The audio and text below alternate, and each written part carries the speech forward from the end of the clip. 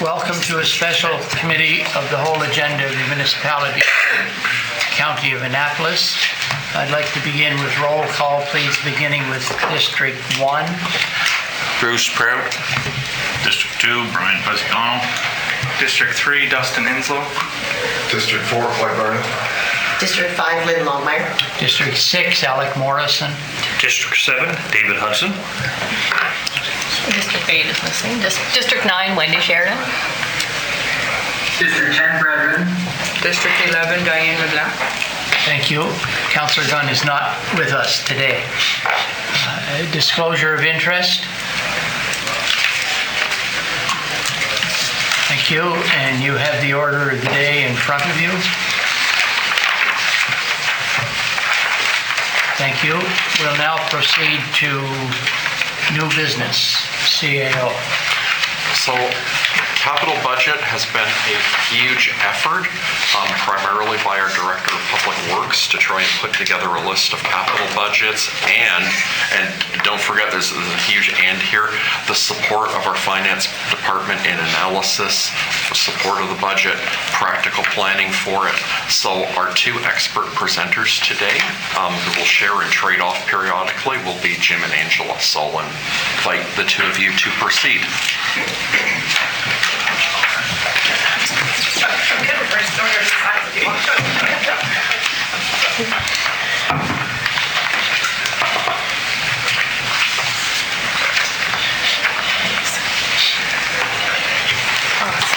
All right.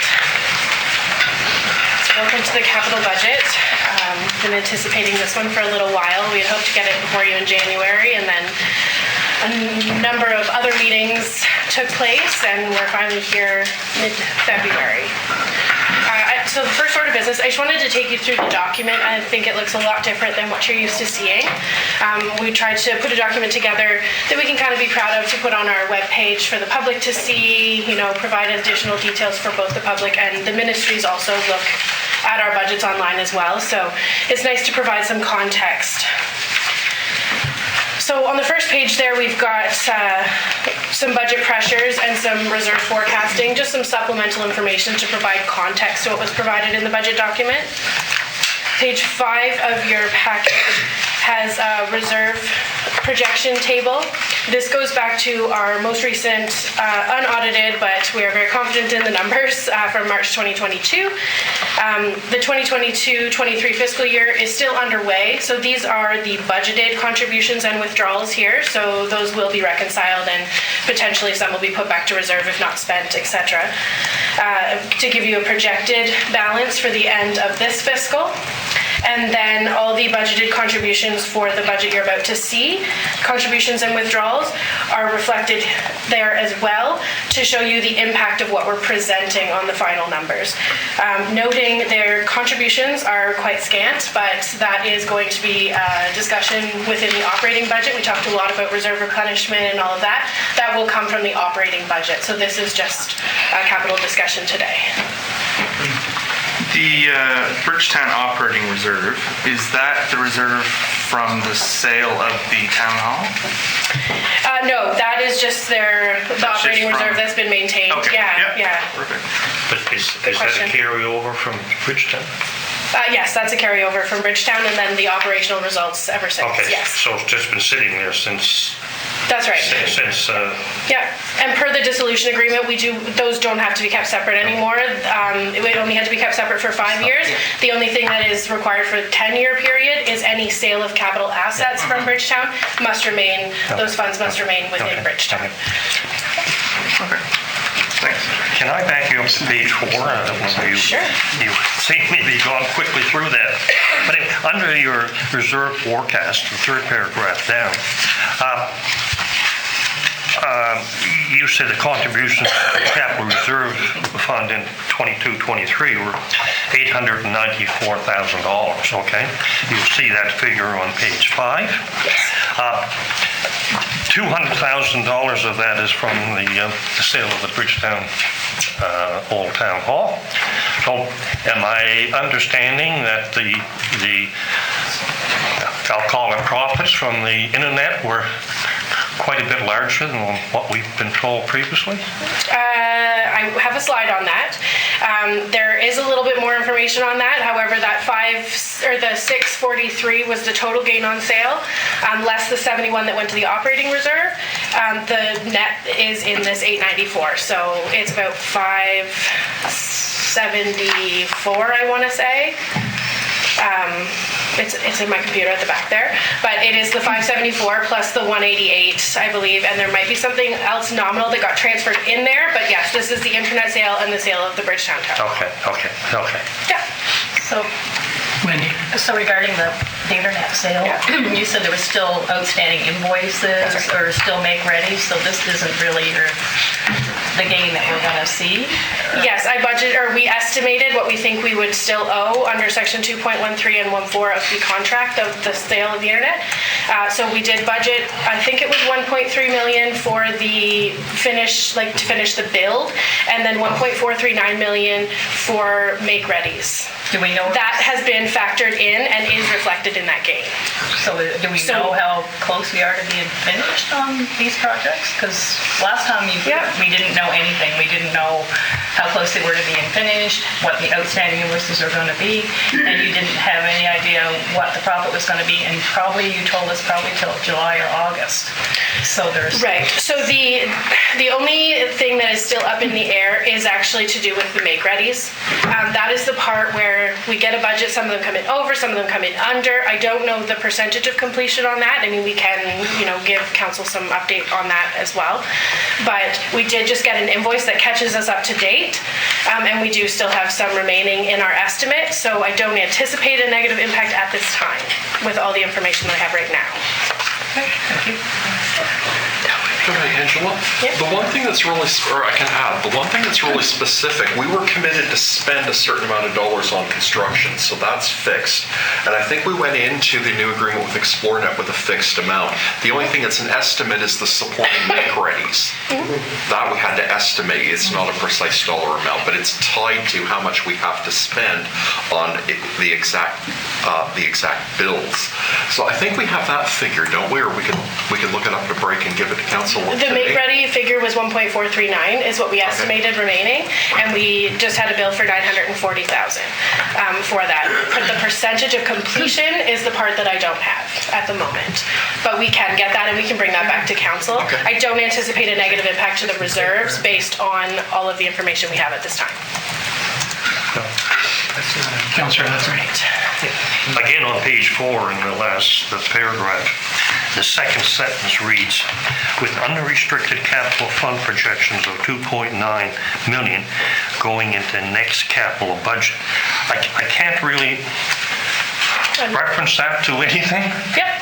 So on the table on page 5, if you look at the total capital reserves, and this was just to walk you through the document, so you're going to get additional information on this in a few minutes, but this 2.9 under the projected 23-24 balance is approximately $2.9 million remaining in uncommitted capital funds after this budget as presented. So that is what I'm indicating would carry forward to support the next budget cycle. Do you see that on page 5, Councillor Hudson, the figure? It says total capital reserve funds, and it's on the far right of the page under the projected 23-24 balance. Yep. 2.9 million. That's the 2.9 million I'm referencing. Those are your uncommitted capital funds that you can use. That's not 2.9 million. Yeah. So that's what I'm referencing will carry forward to predominantly support your next budget. That's the importance of that number, is that, when we get through planning and we get to, say, the stage of construction, we're looking at about that $2.9 million there to support it. We have special purpose reserve funds, but they are restricted for use on only projects that qualify. So these are kind of your general capital funds for funding future budget cycles. That's what that sentence is getting at. And then page 6, we go on to our carry forward projects. We've kind of elaborated on this, that really the completion rate is around 90% of the current year capital budget for 22-23, which is a really great completion rate, so we're not carrying a whole lot forward. I will note that carry forward projects, they're already funded. They're not impacting your numbers for the current budget that we're talking about.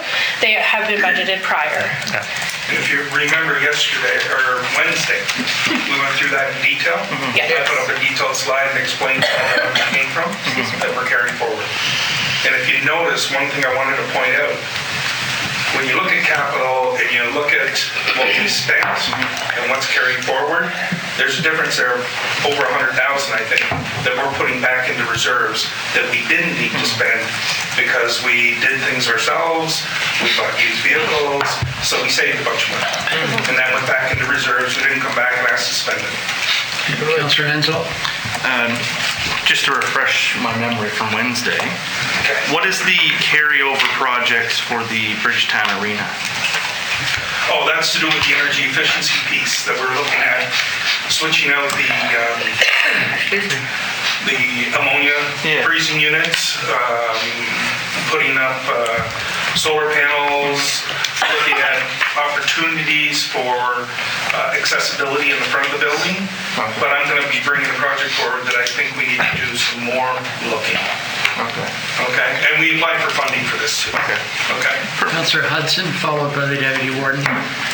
Yes, just on the carry forwards, I went back and had a look at last year's capital budget, and I'm not saying I'm correct here, but just an observation. To me, it doesn't seem that everything was carried forward. And I'll mention a couple things that I see in the 22-23 budget. One of the items is the sports hub capital improvements. In the last year's budget, there was $173,000, and I don't see that or any portion of that being brought forward. It's going to be finished March 31st of this year. So that's why it's not carried forward. We're spending $173,000? We are On what? on the facility. What facility? That they used to call the tennis club building. We're renovating that totally to put in 3 accessible washrooms. And renovate the front patio area, renovate things to make the building fully accessible. And that's a tender To the tune project. of $173,000. That's a tender project. Yep. Okay. Just going on a couple other items. The SCUDA updates that were in the last budget of $181,000, those are all completely correct? Some of them, most of them were, but I was going to update when I do the capital here because we have some more skated to go forward with. And just the last item, and it has to do with the Paradise. Last year, there was $14,000 in the budget for reclamation of that site. What it was used for is the development of a reclamation plan that was required under the order. That plan has been submitted to Environment, and you're going to see in the new capital, $20,000 for development of that reclamation plan. So what I mean by that is, I'm waiting for a letter to come from the minister or one of the people to say, your plan is accepted, the order stands down, you can go ahead and start using the site, put power up there. I had an email from the enforcement officer the other day that's following up on the order, and she said she had moved it forward and waiting for a positive response to come, and we'll get a copy of that. Okay. Deputy Warden?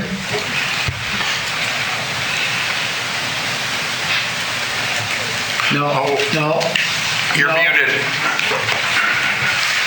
I already unmuted myself, I see. So going back to budgetary pressures on page 4, I was wondering if I could get some expansion on those. You have inflation costs there at 7%. If I recall, that's sort of like a CPI number. I was wondering if you could make any comment or if there's any difference between what we as individuals experience for inflation versus how the county experiences it. That is a good question. Yes, we kind of talked about this in the workshop presentation that we had, I think it was a couple weeks ago now. Yeah, that is a CPI number. So that is Consumer Price Index from Statistics Canada. We were about, I think it was 7.2 or 7.3% in December of 2022. And I did a budget planning report to council prior to that. And I kind of isolated things like food pricing and stuff like that doesn't really apply to municipal operation, and filtered those out and recalculated, and our municipal price index, we're calling it, is more in line with 4.7% overall. So that's kind of isolating those other variables that are included in consumer price index but not really relevant to the municipality and how we operate. Thank you. My second question, and bear with me maybe a little bit on this, it goes back to things I learned about a long time ago. You've got a lack of skilled trade workers here as a pressure. And when I looked up what the unemployment rate, which is, it's been dropping all fall, and it's down to 5% for Nova Scotia. And I was wondering if you could maybe talk about, and this might be getting a bit out of what you normally deal with, Angela, structural unemployment versus like real unemployment, and actual people who don't have jobs necessarily, and then how that would relate to whether we contract things out versus do them in-house for cost effectiveness. That is also something that I learned a long time ago too. I think that was my first or second economics course in university, structural unemployment. I can't speak exactly to that. I don't recall all of it, but I think what I'm referring to here is that we're kind of seeing a lot of, say, the boomers exiting the workforce, and there's not a lot of trained individuals already coming in to replace them. So I think that's what we're referring to is everybody, and we talked about this a little bit on Tuesday or Wednesday as well. We're all kind of struggling to attract and retain skilled workers. So that's kind of my reference there, but that's a good point, and I'm going to jot that down for something to look at. Maybe I can bring that forward in the operating budget because it might impact that as well.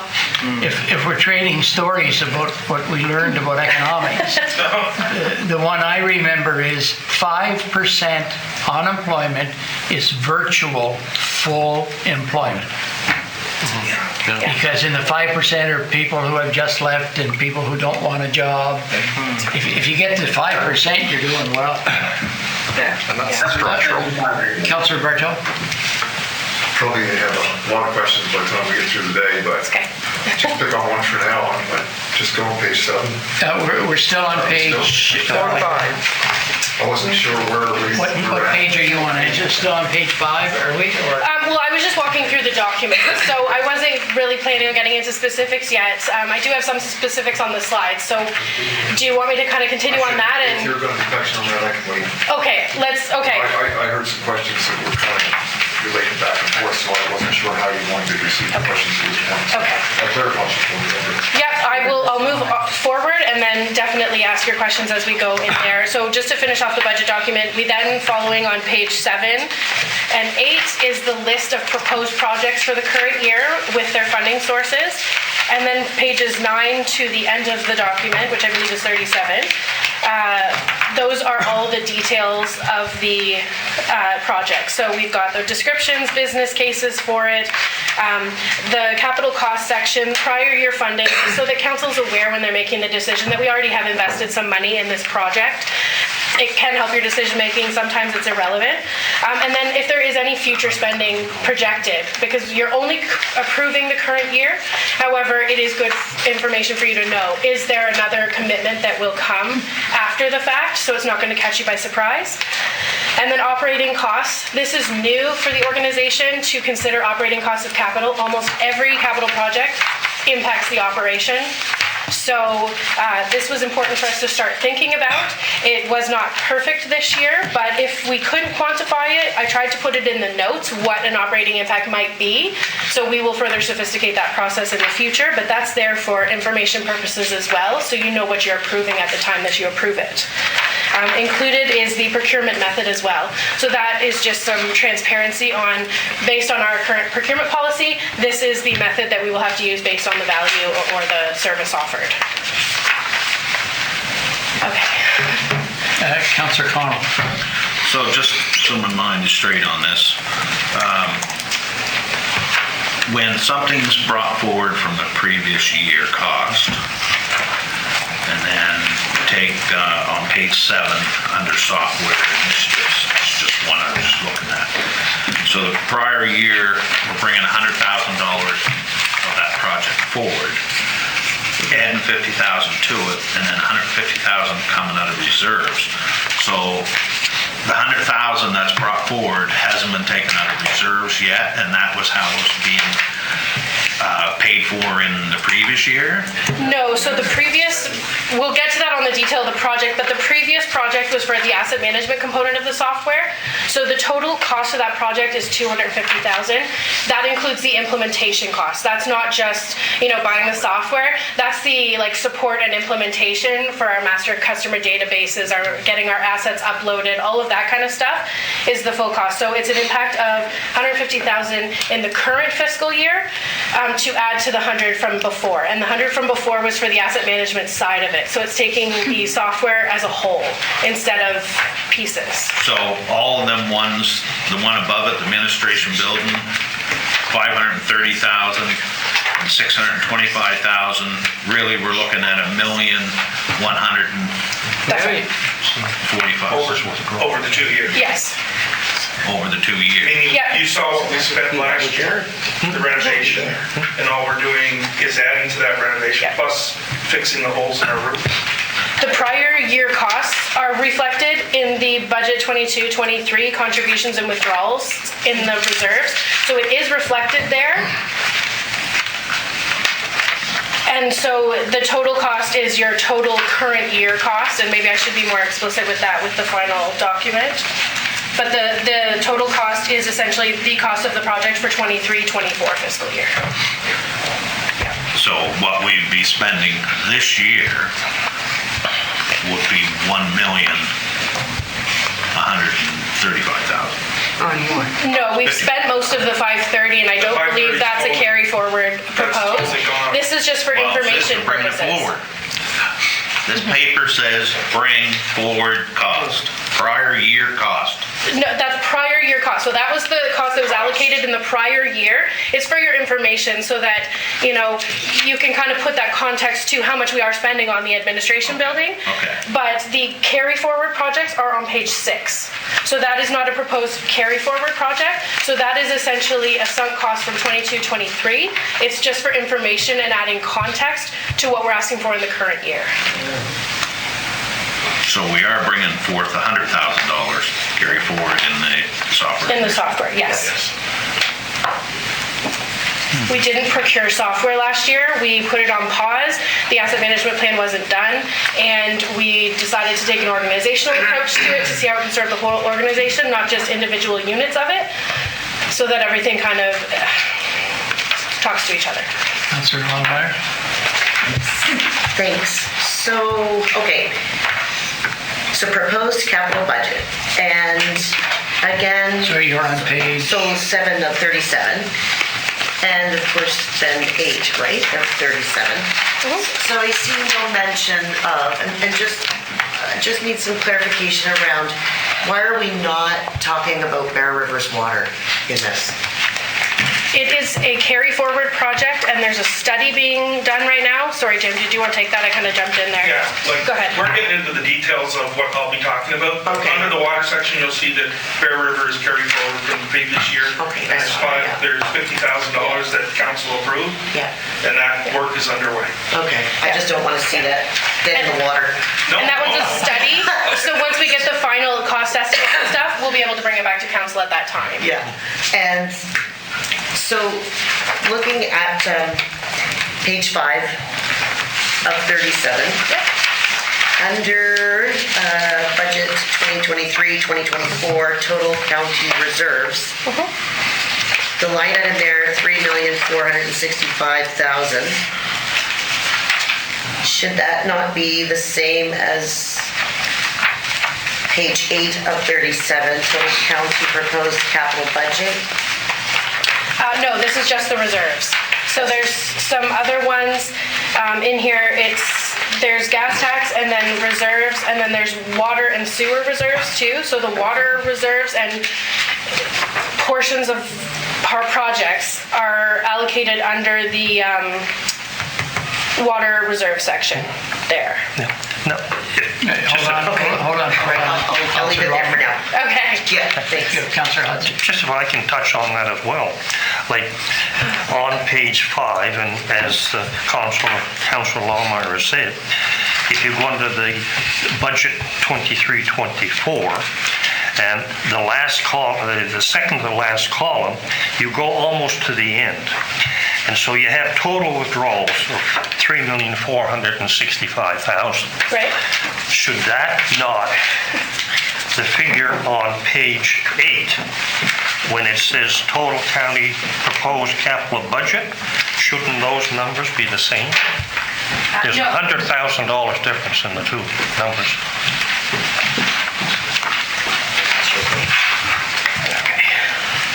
One says 3465, and the other one says 3565.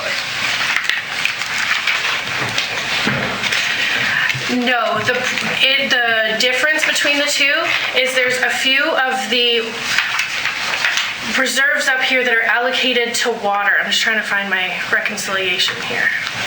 But that's below the 3465 on page 5.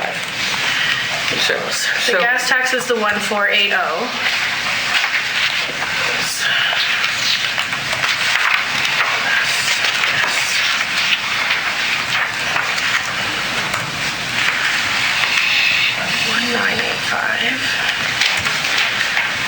$3465 is the reserve number, and then we have $65,000 of that 3.565 is a water reserve, which is actually on the other section underneath, in addition to the water projects. So the 350, see for the water projects, it says 370 here.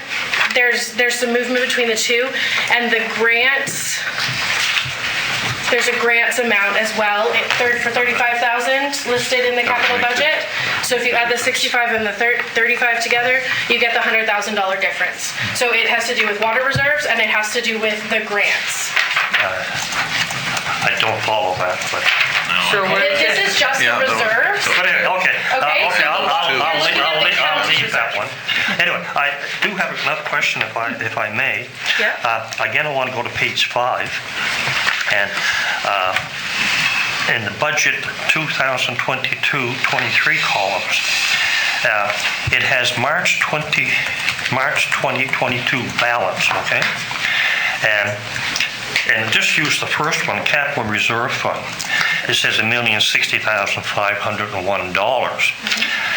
My question is that an actual reserve balance or a budgeted reserve balance? That's an actual reserve balance. These are our financial statements that are going to be issued. These are the balances that will be Okay, so that's an actual balance. Correct. Yep. Okay, that's all. It said budget at the top, right? So I was just confused as to whether or not it was a That's budgeted more over the balance. contributions and withdrawals sections, Yeah, those okay. two references, yeah. Okay. All right, so I'll just head back to the slides here. We touched on a lot of it. I just had an update, essentially, that I'll give you on the reserves after talking about them. We have had an additional amount that we are bringing back in as cost recovery on the internet sale. We'll go into more detail with that. We're unaudited and we haven't been to audit committee yet. So the disclaimer is we will be looking for your approval with audit committee and council to add more to the capital fund. So this was based on surplus numbers from our current audit. So there is about $500,000 that could be added to the capital reserve. So I just wanted to kind of forecast for you what that might look like. And we have about a $2.5 million surplus in operations in our operating fund that we can put to the operating reserve fund as well. So that is a good news story that I just wanted to share based on the updated results. When I said consolidation is done, we can have some money to put into reserve. And if you see there, as of next month, we could, be in the green for our operating reserve just based on the performance in 21-22. We did kind of touch on it. The result is we doubled up on equalization. We did stick some away for RCMP. However, we did get more than we anticipated. And this is like a direct result of the deed transfer tax being so high that year with all the sales.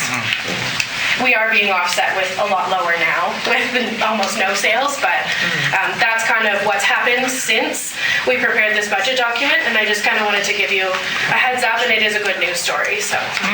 So we'll be receiving this?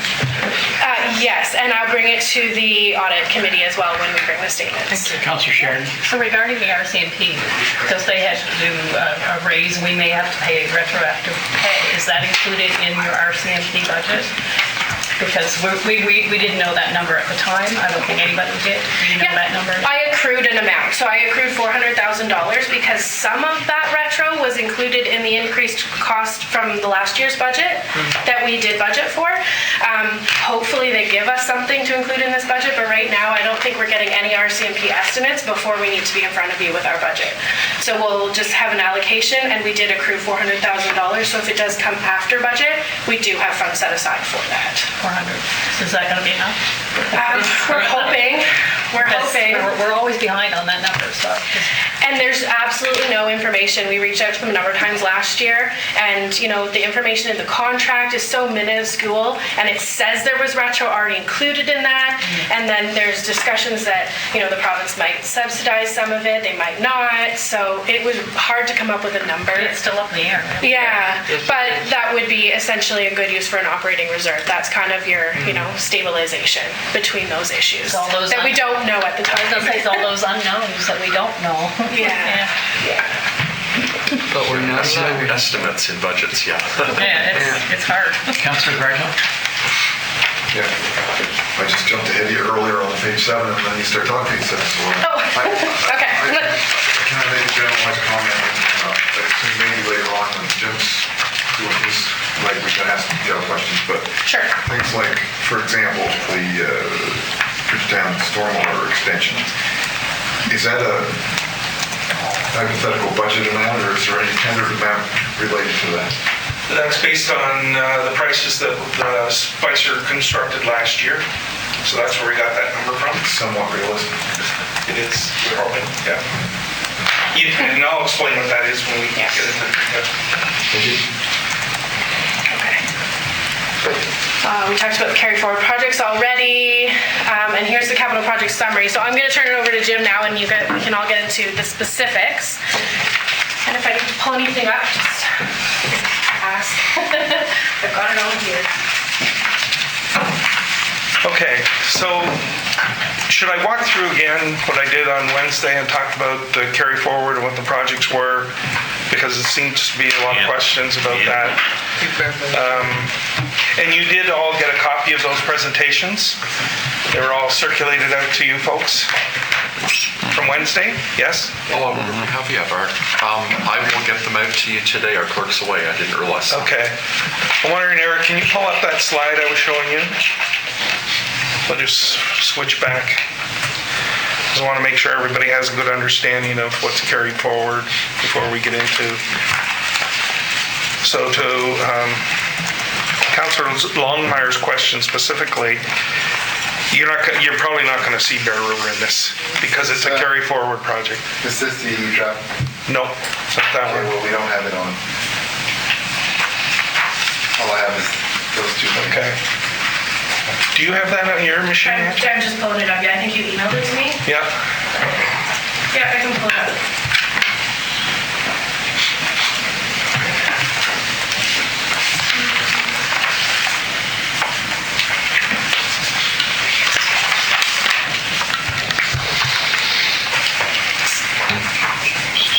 Well, while there's dead silence, when we're talking about the Bridgetown stormwater on the page 7 sewer extension, Queen Street, Where it says reserve 200,000, that comes from their water reserve?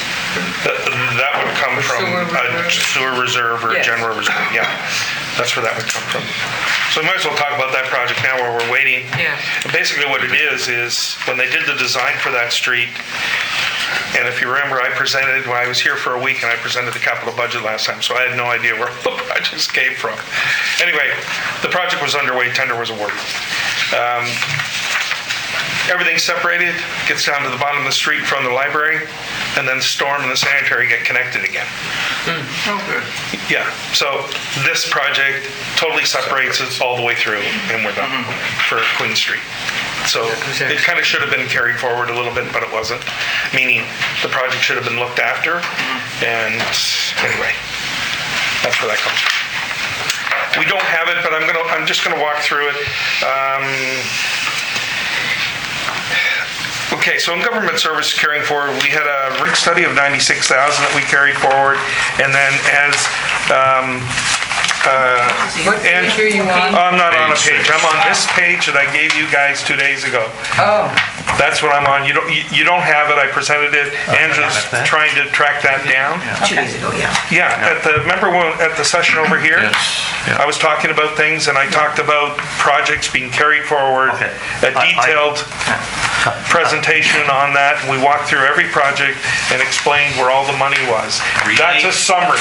Relate it to what part of that summary it is then. Okay, go back, Eric, if you can go back. Be on page 6. Yeah, I was gonna Yeah. say, page 6 gives you a pretty. right there. Okay, software initiative is the Ames project, and that's in the government services. So there'd be 100,000 there on government services, and see where it says Bridgetown Rink Capital? 96,000, those two had together give you 196, which is what's coming off my sheet here. That's carried forward. And that's under government services? That was under the government services presentation I gave to you. Yes. Okay, Councilor Ansel. So, for the arena, Yeah.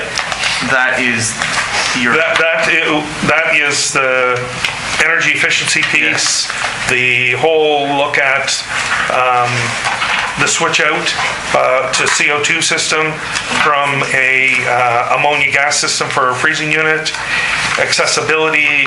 so with that switch out, is that a requirement? Do we have to do that? It's a safety issue. It's a safety issue, okay. Okay, so what it means is, I'll give you an example. In all rinks, if you remember out in BC, there was 3 people that died from an ammonia gas leak because there was no alarm systems. Yes. We have our room alarm Yeah. and everything like that. So if there is a leak, alarm goes off. Yes. You have to then check direction, and you may have to evacuate that area wherever the wind's blowing. So most rinks, as a result of that, are moving forward with a CO2 system for freezing. Okay. To eliminate the requirement for that, and also lessens the impact on the service technician you have coming in there, in the sense of it doesn't necessarily have to be a power engineer anymore, which now, because of the contaminant of ammonia and working with that, you have to have a classified power engineer that checks on that system.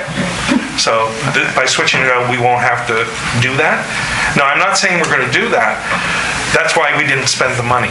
Because we need to take a broader look at the whole. So it's just an analysis really Right. we're doing? Okay. 'Cause I got lots of questions the other day about, we just spent all this money on upgrading it. Yeah. And then now you're switching it over. But Well- knowing that this is just basically an audit. Let me put it to you this way. We've all been around rinks. I've been in a rink since I was 4 years old. Played very competitive hockey all the way up. And when I used to walk into the old Waterloo Arena, you smelt ammonia and you smelt skunks. Yes. Right? Like most rinks you did years ago.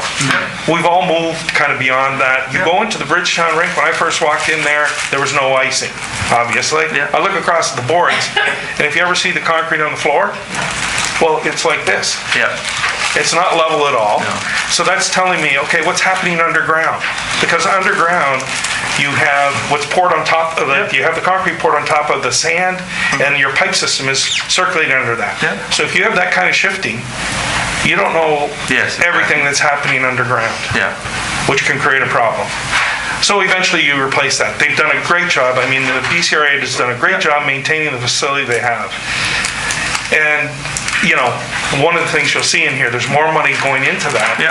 But do we need to take a broader look, and I'd like to take a broader look and bring it back to council, of what the options are. Okay. To upgrade a whole facility. Yeah. Do we replace this Yes. whole building? Yeah.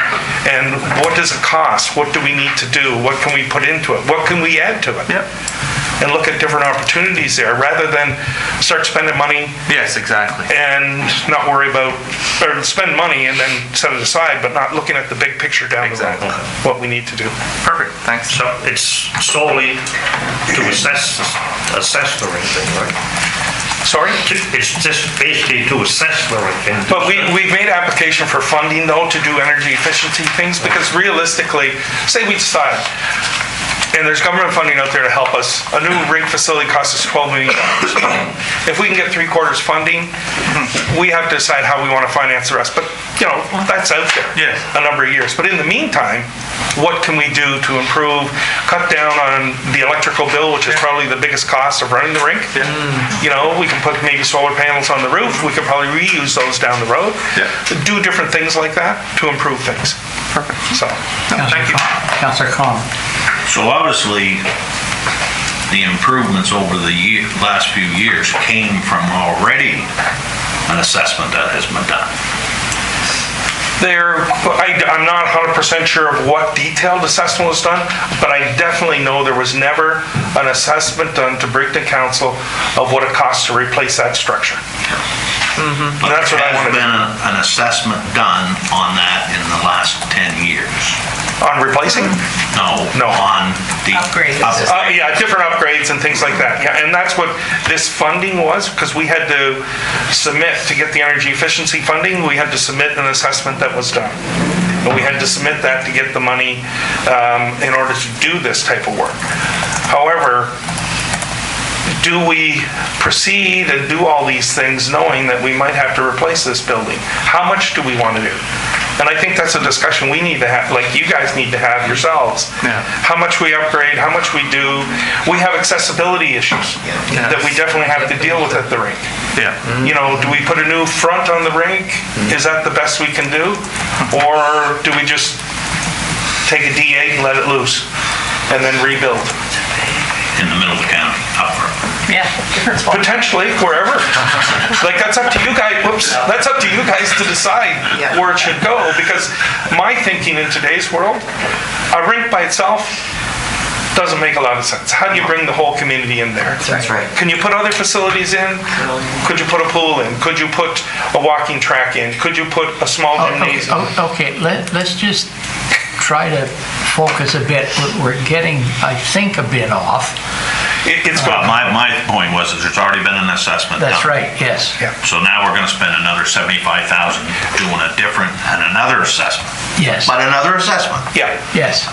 So there's 125,000 over the last 10 years we spent on assessments. Right. But I guess to my point right now, we haven't spent a nickel of it. That's a carry forward project. We haven't spent any of that money, and any new money we haven't We have spent yet. spent money, Jim, over the last few years on But that not the arena. money that we got approved last year. That money was not spent. No, I'm not saying Yeah, that, but that's all I'm saying. a few years ago, this county paid for an assessment. Okay. Since that assessment's been done, this county has paid for upgrades to that arena. Yes. Yes, we have. Right. Oh, yeah. Yep. No, I agree. Boards and glass. Now, I'd like to suggest that the topic of a new arena to be situated in Cornwallis Park. We all have our opinions. No, if someone would like to put something on the agenda for our next committee of the whole. District 4. Pardon? District 4. Oh, No, yeah. District 9. We could discuss this District one 3 myself. Okay, Councillor Bartow. So, talking about that item, and without getting into the weeds about going forward, but you have to for a bit, because you got to determine at some point how much money you're putting into flogging a dead horse, a dying horse. Like, at what point do you say we got to cut it off and stop cropping up something that's not viable? We'll talk about So that. is that where we're going on? Yeah. Anyway, just want to clarify. And we have to bear in mind, one word that really hits my head when people say it is safety. And we either have to make a facility safe, or we don't have a facility anymore. You can't use the unsafe facility. You're welcome to come up and use Middleton and Yes. Lordstown Arena. Yes, So- okay. Safety and energy efficiency, Yes. all in the same. Okay, Jim. Okay, so this is the summary, you might say, of all the capital for this year. So the big catch here is 3.9 as compared to 5.6 the previous year. Okay? And then we'll get into the detailed breakdown. There we go. So, the capital, the building itself, renovations. I had the consultant with me and we walked through our building. He talked about other municipal buildings. I think you folks understand the cost of Kings County's new capital building. Was I'm getting into the detailed projects now, so I'm not sure what page that is. That's 9. Okay. This is a summary, so I'll be walking through these individual projects in your detailed budget sheets if you have those with you. So what I was getting into is the building itself. For us to replace that's a major investment. We have a problem right now. We have a roof that's leaking. So when they repaired the roof a number of years ago, somebody decided not to do the whole roof, do half the roof. Now we're coming back, and it's going to cost us well over $100,000 to redo that. It makes sense when you look at it over the medium term, like 10 years. We're going to be here in this building. I'm not saying council chambers will be here, but I'm saying staff. So let's continue with the development that we've done downstairs. It looks good. It looks like you're in a new building if you're inside. Outside may not look new, but inside. So what we want to do is continue with that. And then renovate the heating system. The heating system is a mess in this building. And we need to update that and put new controls in place and look at being energy efficient. Maybe add some heat pumps and things like that make sense and where to use them. But yes. So why aren't we considering a solar yard right out there in the middle, in the front of our building? Good suggestion. When you go to Berwick, Yep. and you go by the ramp to Berwick on the 101 and you look to the right, Berwick's putting up a heck of a field there. Yes. We have a large roof footprint. When we get the roof fixed, logical spot so we don't tie up land is to put our array on the roof. Well, I thought Lynn said it's saying now that solar panels on the roof of your house and stuff is causing cancer. What did you say? That's just stuff that's in the media. Well, I haven't heard that, but that would be our investigation to make the building more energy efficient. That's not in this year's budget, but if we want to bring a project forward, absolutely. but again, why would you put a bunch of money into a heating system that in a year's time, if we consider a solar system to help with the heating of the building, all of a sudden we spend a whack of money and we throw it aside in the closet?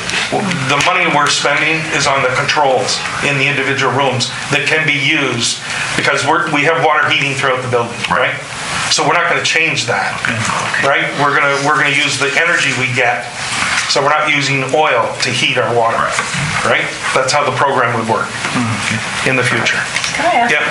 Go ahead. a question on the roof? Because I thought we did the roof not that long ago, or what? The front, what I call that corner over there was that area over there. If you know, the building's in two pieces. Right. So the piece that faces the parking lot, closest to the parking lot, that was finished. This piece you're under right now was not. So that washroom out there, every time we get a heavy rain, they patched it now, but it used to leak. Okay. Water would drip right through. I was of the understanding that they did the whole roof at the time. No, Okay. they only did half. Councilman Ball. Well, that was my question, because I've never heard, we're doing half the roof. No. We're doing the Oh, we roof. did Yeah. the roof. No. I looked into the details, they only did half the roof. And so do you think you're gonna be able to put panels on there? Yeah. Solar panels on a flat roof? Yeah, great spot. Flat roofs are easier than side roofs, Yeah, because then you can have control. and they leak more too. They leak more too, from my past experience with flat roof. Well, you protect against that when you do the installation. Build curbs. You build what?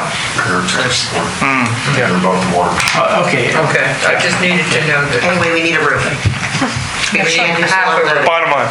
half another. well, you see, what you said was what was said before. We're gonna fix the roof.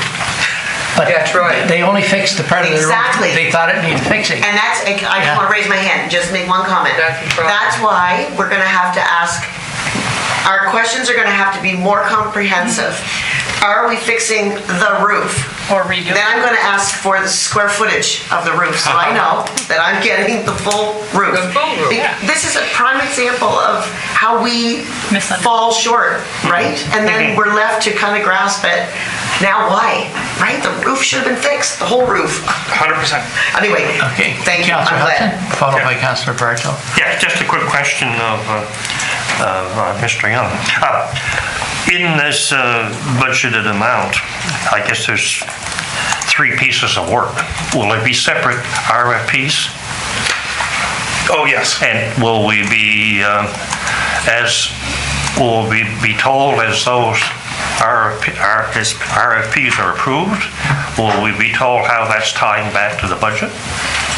The first time I understand that you were explained that was when I presented that to you in November of how much money we had spent out of the capital budget, and I'll continue to do that. These will be tendered, not RFP, but they'll be tendered for work. Oh, that'd be tendered. Yeah, tendered for work. So internal work, external work, things like that, modular work inside. It'll be tendered projects. And those will be on our website. Those will be on the provincial government website for tendered projects because they want to see to make sure everything's following the rules. So, yep. No, I guess maybe what I said incorrectly and not plain. So we perhaps are going to tender put out 3 tenders. Potentially, yes. Okay. Will we, as those 3 tenders are approved, will we be given information as how those tie back to the 500 and, or no, 600. the $625,000? Yeah. You know what I mean? Yeah. I When can you get the 3 tenders, if they add up to be 700,000, right? Oh, you're going to hear. Yeah, okay. Because I'll be looking for more money. And part of management of procurement, I'll just quickly add to that, we would be assessing, is it within budget, and if not, that's when we would be coming to council. Oh, sure. To, 100%. yeah, to modify the project or ask for additional budget. Councillor Bartow, followed by Councillor Enslow, please. Yeah, just Yeah, Brad. Okay. Just quick talk about the roof again, and it was mentioned about solar arrays and everything as well. Can that not be put off on the refurbishing of the roof until we decide on the solar arrays? Because what you would be doing would be redoing work that was done, put curb splashing and to put these, and that would void the warranty of the previous work for the roof if you did that. So I think just instead of getting the cart ahead of the horse, we should contemplate the scheduling and when the timeline is for that we get the other information prior to moving forward with the roofing. Okay, so to back up, you remember one of the issues I had, challenges, was shovel-ready projects. We don't have an array system developed, we don't have any design done by an engineer on what our array system would be. I appreciate, on all honesty, what you're saying, because you're right, that's the way it should happen. We didn't think about putting an array system on the roof, and we can do that. And I can get them here and they can do a design up and we can, the thing about energy efficient using solar array, there's government money out there for us to help us get this done. But if we make that application, we wait for it, we can get the roof design done knowing there's going to be a solar array on top of it, or the roof repaired, knowing that. Yeah, so I've just asked that we get our ducks in line before we actually... 100% agree with you. Thank you. Yep. Councillor Enslow. Just a quick question. So when we go to tender, are we using the MERC system or what are we using for tendering? Angela, what system do we use when we tender? Where do we put our tenders? It's on the government, provincial government. We're required, there's a central provincial site, and we're required under the Provincial Procurement Act to post our tenders there. That's our primary place. Okay. We also post them on our website, and depending on the scope of the project, we would also do other advertising if we think we need to attract more bidders, depending on local expertise and what or lack of local expertise in what we're tendering. But those are the two primary places we're required to, and the important one is the provincial site. Okay. Deputy Warden, please. Thank you. So these all are maintenance issues, and delaying maintenance issues just cost us more money down the road. I'm looking at this cost, there's $625,000 this year and nothing for the future, which makes me kind of go, well, are we doing maintenance next year? And I understand that I'm sure we will do maintenance next year. But it makes me think that we don't have a maintenance plan. If we don't have a maintenance plan, then it's really hard to project ongoing maintenance costs. And if we can't project ongoing maintenance costs, we have no idea when our maintenance costs are exceeding our costs of say, a venture or a new building. We have no idea on whether we should stay here or go somewhere else.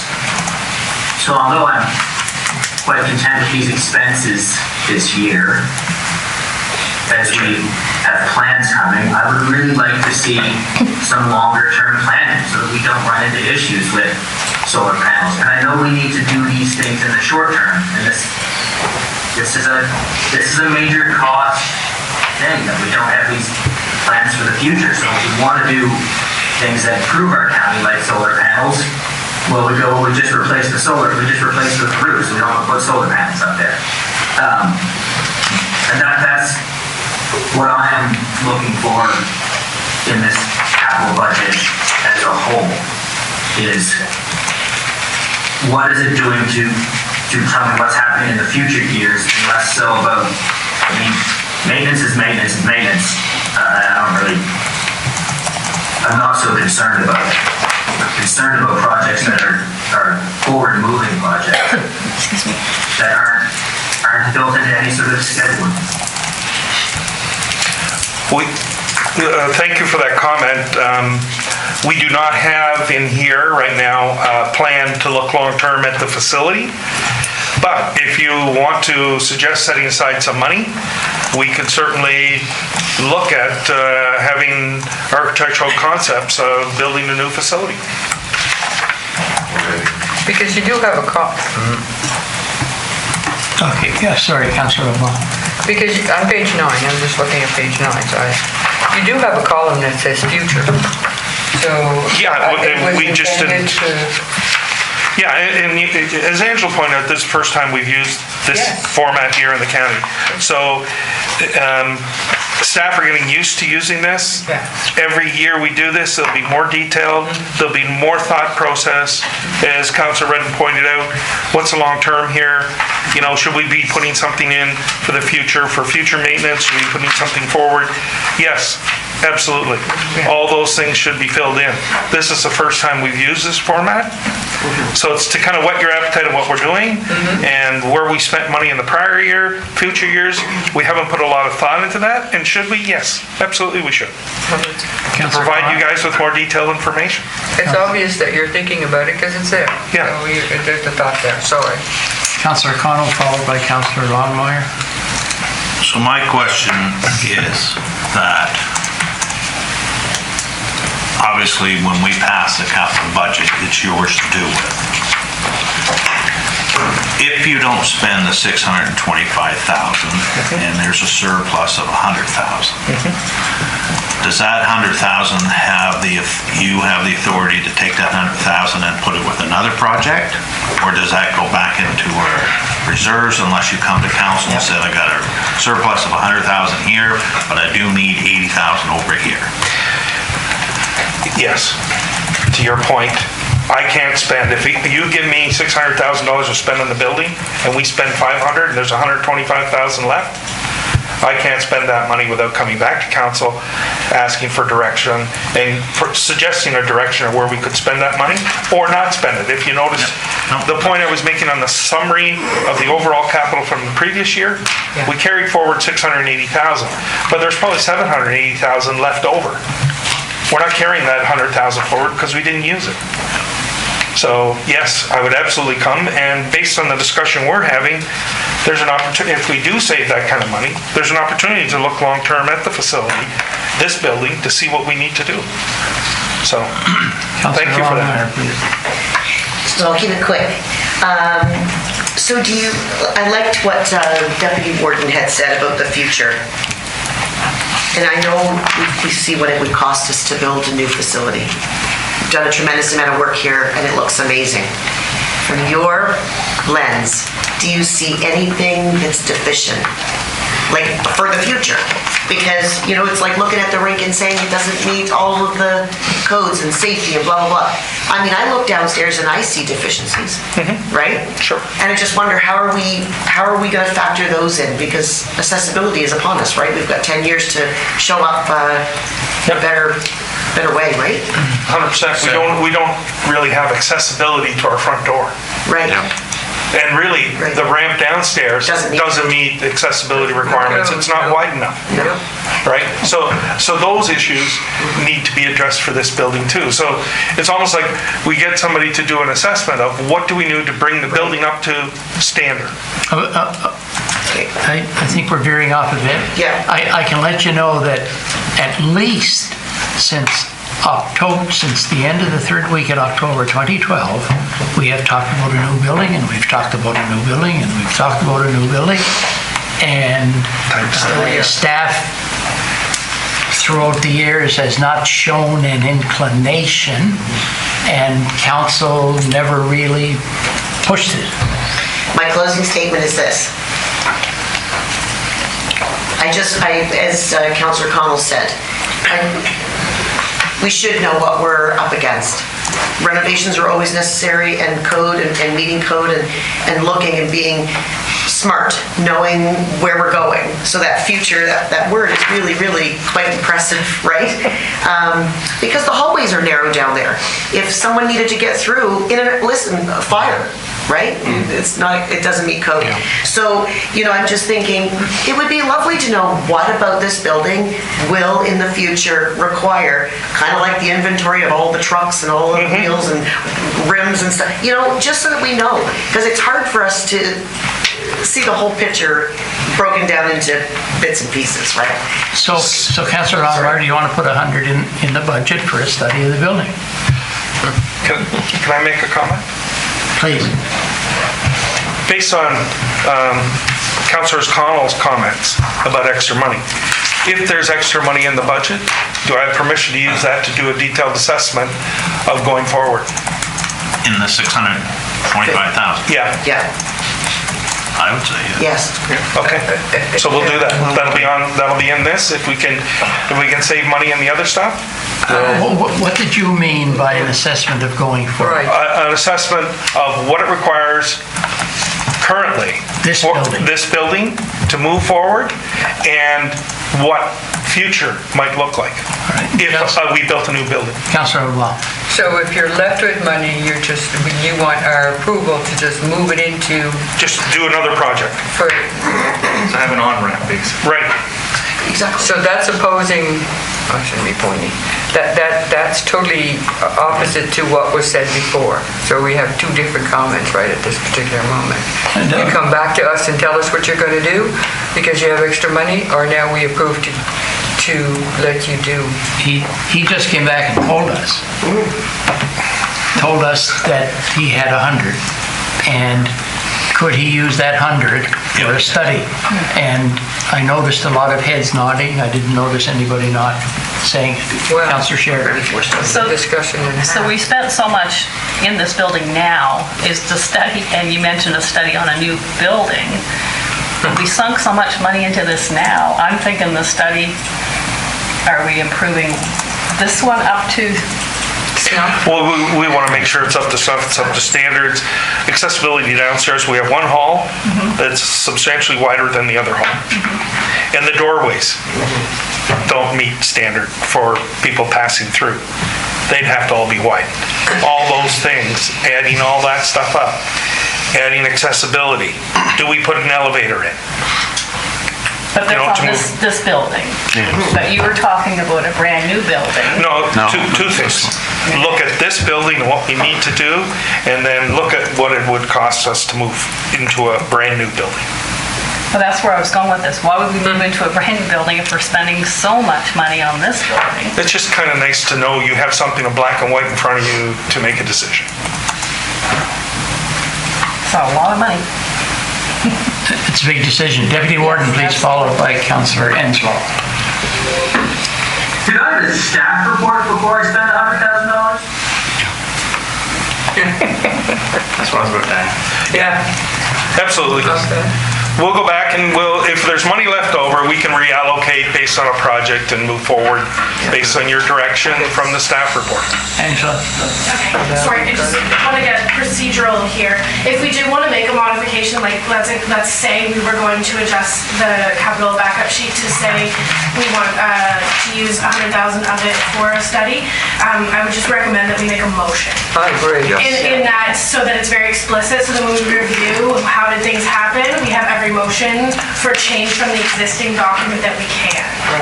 I'm going to suggest before we go into that, let's follow the old practice and make sure our projects get in under this budget. And if we have money left over, then we follow like we did previously, come forward with a plan and ask requests for reallocation of the resource. Okay. Yes, but any change to this that we make today as the special committee of the whole to recommend it to council, I would recommend we do a motion for that, just so that we have tracking for that going forward. I agree. Okay? Thanks. So we are back where we were before we started this discussion. Okay, Councillor Sheridan. So you just mentioned before it comes to council, which council is this coming before? Is it in March? Committee of the whole. It depends on how today goes. If we require more deliberations, then it would push it out. You are able to refer it, I believe, the final motion would be to refer this to council. Next week? Correct me if I'm wrong, I don't know, Carolyn's not here to help me with this part.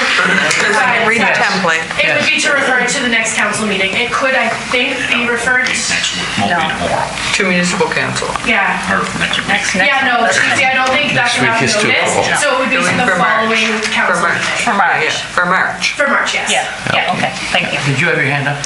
Yeah, because I guess, we talked in that circle there a bit, and I go back to support what Jim says is that, and I'll tell you why, is because he's got $625,000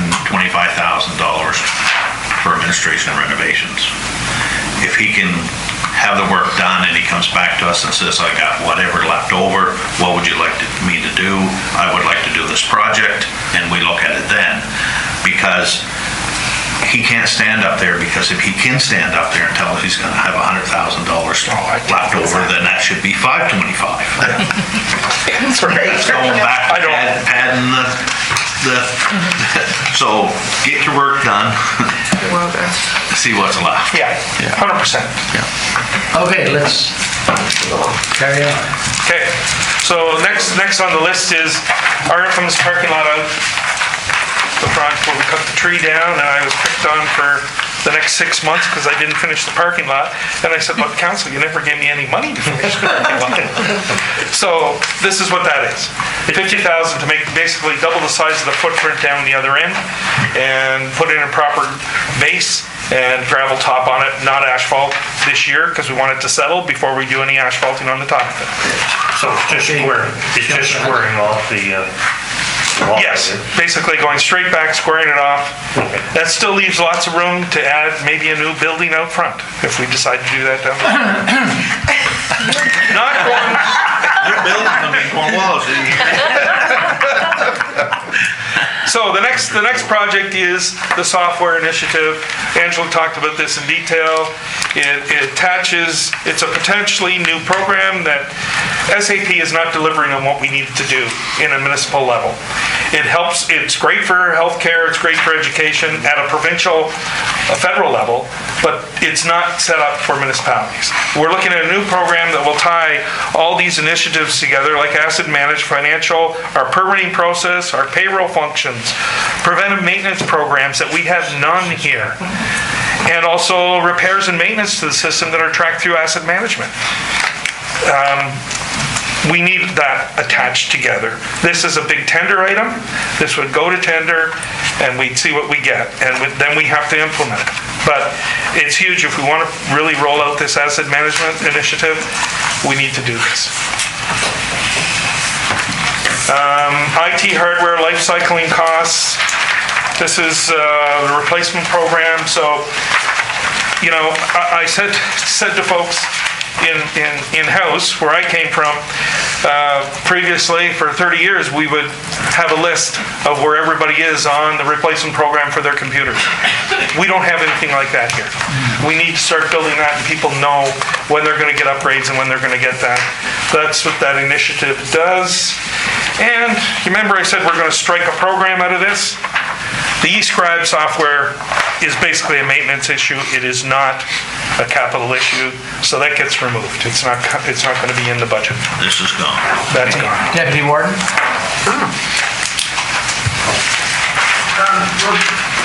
Two questions there. First of all, could I ask, is there one cat or two?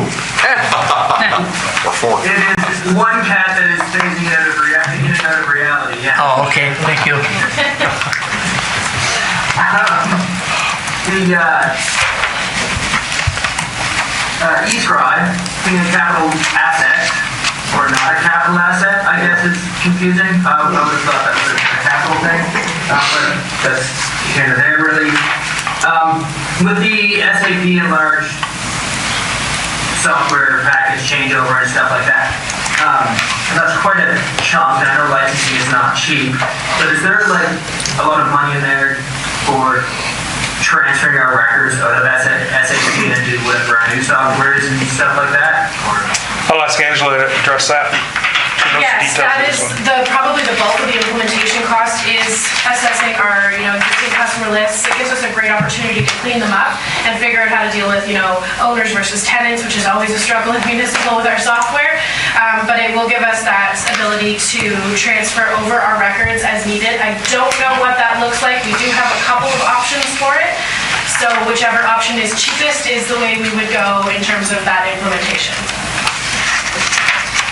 Does that help? Options like contractor or in-house, or? No, it would be, I've done an implementation before where we did map over all the old data and bring it over.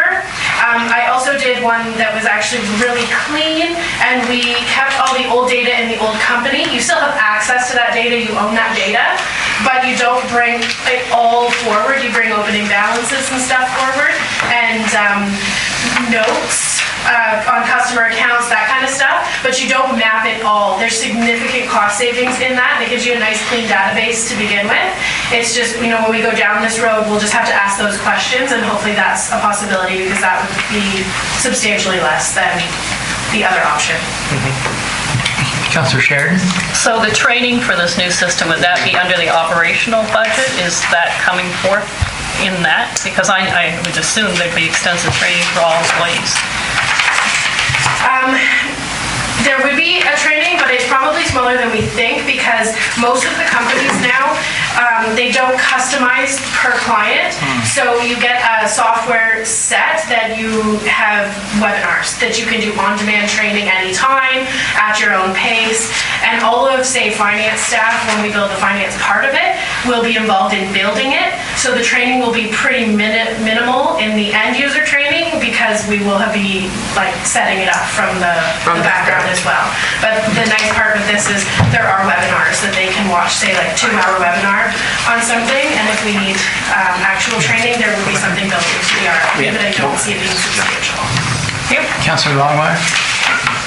So I love upgrading software and all of that. We're just going to be so much smarter and, real-time business and allowing customers to be able to see from home and do so much more than ever before. And I know that doesn't mean that everyone can, so I don't want to make a blanket statement. There are people without internet and such, but it's just going to add so much. And the ease here like for staff, right? For our maintenance staff, It's just going to be brilliant, yeah. putting everything in. Yeah, subscription fees. Are there subscription fees to it, like yearly? Yeah, so if you look at the operating costs on the right-hand side of the detail sheets, I am not on that in your booklet, page 11. In your booklet, the operating costs are right there. So the negative is discontinuing SAP. This is an assumption. This is kind of showing you the impact of, the numbers that we've actually looked into. So this would be discontinuing SAP and ADP. ADP does our payroll. So we would be looking at one system to do it all. And the annual licensing for what we currently have. So that would be payroll, financials. This would include work orders, purchase orders, and it would include the customer portal. I did inquire about that. Would be about $25,000 annually. So there are some substantial savings. Yeah. That cost will go up if we add things like land use planning, bylaw management. There's a bunch of things we can add, but this was trying to compare apples to apples, and we still do get a bit of service additional with a lower annual cost. To finish up on that, thank you, Angela. Sad that we're saying goodbye to David Hopkins, but the new IT, whoever this person is going to be, will they be in a position by the time we do all this so that that person can get caught up or be part of the process? We hope so. Yeah, okay. That's our aim. Councillor Enzo, followed by Councillor Bartol, please. So I know that it's kind of two separate budgets, but from looking at this, it looks like it's going to pay for itself within the first 3 years. Really, it's a net zero project, really? Yeah. We expect a payback of less than 5 years. So with this, are we going to save time on staffing and the amount? So it is 100% beneficial. So we can. Okay. Yeah, for all users too. There are some services for our residents that they don't currently have. Like this did include a customer portal. So now, come tax time, we get a million phone calls. Send me a copy of my tax bill. I lost it. I need it for my tax return. That will eliminate calls like that. They can sign on. Of course, we're going to have our walk-in traffic, and that is okay. But it should eliminate a lot of front counter time as well. Spent on that. Okay. And also, is there other counties in Nova Scotia that use this system we're looking at, or are we the guinea pig? We've looked at a system for comparative purposes, but we will be going to RFP. So it depends on what comes back with our RFP. We did do a survey of the municipalities and put it out to the AMANS network. And the vast majority of municipalities in Nova Scotia use TownSuite. It's a Newfoundland company. It's very much an East Coast used software. It doesn't really go past the East Coast yet, but a couple have switched to Great Plains. That's something we used a lot in Ontario with Great Plains. So there's options depending on what RFP response we get. So did we do an RFI? Request for interest? No. The full package softwares are challenging because they don't love responding to RFPs. So this is kind of going to have to take some work and really physically invite them all to submit an RFP. Which that's really the whole process of an RFI, is to get that project started and to have a better understanding of what the true cost will be. What's out there? Our experience has been 0 to no responses to that sort of thing. RFIs. No, it's just. Yeah, we did them in Ontario quite frequently. Yeah, okay. Minimal response, but it isn't something I've seen here. No, perfect, thank you. Councillor Bartol. A couple questions. Related to this one first, is this something that would qualify for access to grants for updating IT projects so that it all doesn't have to come out of our budget? Good question. And I should have probably prefaced this whole discussion with, we haven't had time to consider grants, but when we have these projects approved, essentially, we will be going and hitting the ground looking for grants. And that'll just mean reduced contributions from reserve to these capital projects. Specific to this one, FCM was offering the asset management grants, and I was actually successful getting that in Ontario, that exact grant for software. It's an option Association. I don't know that they're going to have another offering. They've had a number of them, so we have a conference call, I think, next Thursday, to see if they are doing another offering for that. There is the potential for efficiency grants sometimes. So making your operations more efficient and proactive. That also does qualify, so we will be seeking out anything that we can get to reduce our impact. Okay, so it'll be the same agenda today before there's any residue left over. Something you can come back and say, Yes. staff report, can we use it for something else? Sure. Going back to the parking lot, just one thing I didn't get a chance to sit in was on the previous project to get Morristown building closed out and get the staff all down here under one roof. I thought that the parking lot expansion was part of that project budget before. I mean, was I incorrect? Yeah, I and if think- so, why are we asking for money again? Yeah, I was not aware of any money that was budgeted last year to do any work on the park. I didn't. I don't think so. Start cutting the trees down and stuff like that. No. The tree removal, I had to move that out of the way because some people with big trucks could hit it coming in the parking lot. Anyway, I just thought I'd throw that out there because it was a question I had on my mind. No, it wasn't funded. It wasn't. No. To the best, no. To the best of my knowledge, because don't worry, I got beat up pretty much the last 6 months that I've been dealing with it. So moving on, we're Deputy Warden. Yeah, thank you. As much as I really like the idea of an East Coast software product, I know we're not at that level yet. There's certainly an IT business model of develop your product, create some intellectual property, develop some scale to it, and then sell it off to a multinational. So I really hate to see us end up down the road in 5 years having to look for a new software solution because these guys got up and sold, a smaller company got up and sold to a larger company, and we're kind of searching and re-costing, changing our software again. That's all. Definitely a good comment there. The one that is in the East Coast, it is called TownSuite, and they made strictly for municipalities. So they are not in any other market of providing software. They are only providing software to municipalities. Yeah, but to Councillor Rudden's point, it's something we have to consider when we go to tender and see what we get.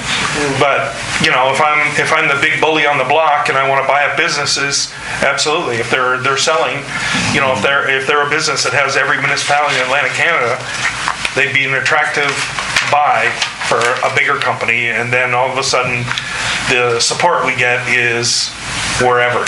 It's not local anymore. So we got to take that into account when we go to tender and see what we get. Evaluation criteria Yeah. for our RFPs. Correct. Okay. Aniva. Demolition of the old fire hall building in Bridgetown. Might seem like a lot of money, but in my experience, when you demolish old buildings that house vehicles and everything else, you never know what you're going to find under the floor. That's right. So when we go to excavate, besides the building itself and things like that, based on me walking through the building, see stains everywhere on the floors and cracks in the floors and stuff, we have to, as the higher level, respond to that and report to environment if we have contaminated soil. We all know what happened in Queen Street when we found something. I hope I don't have to come back looking for money to do this, but there's different solutions if you're not putting a building up. You can cap stuff in place and just leave it and seal it. Councillor Berto, followed by Councillor Hudson and Enslow. Is it necessary at this time to demolish it? Is it to create extra parking for the rink, or what's the focus on why we're looking at that in this budget? The reason being is there are things stored in that building. There should be nothing in the building because the building is not safe. Okay? So we have an obligation to either spend money on the building to make it safe or take it down. Okay? And we can benefit, not just the rink, but the ball diamond can benefit from the added parking. Because right now, really, the parking at the rink is probably over behind, the Lions Club. A lot of the property in the Lions Club is used for parking. It's not the arena parking. So if the Lions Club ever decides to sell their building and move someplace, we lose all our parking. Is this structural, environmental, or both? Both. As far as safety goes? Both. Okay. Roof is coming down. Councillor Hudson, please. Yes, I look at this here maybe as a good project for your mini excavator that you can put it to work in there. But anyway, that's not my question. My question is, if you're basically here, you're getting rid of an asset, right? How can it be classified as a capital purchase or a capital item? I would call it a liability. Well, yeah, but it's not a capital. You're disposing of an asset, right? Well, I could put it here, I can put it in my operating budget. Either way, we have to get rid of it. Yeah. I just question whether or not it's capital or not, right? I'd ask Angelo to turn. That is an eligible capital cost. Demolition is an eligible capital cost. It just adds to the cost of the asset and it gets amortized over the remaining useful life, hypothetically. Yeah, because we spent $600,000 tearing apart Upper Clements Park, and that was in capital. Yes. Demolition. Councillor Ansel, please. So, with the fire hall building, has there been any type of audit to see if there's asbestos or anything like that? There is asbestos in the building, we know that. Okay. It's on our asbestos report. So as part of the tender, there'll be a... 100%. There is every time we go to tender with a building of any shape or form, make people aware of what we know and give them a copy of our report for asbestos. So how did you come up with the $120,000 for that? I came up erring on it might cost $60,000 to take it down. But if I'm afraid there's contamination, I'm adding some money in there to deal with the contamination. Yeah, but I was just wondering what type of formula, or is this just a random number? No, it's not a random. It's based on construction costs and time and equipment is basically what it is. Hauling material away for disposal and things like that. Digging out what's there, putting in new material, and making it a nice gravel parking lot. You know, I'm not putting asphalt down, just gravel. And that's where it would have come from. I'm not disagreeing with the amount. It's just because this could balloon. And that's my fear. Because years ago, and not telling stories out of school, people would change the oil on trucks and stuff like that, and they just find a hole somewhere and dump it. Yeah. And that's Popular Mechanics magazine recommended that many decades ago. Yeah, you get it out of the workspace so you don't slip on the old oil. Yeah. You know. Thanks. Just if I may just mention one more thing in respect to that. There may be an additional cost there for washrooms. There's washroom facilities in there now that are used by the ball field and so on and so forth. And I really don't see that the washrooms, the unaccessible washrooms at the arena, you should replace those washrooms. So do you expect that there might be an additional cost there for some washroom facilities, which will have to be accessible? Right. Exactly. So that could be a whole new cost item, and I'm suggesting right now that we focus on the business at hand. If we, I know we don't want to tie-in washrooms at the rink, but in the short term, it makes sense to try to use what's there. Long term, it probably doesn't, and maybe we come back with a project based on the use of the ball diamonds to see where the opportunities are there to put facilities in. We could use porta-johns temporarily. Oh, yeah, and they have. Thank you, Councillor Pro, please. Thank you. Having had the opportunity to experience going in during a tour, I would agree it's certainly lost its usefulness, and that's a kind way to put it. And I think your comments on what might be found there once the building comes down would make the estimate certainly in the ballpark, no pun intended, being beside a ballpark, but good to plan for possible. I mean, you were correct in reminding us what we found on what was found on Queen Street. So yeah. Councillor Barshall, please. Not to poo-hoo everything, but as far as well, then don't. As far as washrooms go, I try to use my poo. to jump the gun and put a facility in there, I think is not, it's short-sighted, like porta potties for a seasonal operation for a ball field, probably more adequate at this point, purely economic. Could I interrupt, please? The item at hand Yes. is taking down this building. Yep. And it's Anything trying- else is an entirely different matter that has to come before us in a different forum. Thank you. Councillor Longmire, And please. its ramifications. Thanks for coming. I'm fine with it. It needs to come down. Councillor Anzac. Yes. Are we at any risk of historical, it doesn't meet any of that? No. Okay. Not that I'm aware. I just want to make, Yeah, I hear you. Not that I'm aware. okay, no, for sure. Yeah, because based on the design of the building, it wouldn't be at that level yet, that age. Yes, exactly. I just didn't know how close it was. Yeah. Councillor Connor? So under tearing it down, like you said, you'll have to report things to environment if you find normally. But again, like you said, there's different approaches to that. Even environment will deal with that, is that if there's a oil plume under that building, if we don't disturb where that is, the cheapest way would just be capping it over. Right. We put our recommendation would be a clay cap, cover it, not touch it. The difference on Queen Street is you had people with buildings and under basements and things, and there could be migration, so that had to be cleaned up. Here, we don't have that. And based on the plume, we'd still have to do work to look at where, if there is one, I'm hoping, let's not talk about it anymore. I'm hoping there's nothing there, and I can come back and say there's big savings. We've never had that luck. So on to the next one, which is transportation and road rehabilitation. This is the first time we put something in like this strictly on our roads. What I've looked at past capital budgets, they've been on J-class roads, which are shared 50-50. But looking at areas where we have our economic drivers of our community and things like that, Cornwallis Park, around where our industries are, those roads are in bad shape. So I'm talking about Bren, Conestoga, Sherman, and then up across from the school, Spinnaker.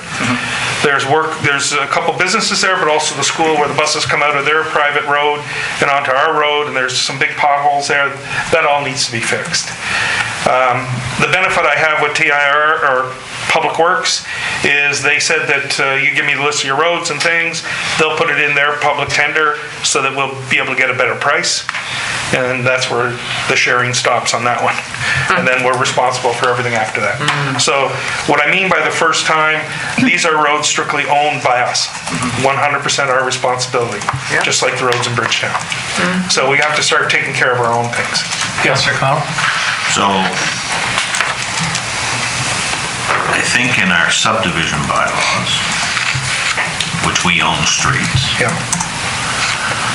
the people that exist on those streets, do they pay for an upgrade? Or is it the initial? I'm dealing with one right now down in the eastern end where a group of people got together, decided to want to pave a road. And it was a gravel road, and they paved it, and everybody's paying on that road like a little area rate. And the original developer had access off another road, now he wants to subdivide and get access off the new road, and they don't want to pay. So, I can look at that, but I want to have a discussion at some point in time about these area rates and what our responsibility is as a municipality and what it's not. And why I ask that question is that I just don't want to, I wouldn't like to see the county pay 100% for road repair in one area if another area is going to be area rated. Either we do it all the same across the county, so everyone's having the same fair ball. Yep. No matter which way it is. Right. either the citizens that live there pay a small area rate, I think they only pay 25% of the cost, Yeah. or we watch how our bylaw says, because I thought we are I'm on the understanding is that when the county takes over a road, the first initial pavement of that road is area rated. Once it's a repair beyond that, I always thought it was the county paid for that. I will confirm that. Yeah, But- I'm more interested in making sure that It's consistent. it's consistent from one end of our county to the other. Yeah. And I don't want to drag this out because we're not very far in. And if, Warden, you allow me a minute, I've been here since April of last year. I see not a municipality, I see different areas of a county. We are not a municipality because we have all these area rates everywhere. What is the benefit of these area rates at the end of the day? What is our responsibility as a municipality? Our responsibility should be providing service to the public. Roads, water, sewer, those are our critical things. We have no debt. Most municipalities I'm used to providing advice to or anything, their biggest debts are in their water and sewer because they provide service to their customers or people that need it. So I would like to have a further discussion about all that and area rates, streetlight area rates, all this stuff. Because we have a responsibility to the people to make sure roads are safe, make sure areas are lit up like intersections. But do we need lights along the road somewhere that don't mean anything? No. Should we be paying for those? No. And should we be paying for the lights? As a simple example. But we want to think about that because, I look at the development of water and sewer and I'm going, we have no debt. Why are we making people pay? It's our business to provide services to these people. The people in the past benefited from 90-cent dollars, from funding, from whatever. They're not paying any area rates, per se. Say Cornwallis Park and Nick Taw, I know there's stuff in Bridgetown, but I think some of that should be gone too. When we get our rates balanced out, all that stuff should go away, except for the debt maybe. But we need to have that, I think, detailed discussion about area rates and what they mean, and are they keeping us apart or building us up? Yeah. I would say that they're keeping us apart. And that's my feeling from being here, not quite a year, but almost. And it makes life a lot easier for everybody. Councillor Sheridan, please. So I want to understand this. You opened up a barrel. I know. You did. So are you saying that you shouldn't be charged a sewer rate? Wrong. What are you saying? I'm saying users pay for their service. Water and sewer users pay for their service. Yes. But that means if this area needs sewer service or water service, they shouldn't have to pay for the capital. Everybody should be paying for it. Because that's what should have happened in the past, and I'm sure it did. Okay, Jim. No. That's why I said I just want to throw that out there. Hold on. It's a really interesting subject. Yeah, and I know. I think it bears examination, but not today. Okay. Moving on. Sorry, I'm not going to talk about rates. Okay, good. I just from a meeting we had yesterday, Yes. the citizens in the Bridgetown area were just concerned about their project they have ongoing with Queen Street and the parking lot across or right beside the town hall. Is there something we can do to maybe move that forward and actually pave it and finish the project, and instead of leaving it as a gravel, unlevel safety concern? Gravel parking lots are pretty routine, but I'm not aware that there was a detailed project that included asphalt. I'm thinking this would be this would be new. Yes, yeah. Okay, and if that's a request to look at putting a parking in there, there's other things that we'd have to do there first because we have to put a water line in, because I know the the Chamber of Commerce wanted a water line to be able to access water to water plants and things like that. And the other thing somebody brought up to me was electric charge stations for cars. Yes, they mentioned and things that, like that. yeah. Well, Okay, we're not getting into a separate all subject. right.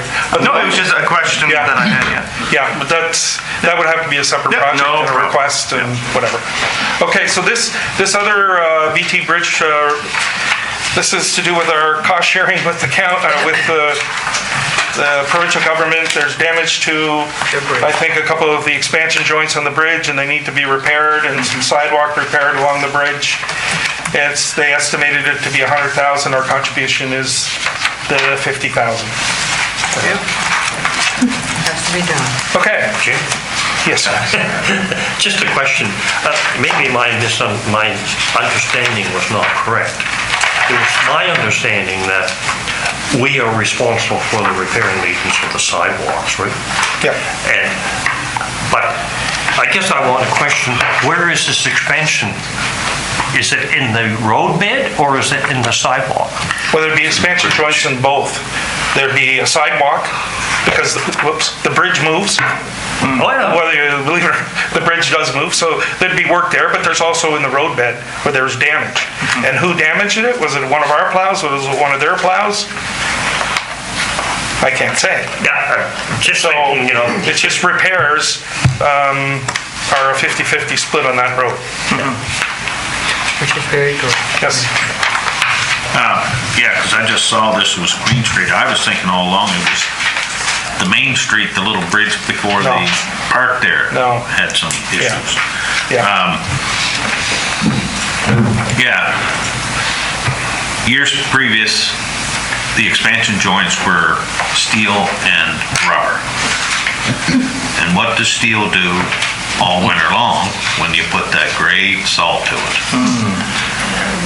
That's why you see the expansion joints all being done on the 101 overpasses, any bridges, because the material they used was not thought out well.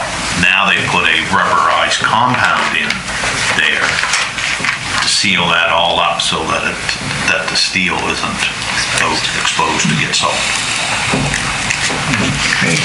Okay. On to a big one. Okay, first of all, lift stations. So you noticed the previous year we had so much money to retrofit our 28 lift stations. I should have asked that question because I've been saying it a number of times now. See if anybody remembers. We had 28 of them. So last year we started our retrofit project. We have now completed 26 installs of the new ultrasonics for controlling the lift pumps and things like that. We've replaced 2 new pumps. We've installed 15 emergency connectors to our portable emergency generator set to these stations, which are quite expensive. We have another 6 on order, and we'll buy some more this coming year. And we also have installed 25 surge protectors on the 28 stations, and we'll be providing more. So that's kind of the first phase of this. Next year, we'll probably start replacing our panels. There's a never-ending number coming here to this column, so that's what that is. Wastewater improvements. So does that come out of the Sewer. Comes out of the sewer. water and sewer? Yeah, Or whatever. sewer. Sewer. Yeah. The next one is a big chunk is focused on some of our big wastewater stations, wastewater treatment plants. This one is in Cornwallis Park. We're going to be epoxy coating the whole outside of that cell because it's starting to show where we do not want to have to get into replacing that. That cost would be a lot more than replacing this building. So we need to prepare and do the work we need to do to epoxy coat that and dig it out, epoxy coat it, and make sure it's sound. The other things we're going to do is some work down in Nicktaw in terms of the electrical controls at the plant and also install an emergency gen set there.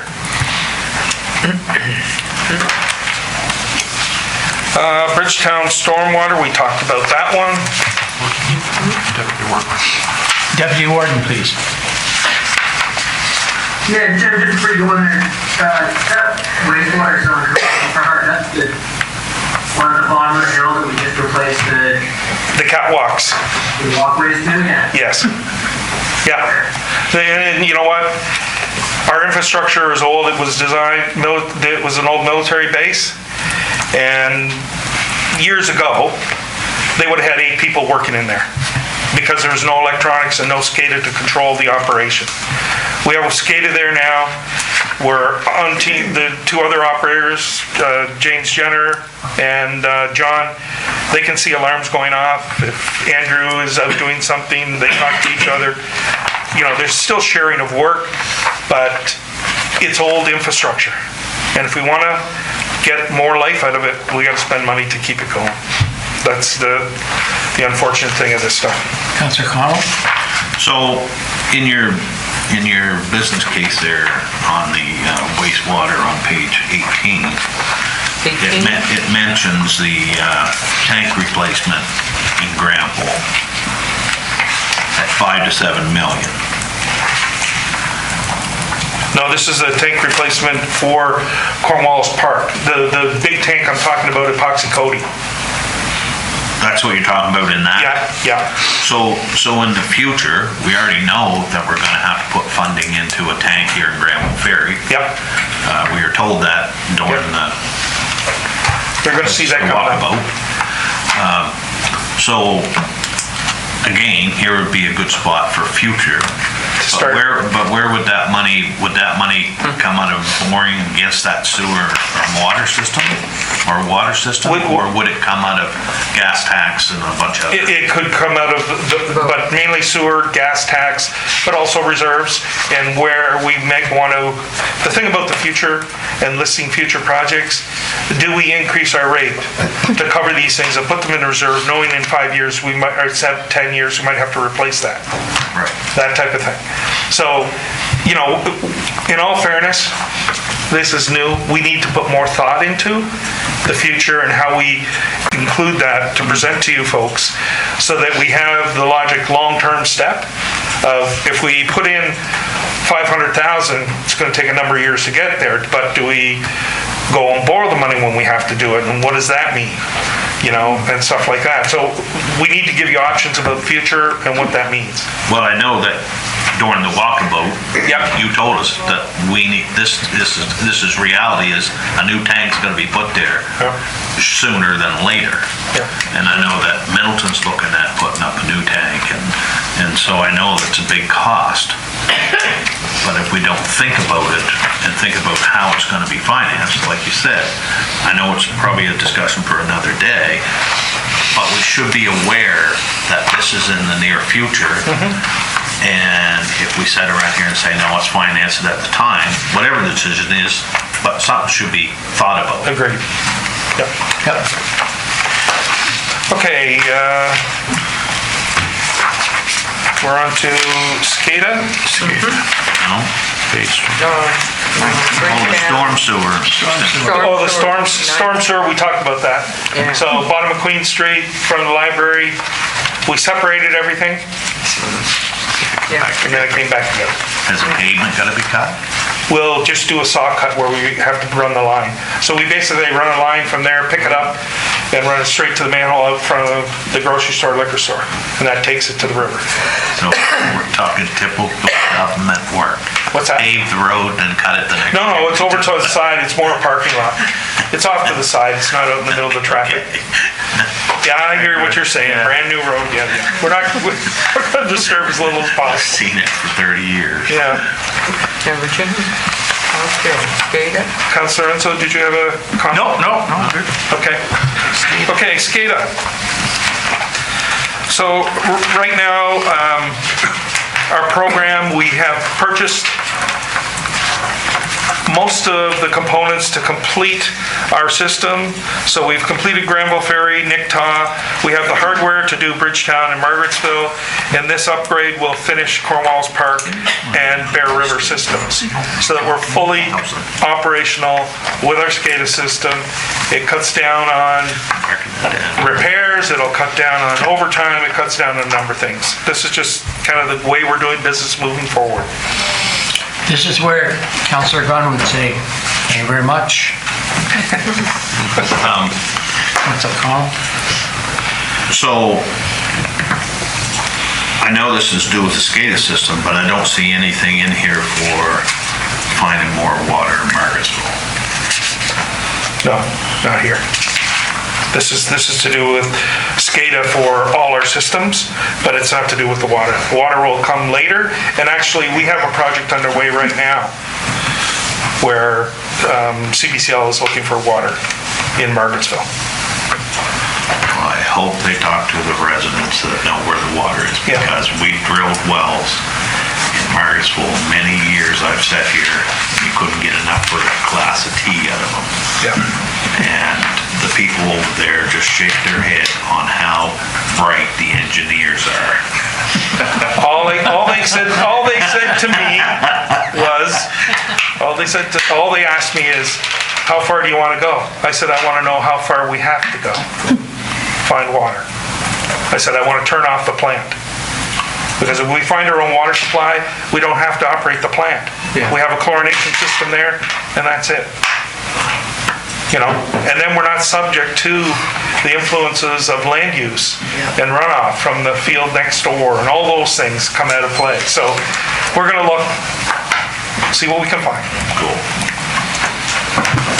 Okay, emergency gen sets. So requirement, I think, under our orders to operate our facilities, we have to have generators, backup generators at our main facilities. So these are our treatment plants. So what this does is focuses on Cornwallis Park, the wastewater treatment plant, and the two large lift stations, and also the Nicktown. And Bridgetown is a smaller one, so I didn't really include that in this. We'll be able to put that in with our other budgets and operating things like that, finding one, because basically it's an operation for a chlorination system there. It's pretty small stuff. Whereas these other ones require the operation of the whole system. Or we're discharging beyond our limits. Yeah. Well, it is. They're not cheap. Now, that being said, you know how I save money on vehicles? A lot of these emergency generators are bought new when there's a new construction building going on in Halifax. They'll have a gen set there providing power to the site. Those things, when the projects are done, go up for sale. So we scour the market looking for capacity that we need and buy it. That's how we got the one up in Cornwallis Park, the water treatment plant. March of this year, Ritchie Brothers auction, Truro. Okay. Many gen sets already in there. Yeah. I've already been looking at some of that stuff. There's some big gen sets in there. Okay. Any excavators? Yes. All kinds of excavators. Yeah. All kinds of container Truro. Councillor Bartow. So this figure is based on new. And Right. It could only get better from there. Right. You shop around. That's, if we're shopping around, which I've instilled since we got here with used vehicles and things like that, you know, I'm not looking for brand new. I'm looking for something that can provide us that power that when we need it in an emergency. And they have to go on, like if you're in this building long enough through the months, you'll hear the generator kick on there every so often. And they're all timed to go on and maintain themselves, and they're serviced. So, yeah, we can get by. Okay, we are on page 21 of 37, which means we have 15 or 16 more to go. Would we like to eat? Yes. Okay, try to come back at 1:15. I have another question. All right. I do too. If this continues on, I would like to see the S4 one scheduled for another day. It's Friday. Yeah. Not staying here till 5 o'clock today. We were going to ask you that. There's a risk of freezing rain and things today. So yeah, we'll reschedule that. Were you on generators? Yeah. We were on generators. I thought, I just hadn't heard, like, how big a generator are we talking? It all depends. It all depends on the size of the plant. It's not your 8,500 watt one. No, your 10,000 watt one. Like 30,000, like what? Yeah. Yeah. So did we not have a couple of generators that were purchased up there in West Paradise? West Paradise. No, just small ones. Were they small? I think they were just I thought small, little ones that you'd plug in yourself. Oh, I thought they're. Yeah, low These are like KVA 65 kilowatt ones. Yeah, yeah.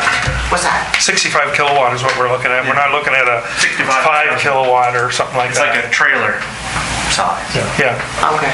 Yeah, no, I was under the indication that they were using, that's how they generated power up there, so I. No, they had a little one there. Oh, okay, yeah. That they were pouring gas into that you might power your fridge and your stove or Oh, something okay. in your house No. with.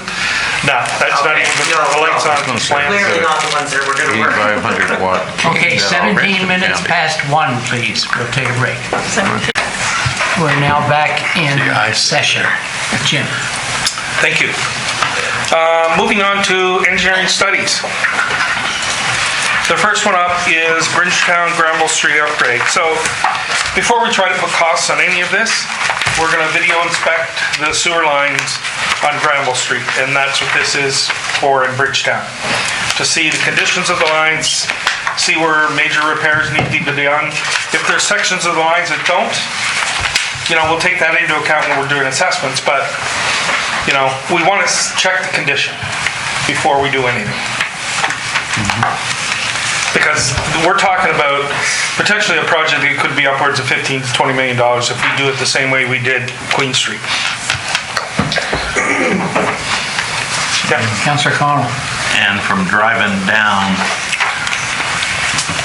this street, Granville Street, in the last 2 years,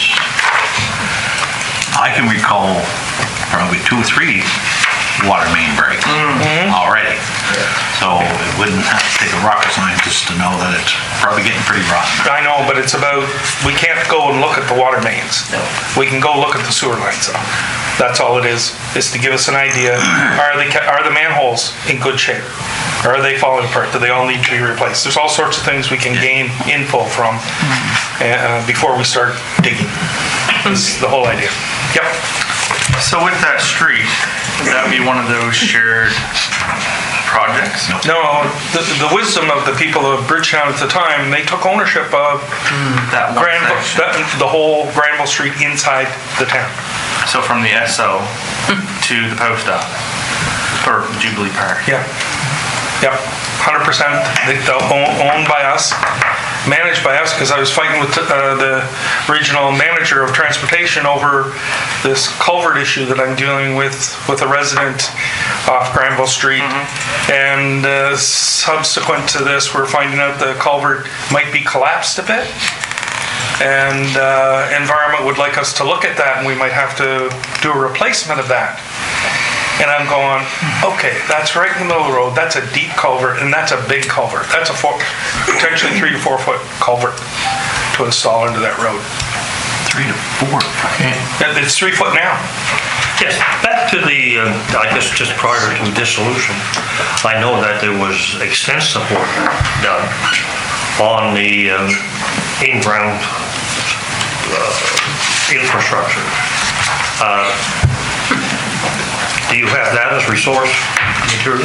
We have the provincial assessment of what was done, and I can review that, and we will have a look at that before we do anything, and that'll be turned over to the consultant to do the design. But we know the water pressure at the ends of Granville Street is not meeting any standard for distribution. So we have to figure out where we're going to start, what ends we're going to work at, and what's the best way to approach this project. No, I just know that there was extensive work that Yeah. done back at that time. Councillor Enslow, please. Did you have your hand up? Okay, thank you. Oh, Councillor Connell. But in defense of Bridgetown, it's been a commonality that the towns took those sections. Middleton owns their section too of the number 1 highway. Department of National Resource, Department of Transportation, or whatever they're called now, Public Works. does not service the main street in the town of Middleton either. So all towns, when they were created, took those sections of road to be, they're fully responsible. Yeah. So it just wasn't Bridgeton, it was Annapolis Royals the same way.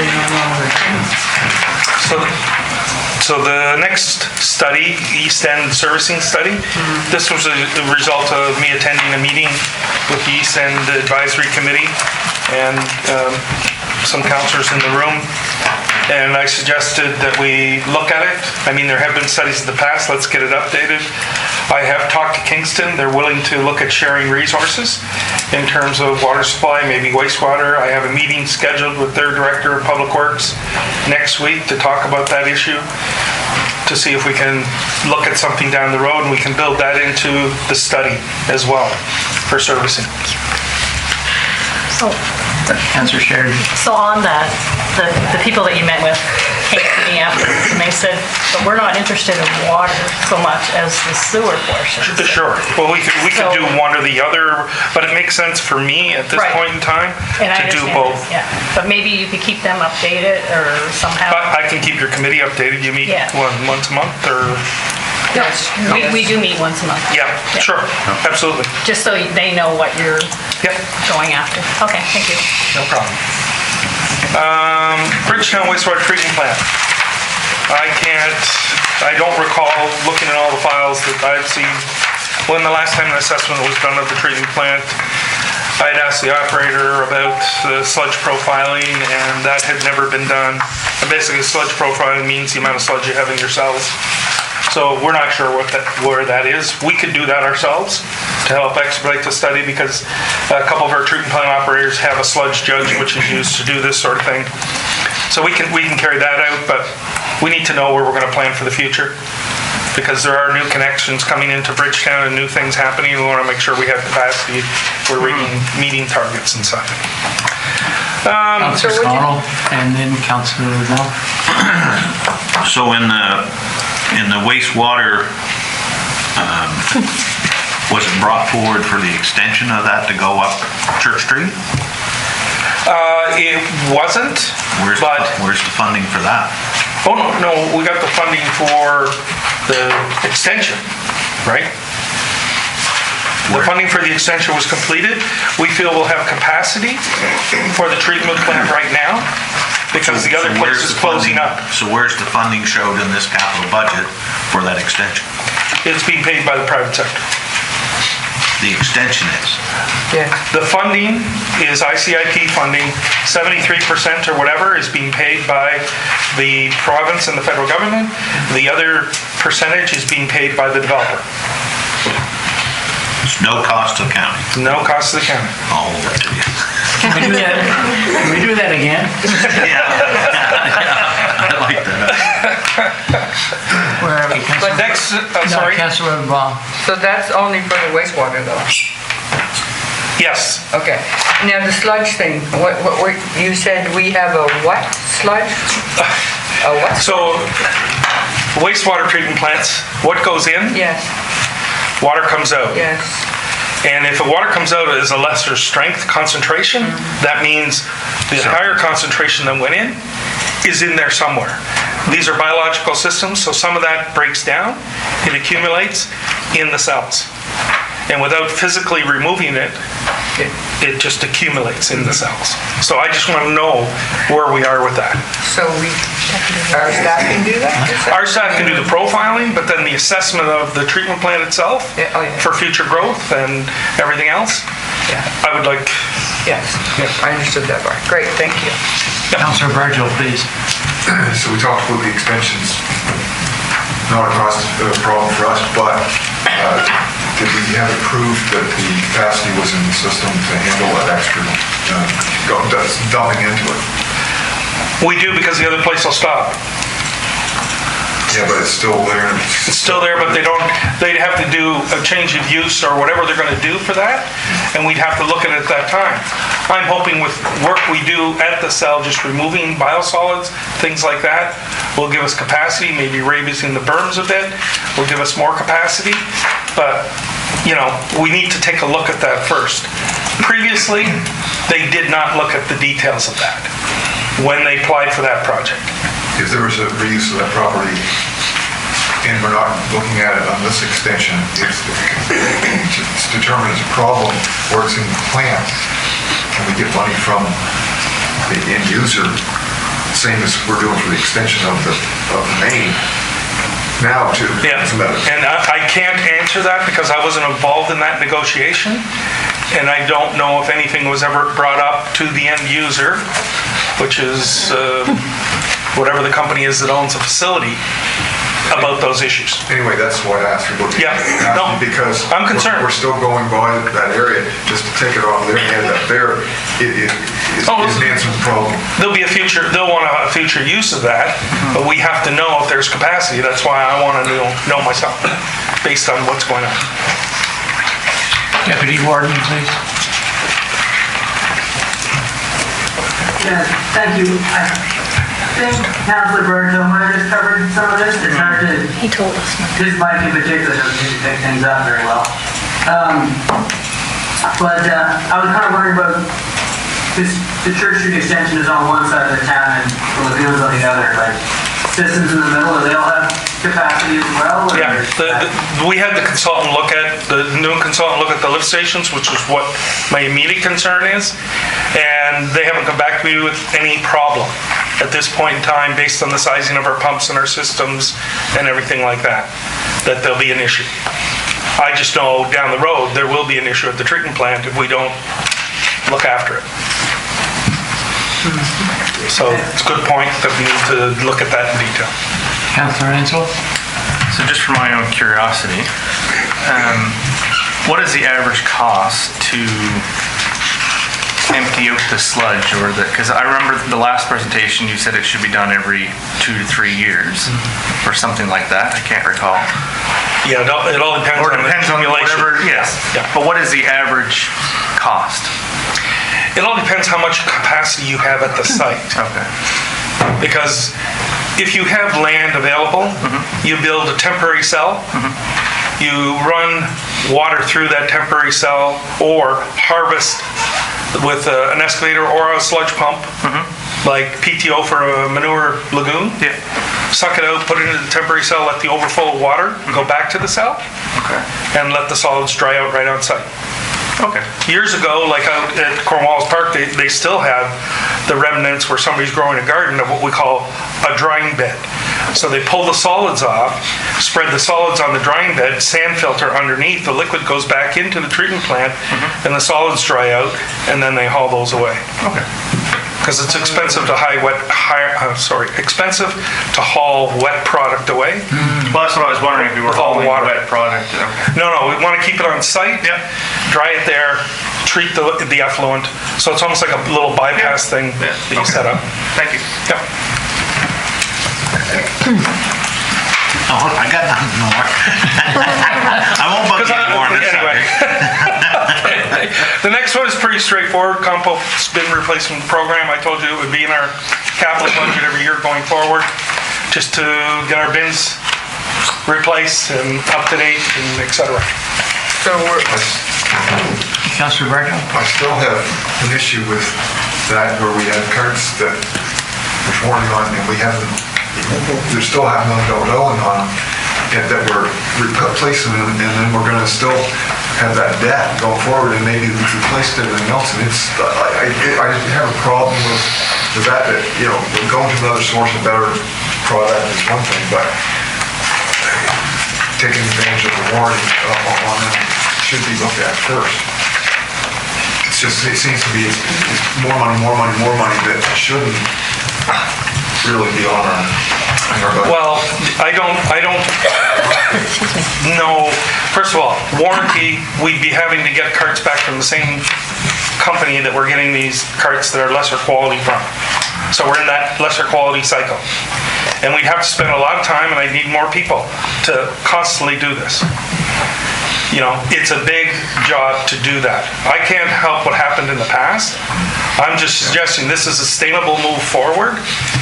And I can appreciate your pain, because it is. It's hard to digest that piece. I guess it'll probably jump from 20,000 to 50,000, that's more than double. Yeah, but you gotta remember the bins are 70, that's not getting many bins. Because they're about $70 to $80 a piece. And we have 10,000 bins in circulation, or more than 10,000. So when you run the numbers on that, it's not a lot of bins. Councillor Longmire? Thanks. Jim, so the term compost bins, they weren't compost to begin with. No. We can't go back in time. We can't go back in time. And that's fine. So the bins that we're purchasing, and they're at a cheaper dollar value, right? They're less. They're only at a cheaper dollar value because we're buying off Valley Waste tender that they buy so many bins, they get a better rate. So are they compost bins? They're not compost bins But per se. they're willing to use them as a compost bin. They are, and they are higher quality, like stronger, a lot stronger bin. And we were drilling holes in some of them, in the bottoms, so that the liquid would drain. And I haven't had a follow-up call with discussion with Andrew Ward with Valley Waste about that issue, because it becomes a nightmare for the collector to handle it. And I guess that was the next point I was going to make is, at any one given time, the persons that we enter into agreements with could say, hey, County of Annapolis, we're no longer going to collect your compost bin that we said was a compost bin, and you've dialed in and drilled holes for drainage. We're going to force you into another agreement. No, these are identical bins that Valley Waste uses. All right. We're buying off their tender. This is the only bin they use. That's it. Okay, thanks. Yeah. Councillor Montague? Because I have the same problem about the money issue. And we're buying bins that are not compost bins, but we're complaining about not having compost bins. So I'm not quite sure where we are with that one. And I had that discussion when Doug and I met with Valley Waste on site. So to me, we're spending a lot of money for something that's still not a compost bin. So not that I'm not saying that we should have spares and be ready, but I don't think we should be jumping the gun on going to an extreme if we're not having compost bins. I'm not sure where we're going with this one.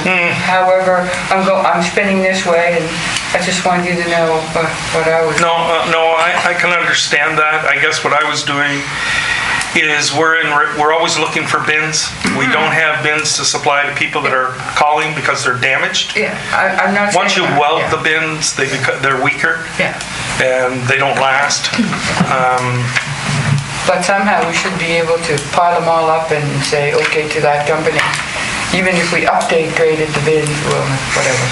Well, what they told us is they wanted a picture of the serial number on the bin, a series of pictures of the damage, and then a report. For each bin? For each. Line them up, say same thing. I'm just joking. I know what you're saying, but it becomes a bit of okay, where do you best spend your money? That's all. Okay, Councillor Enslow, followed by Councillors Bartow and Sheridan, please. So I know this is a bit of a hot potato type situation here. So, cold potato in the back. Cold potato or non-compostable potato.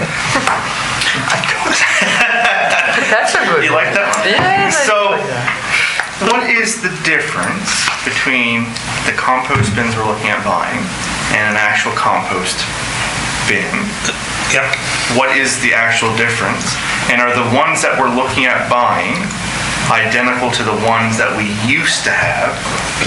So they're okay. So they're not identical. They're a different company altogether.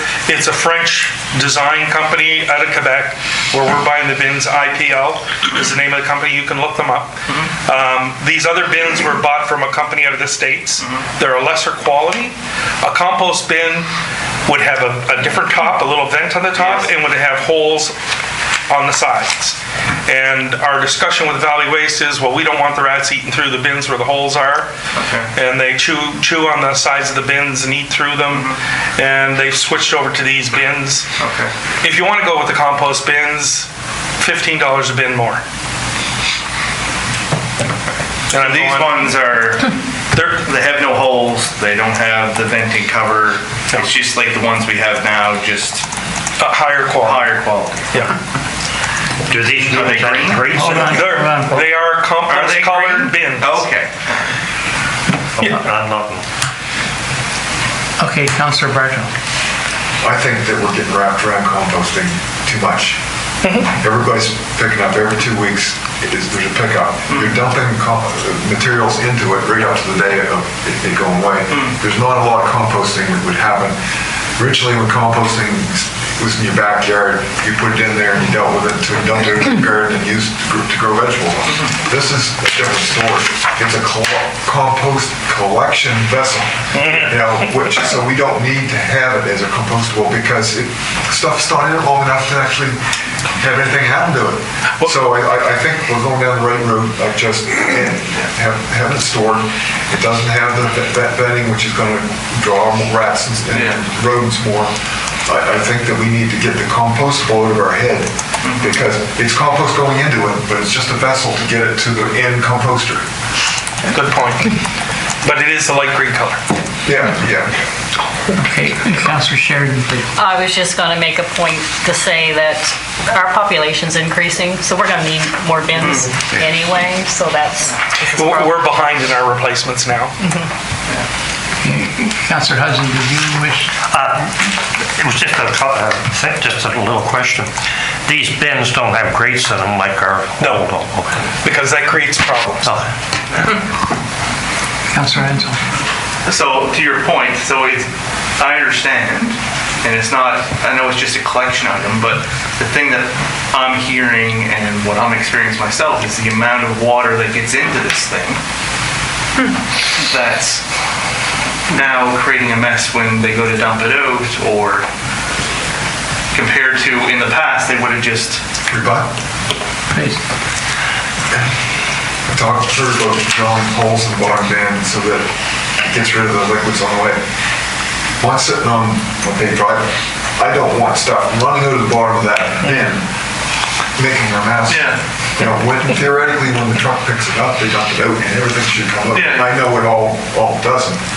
But you get rid of it there. In theory, it doesn't matter how it's collected or what kind of container it is. At some point, you're going to have to get your garden hose there and wash it out anyway. So, on the ongoing, I don't want that oozing out and running up that. Sure. Oh, no. And a lot of people are in that situation, they're sitting on, whether it's paid or unpaid, you don't want that road attraction, which that would create by draining it. Okay, Councillor Prout, please. Thank you. Just on a personal note, I'm glad that we're going ahead with this because ours was damaged in a really bad snowstorm at least 1 year ago, perhaps 2, and we've nursed it along ever since. But I'll be calling to let you know when we get them because I want mine replaced. Thanks. So I don't want to belabor the point, but Compost 101, I've been dealing with it personally at home. We've been on a program for 35, 40 years. We put a large leaf bag in our compost container. So it absorbs any liquid, so when it's dumped out, the whole bag and everything goes, and it keeps your bin fairly clean. That's what I do. Management strategy. Next, the reclamation plan. So this is, we talked about it briefly about West Paradise. Waiting for the word to come back, and I'll send an information piece up to council as soon as I get word from the minister's office that everything is a green light to carry on. This is we do have some wells up there, but the Environmental Advisory Committee around the West Paradise site has suggested that the wells don't meet standard and maybe they need to be in different locations, and I didn't disagree with them. For this amount of money for long-term management of that site,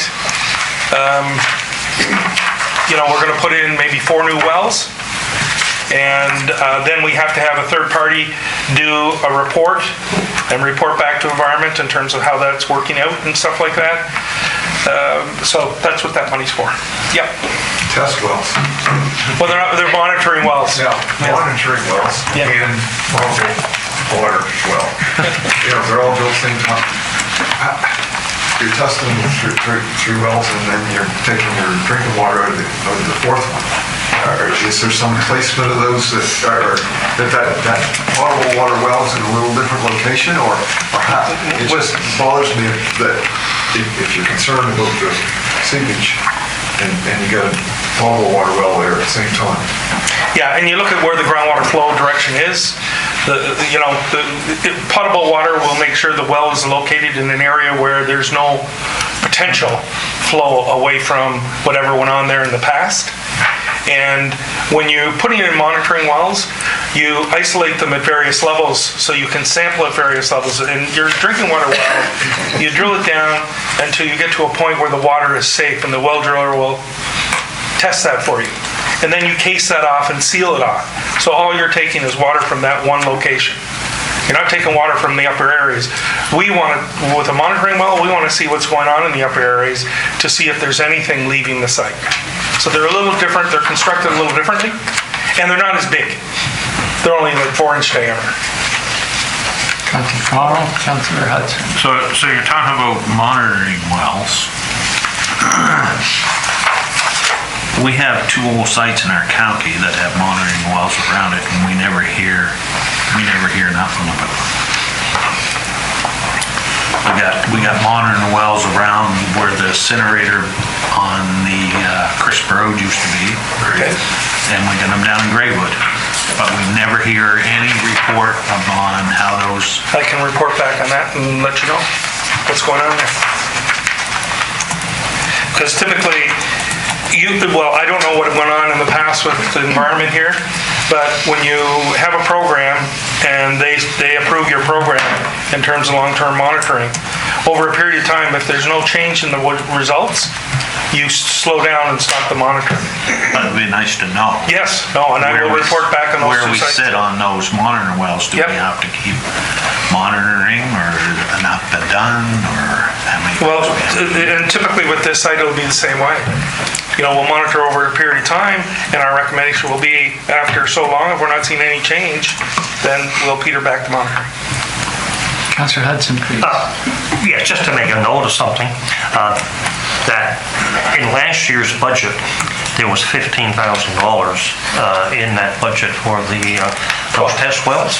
15 or 12? No, 15, I believe. I got it right here. And it wasn't listed in the carry forwards, okay? Yeah, so I explained Wednesday what that was. We did the study. We submitted a reclamation plan. And that was the development of the reclamation plan, looking at all the data we had. Development of plan, submitted to Environment. Environment responded. They liked the plan. Now this is to implement that plan. Deputy Warden, please. Yeah, just to Councillor Connell's point, we have an old C&D site over at Waterloo Lake as well. I don't know if there's a well or not, but it's there. Thank you. Joe Simon. That's where the other wells. He is Joe Simon. Okay. So do you remember earlier I was talking about the rink assessment? This is where I wanted to get a complete assessment on what it costs to rebuild the facility, and as compared to continuing to upgrade, how long the life expectancy, everything else is, and potential locations maybe of where a new facility could go. Yes? Question. Sitting here, I find it very hard to believe that to assess a rink, a one-off building is going to cost $75,000, but you only have $50,000 to look at the whole east end, number 1 highway down the 201. It just seems out of proportion that you're going to spend $75,000 on a one-off building, but then you're only got $50,000 in the budget to do a major review. To me, the money just doesn't seem equal. A building is more difficult to assess in detail than running a pipe down a road. We know what it costs to run a pipe down the road. That cost has been developed and continues to adjust every year based on tender amounts. That's easy to cost out. Buildings are more difficult, a lot more difficult to cost out, to do upgrades, to do repairs, because you got to get in and look inside. If we want to put an elevator in here, it would cost us a lot of money to just do the assessment, to look at the foundations, to look at the structure, to see if it can support it. But putting a pipe down a road is pretty routine business for these guys. But to me, there's been brand new arenas built in Nova Scotia in the last couple of years. So to me, other than the up of cost, if it costs $20 million to build a new arena in Windsor 2 years ago, you should be able to come out with a fairly average of, if you were going to put the same size rink in, of adding whatever the percentage of cost gone up. To me, it wouldn't take much to do an assessment on how much it's going to cost to put up a new You rink. got to remember, there's two assessments here. Yes. One, fully upgrading the old rink to meet all the standards of the day and everything else. The other part is the new rink, so that you have both things in your hands, and then where do we go? Comparison, yeah. And I would like just to bring to your attention is that when Keith Robichaud was here, and that was many years ago, he brought the concept to council of putting up a brand new arena, the same as Yarmouth, 2 ice surfaces, a new municipal building in the same building, a curling rink off to one side, a multi-use building versus just putting up a new arena. So we've already talked about a new building, a new arena. What is our curling rinks like in our vicinity? So should we be looking at, if you're going to do an assessment on a new arena, should we be looking at something that would be multi-use?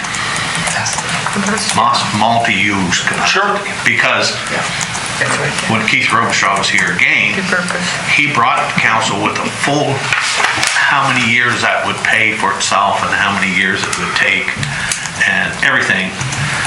And we didn't, at that time, it was too much for this county to even think about. No, But when you look at other counties, what other counties done, like I say, Yarmouth is a good comparison. I mean, when they put up their new arena, they put 2 ice surfaces, a new municipal building, it was all the same building. Yeah, and we can do that. We can do the comparison, especially since I talked about, if we're going to rebuild the old rink where it is, do something, but what do we want to add to it? Do we want to add a multi-purpose flavor to it, add curling rink onto it, add something else to it? There's a cost to do that, or the cost to build something new, and give the comparison. Councillor Longmire, please. Thanks.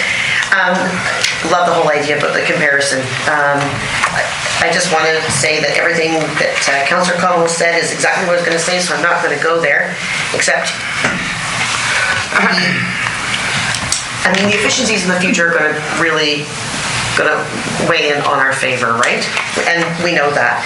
I know those super centers like LCLC and Berwick, right, with those massive spaces, how can we look on either side of us, Middleton, Lawrencetown, Digby, and perhaps come together for that kind of assessment and see what the people say. Yeah. We will never be able to support financially a supercenter. Right. The structure of hockey has changed drastically. It's excessively expensive. It's not accessible by all families. And to service a center like that is going to call on extreme measures. Our pools are even outdated, not accessible, right? I mean, I'm in all of them all the time. And I've lived in rinks all of my life. So I just know, how would Middleton feel about that if a supercenter were to be considered? So, the assessment and review of looking at old structure and such and seeing what it would cost to invigorate this space and make it accessible is one thing. But the future is eventually that is not going to be able to be remedied. That's right. Right. So, I mean, you are looking at a new center somewhere. I guess it's gonna be the one that bites it off first. Yeah, no, and really, this is going to look at the comparative of the facilities. I love that. The coming together and picking a location, that's a different discussion. Yeah. For a different time. Yeah. Yeah. It will be. Next up. Hold on, Councillor Bartow, please. Oh. I'm also a fan of looking at things that's under the big umbrella instead of nitpicking here and there. There's economies that you can save by grouping together if those are the things that you want to add to it. Not saying we're picking specifics that we're going to add this, and this, and this. We might only pick this, and this. Yeah. But there was a comment made about adding on to the site up there now. Is the land that it sits on any more than what it sits on? Is there... It's a small footprint. We would have to negotiate with landowners beside us. Yeah, so there's... It's not an easy fit. So it could be, or it could be located somewhere different. Right. Yeah. I think that's all I really want to know at this point, because otherwise we get too far into the weeds. Right. Okay, the next up is accessibility improvements, Jubilee Park.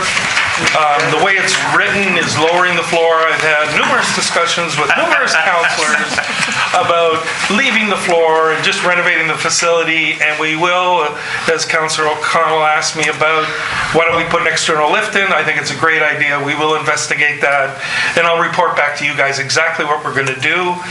But an external lift bought on Amazon is not the kind of an external lift we can put in. We'd have to look at a CSA approved proper lift, and I'm not sure what they cost at this point. What's an external lift? So it's where somebody that's in a wheelchair would roll up, they lift them up to the deck and they get it. Thank you.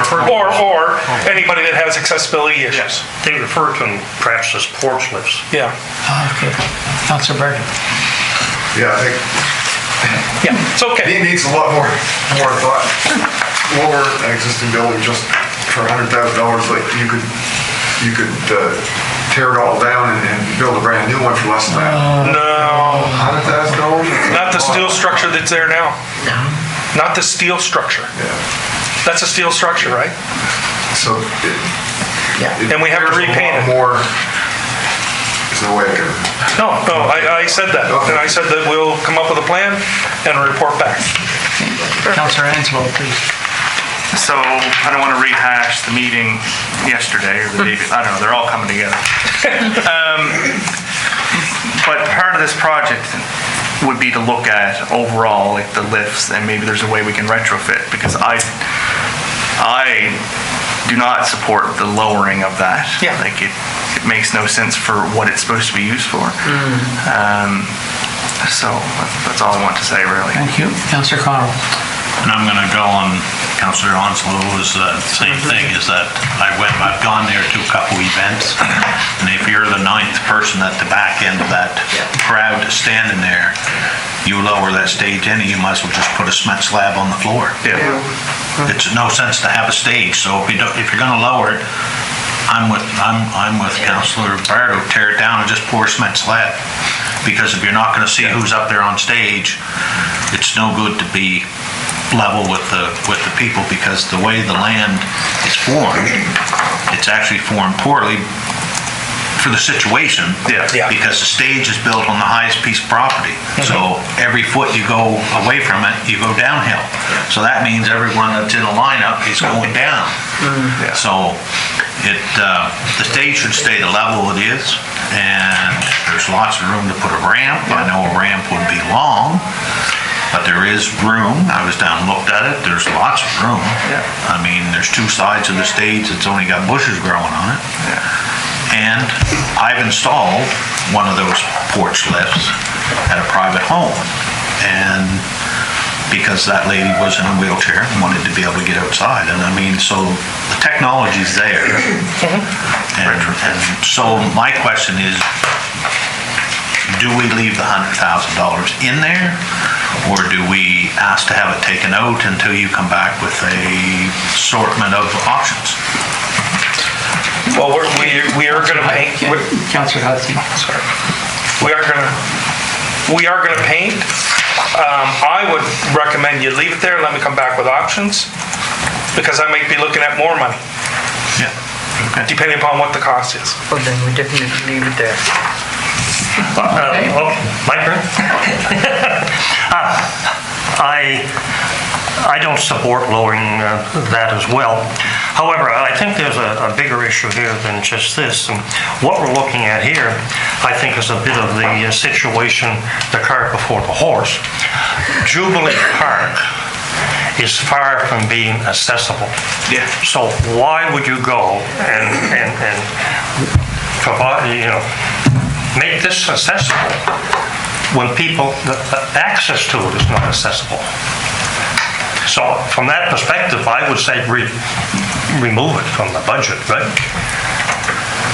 I mean, you take somebody with a walker and they say if it's sort of wet, can't get in there with a walker. Someone with a wheelchair. Oh, yeah, okay. I mean, you got a park that's not truly accessible. I don't disagree with you one bit. If you want to take it out, take it out. But you're talking a major project now. I know accessibility has to be addressed across. Because we're talking asphalting. Okay. The whole thing. Anyway, that's That would be all of our parks. That would be a lot of our parks. No, I mean. I know. Okay. Councillor Ansel, please. So I disagree with removing it if that was ever an option. But I think with looking at it and reviewing and part of a recap, we could address those issues, the low-hanging fruit per se, of getting to the ramp as a long-term project. But I do think that we should leave it in there to look at that. Because, like, thinking out loud, getting to the park in a wheelchair or something like that is very difficult. Exactly. So all the sidewalks would have to be upgraded. Access into the park would have to be upgraded. Our focus of this project was parking, getting out of the vehicle, and trying to get to the stage with accessibility assistance. That was the focus of this project. I know. Yeah. So, No, but the focus must have been on access to the stage. Yeah, 100%. I mean, to get up on it. Yes. Not to get to it. From the parking lot, we were going to look at getting to it depending upon the costs and what came in. Okay. Councillor Longmire. I like what you said, Jen. It's a much larger project. We could look at that endless with so many other parks.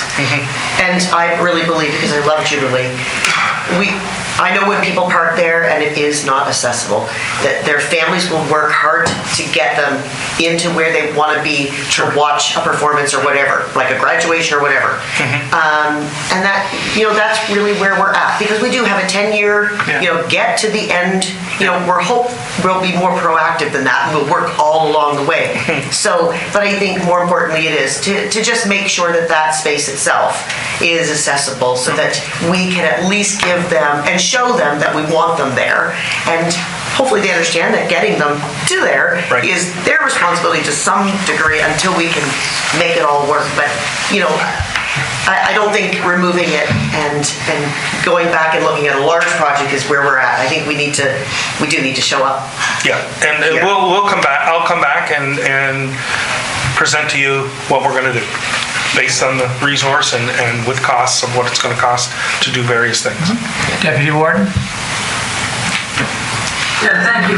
I'm kind of curious where this project has generated from a little bit, and wondering if our accessibility committee has been engaged with helping generate priorities for the accessibility project.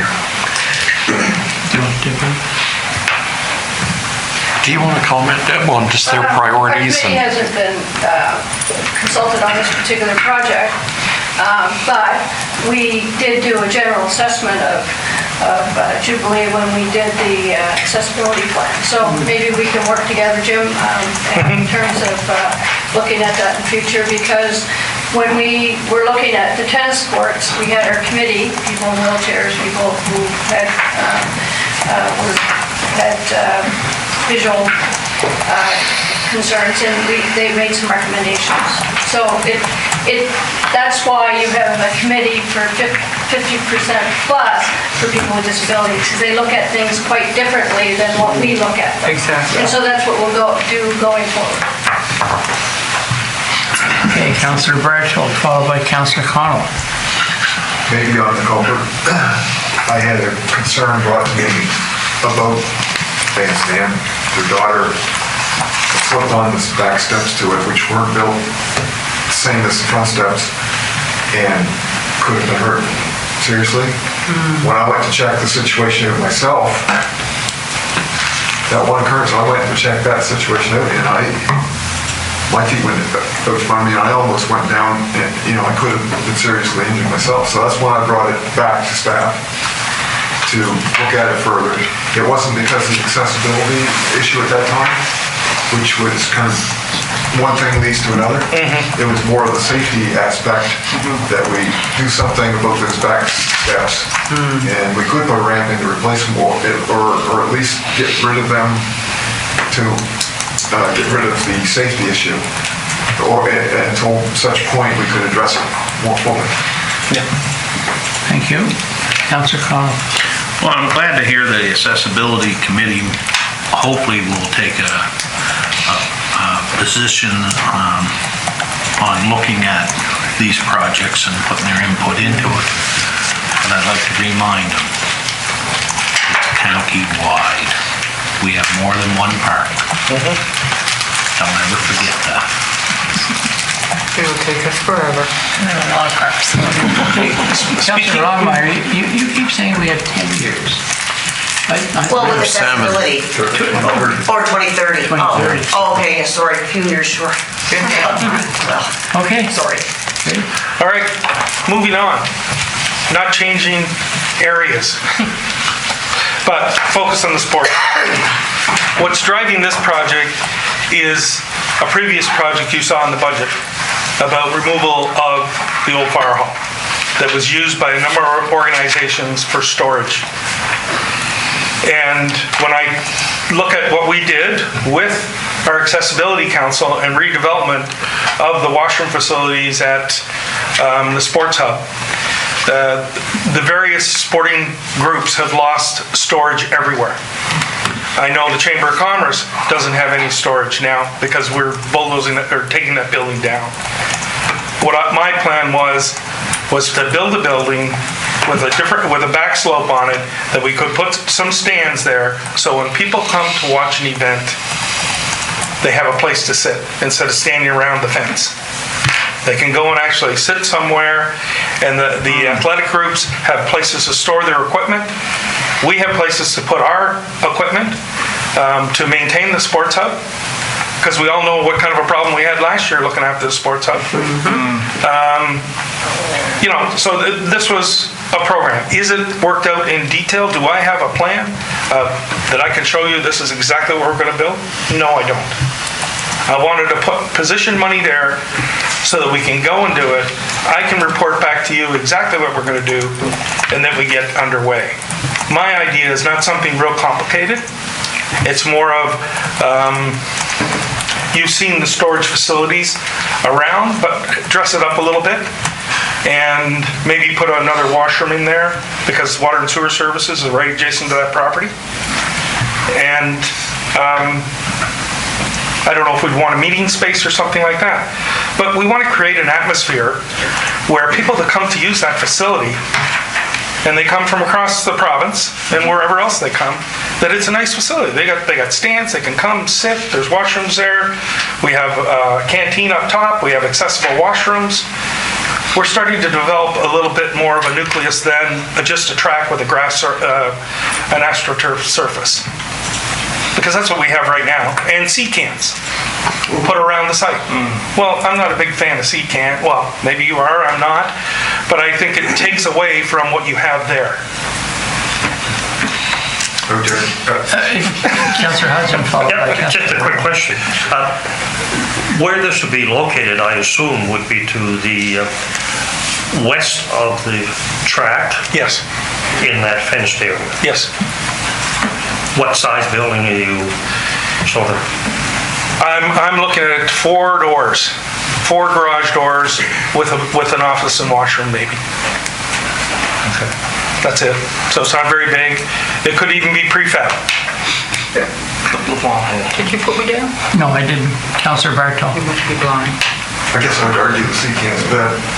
Kind of goes against my grain as in the architectural design, but with that kind of a facility, it's a perfect backdrop to put some soccer murals or something that ties in with the use of that space. And so I don't think that if you treat it properly, that they'd be a good place. Thank you. Councillor LeBlanc. I thought it was him because he's gonna make a fuss. I didn't know, man, I Look at him already. Making a fuss. Go ahead, Freddie. I'm on the same page as Councilor Bardo. I know that you have you don't like the sea cans. But when you go on when you go on the Ritchie Brothers auctions, there's brand new sea cans, 40 feet, with 4 roll-up doors on the side. Beautiful looking facility. Again, we got beautiful artists. We have wonderful artists in our county that does murals everywhere. So, to me, a sea can could be put there with 4 roll-up doors. Get somebody come down and put some nice soccer murals on it and make it look attractive. $400,000, I have an issue. Putting another bathroom in there, I have another issue. We're just spending, you just told us this morning, we're spending $171,000 or $72,000 to do 3 bathrooms. And now you're saying I'd like to put up a building that I can put a 4th bathroom in because somebody doesn't want to walk from point A to point B to use the bathroom, because that's what you told me when we did our walk around, why all those porta potties was everywhere. The bathroom was only 75 to 100 feet away from the porta potty, but your remarks was people don't want to walk that far. Well, I'm sorry. If I'm going to supply a bathroom every 10 feet because somebody can't take the time to go to the bathroom. So just to be clear, the 173 in the budget is also to do the decking. So the whole idea is that people in wheelchairs can get onto the tennis court and play tennis. Yeah. So there'll be asphalt parking up there, decking, they can access the canteen, they can wheel onto the to the tennis courts and play tennis. So that's why there's a little bit more money than just thinking 173 is going into one building. But you said 3 bathrooms. Yes, that's what it is. And now you're saying you're going to put a 4th bathroom. A thought. Don't like it? No. Take it out. I would like to lower that, because we for more than one reason. There's no other recreational funding in this capital budget other than a little bit more to go with the new park in Cornwallis. There's not 1 cent in this capital budget for our outskirt communities. Nothing. So if there's $400,000 slated for the sports hub, put $200,000 and take $200,000 and find some projects within our other communities. We got parks in going up Springfield. You can't drive down in. You can't. Like Lynn said, she went to the new park in Springfield to get out. You can't get out because the gravel's washed out. We have more than one spot in our county. So I would like to put a motion that the municipal council drop that to $200,000.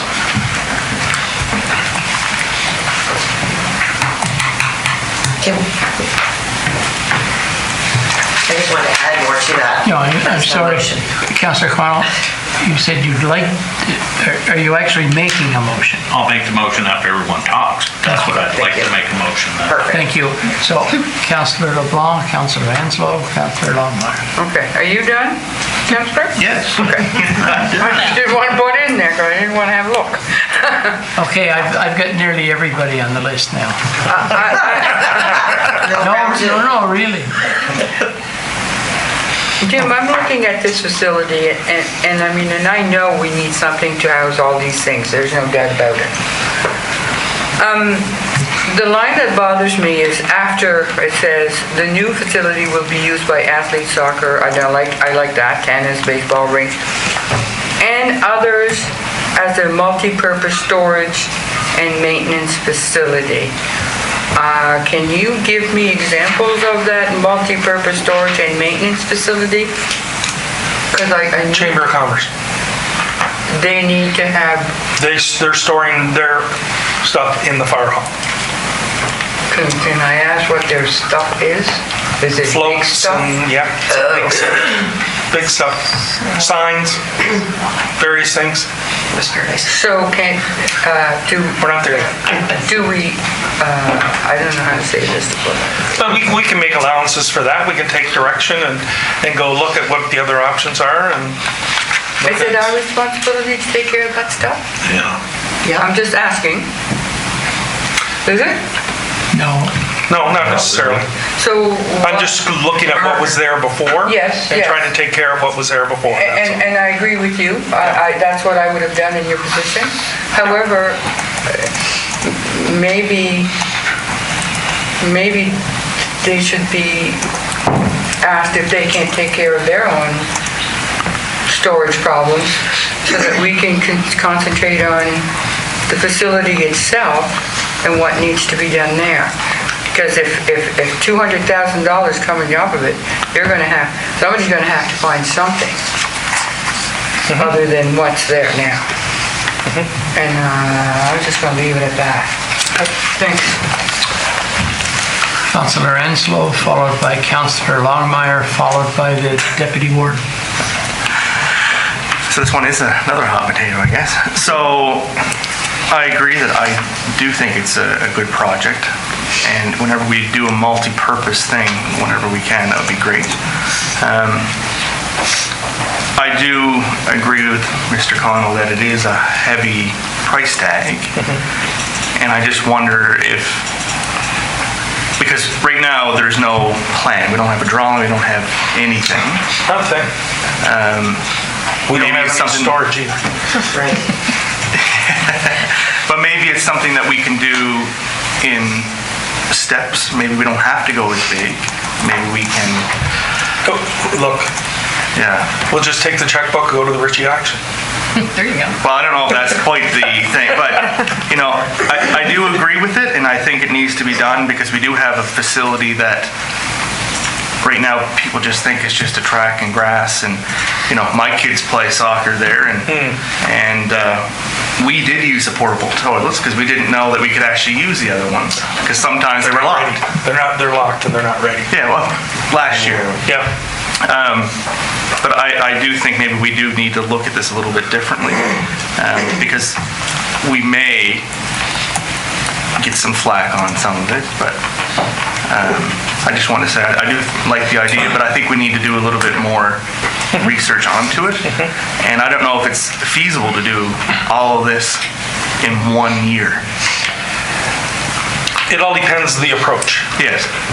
So if we're looking at buying prefab or something that's already built, Exactly, yes. that's different than building something. Yeah. Yeah.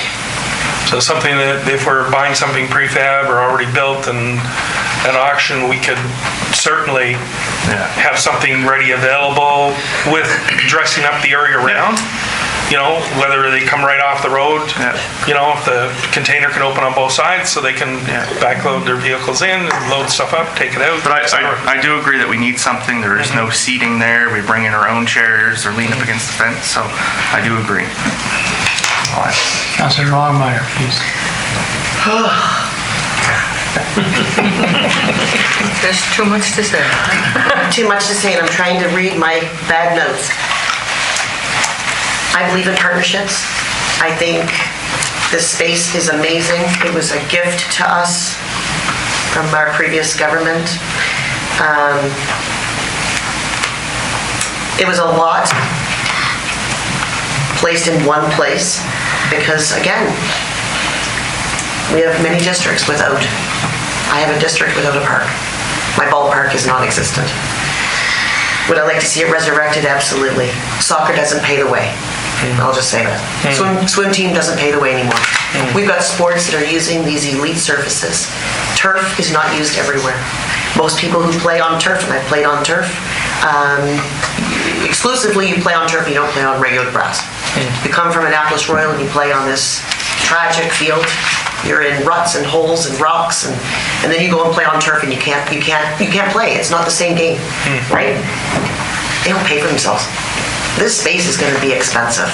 We know that they didn't plan for the watering of the grass, and I believe in seasonal let it go, let it die, and we don't, it's going to be endless what we're going to be called on to do. The maintenance of the turf is another big thing, right, that most people naturally don't think about, right, because you don't play on soccer turf, you haven't got a clue that you've got to feed the turf, right? But at the same time, I believe in partnerships, and I think that we need to be able to store some things and the commerce items. Like, I don't want to see, listen, this is about community, and the definition of community is that we support each other. But out of fairness, I'd like to see the wealth spread around, right? The school, what's there, a tremendous amount of what happens up there happens through the school. They got a $33 million school, they got a $3 million rubber mat with a beautiful greenery and sidewalks and everything around it. It's lovely. But, if they're going to be partnering, is there some kind of something there with them? The school board? I mean, they use it for their districts, they use it for regionals, they use it for running, Well, tournaments, but what is it? Yes. Interdivisional. Well, yeah. So I mean, they're on that all the time. There's very few adult league play there. Sure. We go to Kempful. We play Tier 1 up there. So I just don't know how to share it around. Like, we can't go endless in one place and give it all. But yet we do have to store some stuff, and I mean, we can't drag our mowers up the road from way down, or way up in West Paradise if we ever get there, and drag, right? I mean, it makes sense. We do need bathrooms. They need to be accessible. I love the whole idea of artwork.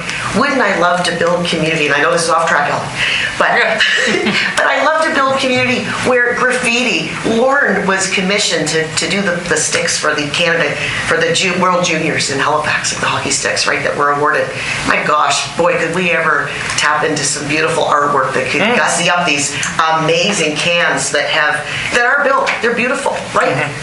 I think there's lots of options, lots of room for conversation, but 400,000, I would probably cut it in half and say we've got to fare up somehow. I don't know. And I'm going to go even a little bit further. Sorry. We had this most amazing volunteer group who worked hard at this path that we've built, this outdoor beautiful space down here in the Upper Clements area.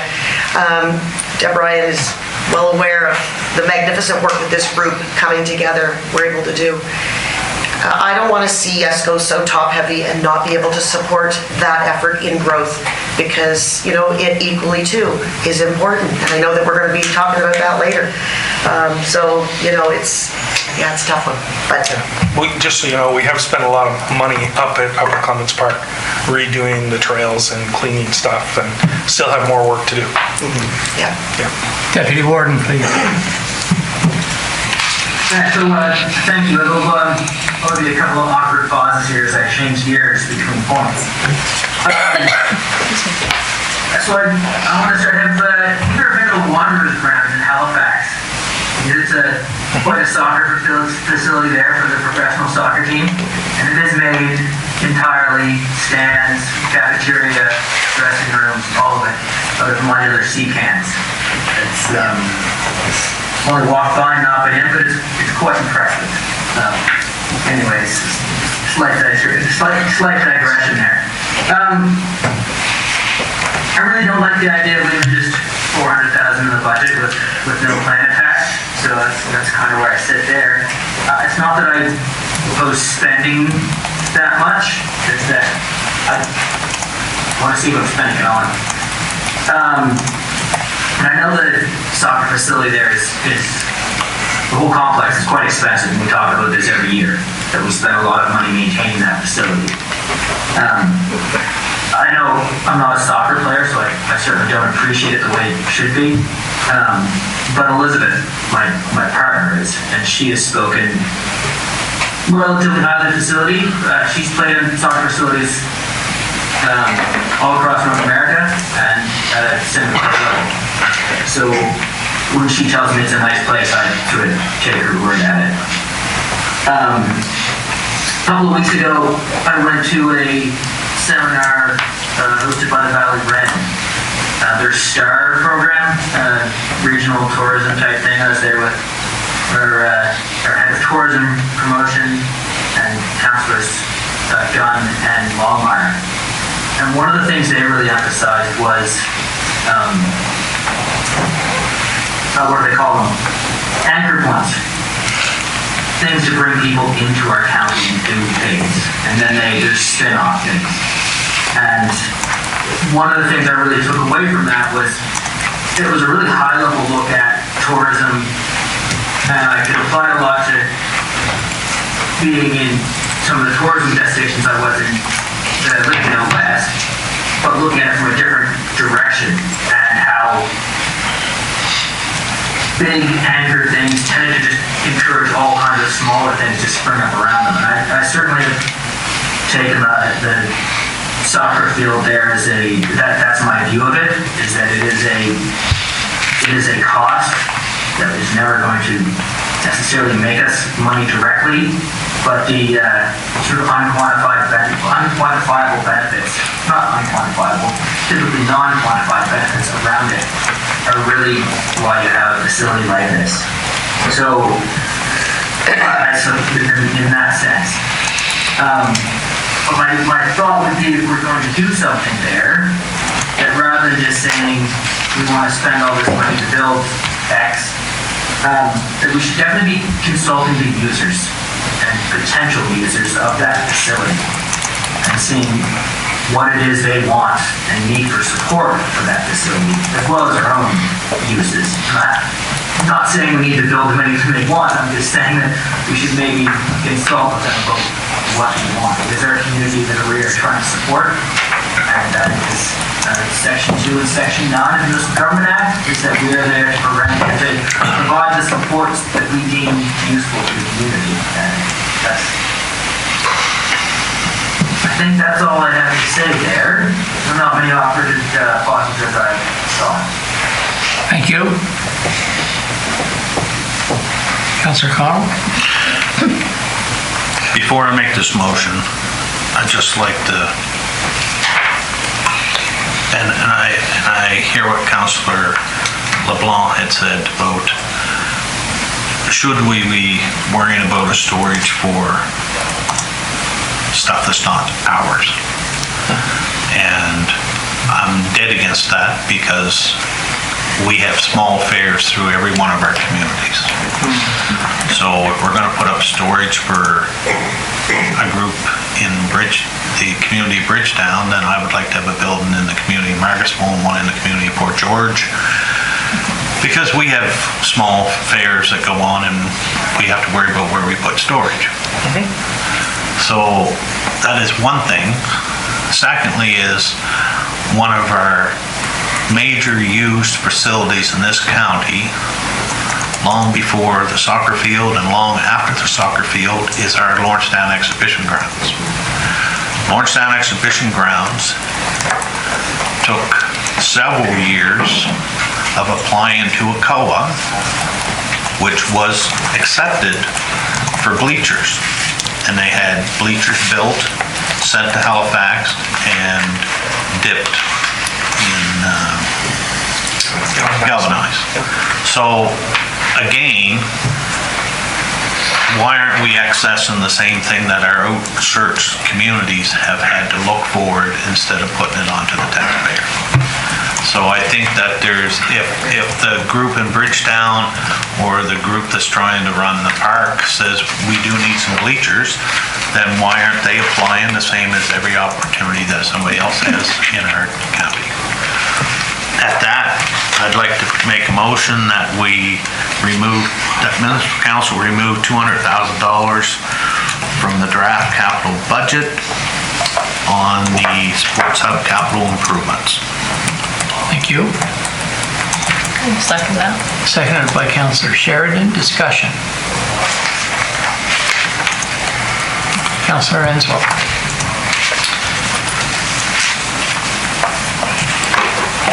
I agree that everyone's opinion is definitely true. And I don't know if we should really lower the costing of it versus changing the model of perhaps 200,000 for this project and then 200,000 for other projects similar throughout the county as a whole. Because I think that by lowering the project to 200, we're not really solving the whole issue, and the whole county isn't getting something out of it. I feel that we're not really any further ahead besides the change. So what was my recommendation would be to keep it at 400,000, but break it up into 2 blocks. Thank you. Councillor Prout, please. Thank you. I was trying to formulate a couple of thoughts, but I wanted to hear what Councillor Enslow had to say.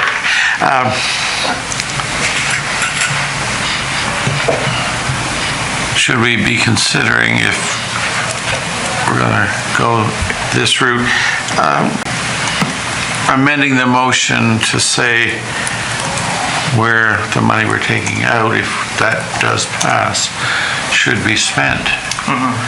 If we look around the county as a whole, there are a number of parks, trails, etc., that could benefit from a bit of consideration in these areas. That's one point. And I'm not naive enough to think that 200,000 would address them all. But it might be an idea to think of, do we have some places in mind? And the last part of it was, I guess I'm wondering, by cutting it in half, does that eviscerate the whole idea of what many of us think should be the needs that should be addressed at the Sports Hub? I'm not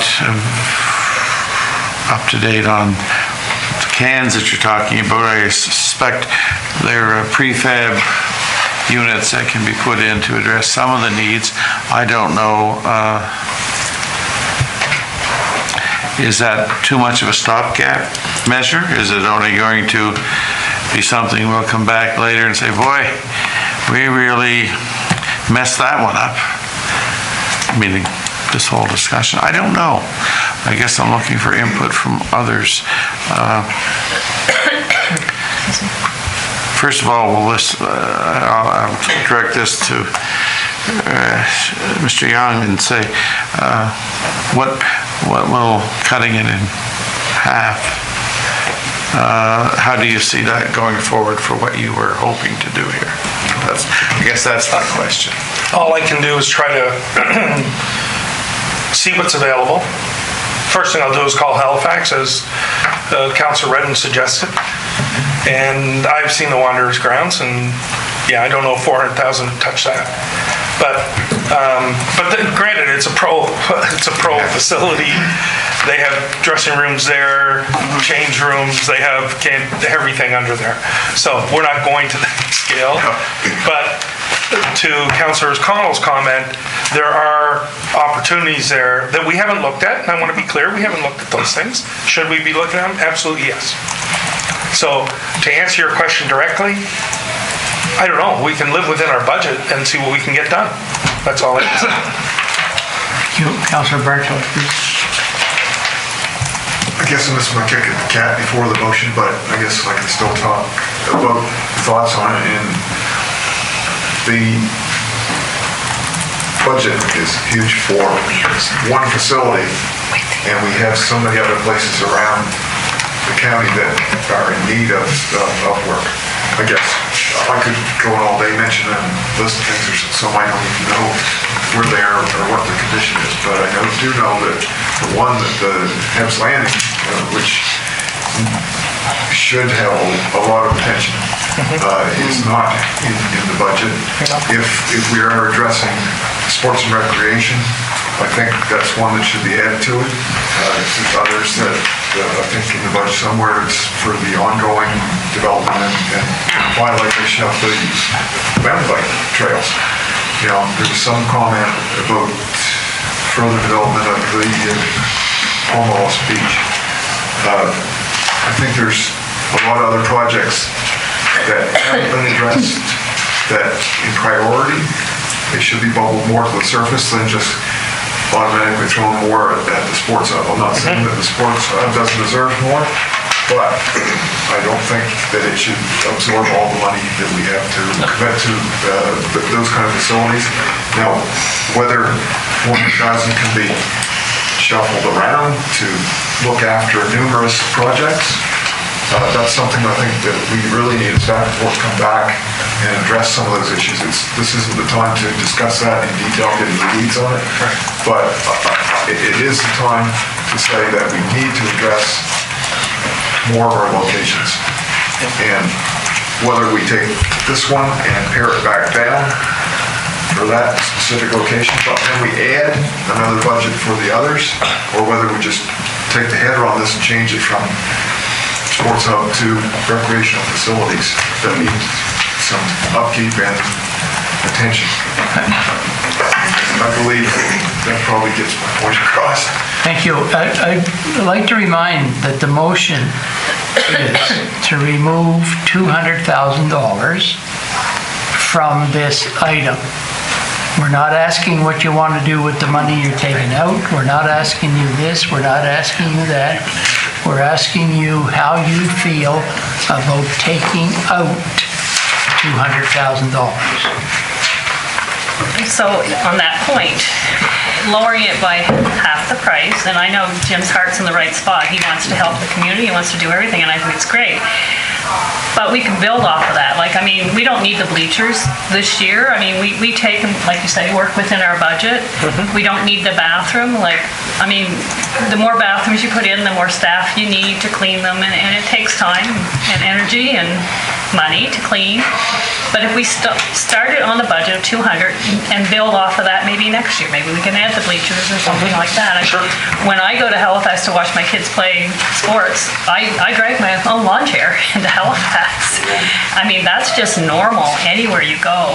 So I don't think bleachers are something we need right away. But in the future, but I will definitely support the 200,000. Thank you. To get started. Deputy Warden. Thank you. For my previous reasons, I say 0. There's no plan here. I'm not. Excuse me. What? Are you offering an amendment to the motion? I was going to do that, yes. Because of what you are speaking is not an option. That's right. Right. Fair enough. I would amend the motion to be $0. Is there a seconder for that amendment? Councillor Hudson. Thank you. Can I speak to my amendment now? Or? Yes, please. Yes. So, there's no plan here. So, as I said before, I'm happy to spend $400,000 on recreation if there's no plan. So, I would like to take it out now, pending a staff report for a plan. And I would point out that the next item in our capital budget is a tourism and marketing plan that includes a 10 to 15 year time frame on our parks and recreation facilities to the entire county, which probably doesn't take an entire year to get done, but lends a lot of insight into what we want to do with our recreational spending. Thank you. And And I wish to remind that we are talking about the amendment, which is to go to 0. Councillor Longmire, followed by Councillor Hudson, please. Put my name in there. And Councillor LeBlanc. So I tend to agree as we're working through this with the motion. I think it really does come down to... Excuse me, you mean the amendment? Amendment, right. Thank you. To a staff report, to come up with a plan. We need more details, more content. Councillor Hudson.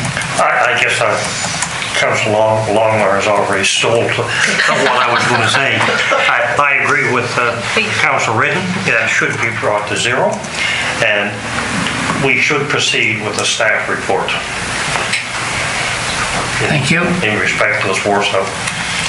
Thank you. Councillor LeBlanc. I don't like the way the motion is presented.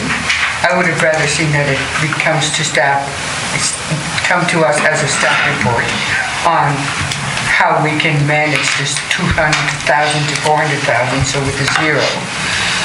And not only that, I presume that we should be able to find out how much money the sports hub has generated in the last couple of years, if there's any money there. So, as the amendment has been placed on the table, I think it would have been better served for a staff report with X, Y, and Z. So I won't be voting for the amendment because of the way it's placed. We need the extras before we go to 0. Thank you. There is nothing that precludes further motion. I agree. Councillor Prout, please. This is an interesting conundrum.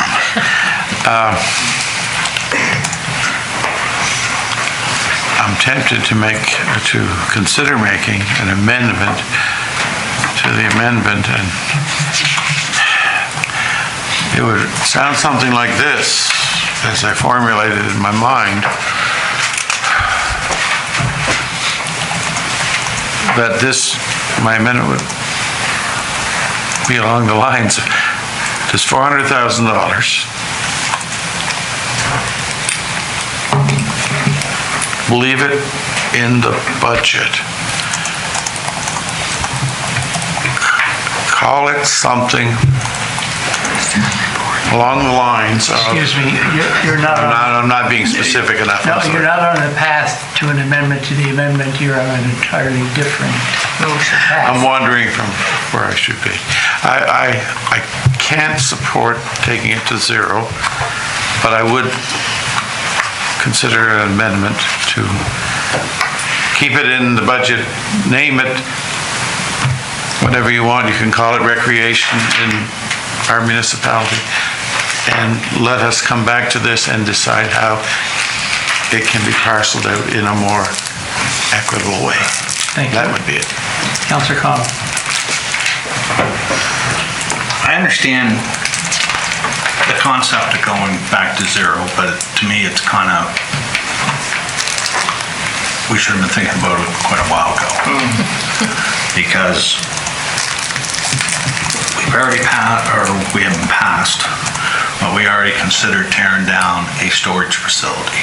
And we are on the understanding that some of that storage facility holds some of the things that needed at the park. Yeah. I won't support 0 because I think storage is the main issue at the park, the hub. A canteen, I don't fully think that is a necessary thing. Many outdoor events across this whole country. When I go to FCM, when I go to UNSM, and if you go to a local thing and see what's going on in a facility or out to an event, how many times do you see a tent up with a small canteen or serving facility? storage is our main issue at that facility. Again, I don't support storing other people's stuff. I believe we could put a storage facility up to support the hub, and that's what our concern should be. I could start with a zero budget for anything beyond that, because like I said, there's a COA grants, there's community grants, community improvement grants across that comes out every year, that why should the taxpayers be paying 100% for something that other non-for-profit groups in our county have to apply for grants? Just because we're the county and we own it doesn't mean that we should be spending every dollar of our taxpayers' dollars out when there's grants available. I think we should be trying to achieve things by getting grants. So I have a hard time, I can't support starting with zero budget. I really think, as much as I know this facility is costing a lot, and it's nice to have and nice to improve, and hopefully it will bring people and events to our whole county. We still need storage there. So I can't vote to start with zero. Of course not. I can vote to start with even lesser than 200,000. But I think we really need to think about, right now, we need storage at that facility. Anything beyond storage, I 100% agree with everybody that said we should have a plan, a multi-year plan on how we're going to achieve, how we're going to look for grants, how we're going to achieve all the things that the people in the community of Bridgetown or that use that facility, their dream list, what they think they need at that facility, and then a plan put in place on how do we achieve that. But I just can't vote for zero. Do you think we could come to a vote now? Yes. No? Question. No, Councilor Bartow says no. Well, I did have my hand up before and you didn't recognize me, so I just want to say that my 2 cents worth might not mean much in the total vote, but for the reason why I do agree with the zero budget is because it's not saying that we can't do that, but I would encourage a report coming back addressing more of the recreational facilities or separating this out with a more detailed report on lesser amount. It's not saying I want zero. Excuse me, that's not the content of this motion. Yeah, It is to the motion is for the $0 budget, and that's what I'm talking to. We would like to hear whether you are supporting it or not. I'm getting to that. Thank you. And for those reasons that I just brought forward, I won't support that, but I would accept the new submission at a later date. Prior to the vote. Thank you. Are you sure? Not really. Okay, we are voting on the amendment to the motion, and it is to reduce the amount to zero. All in favor?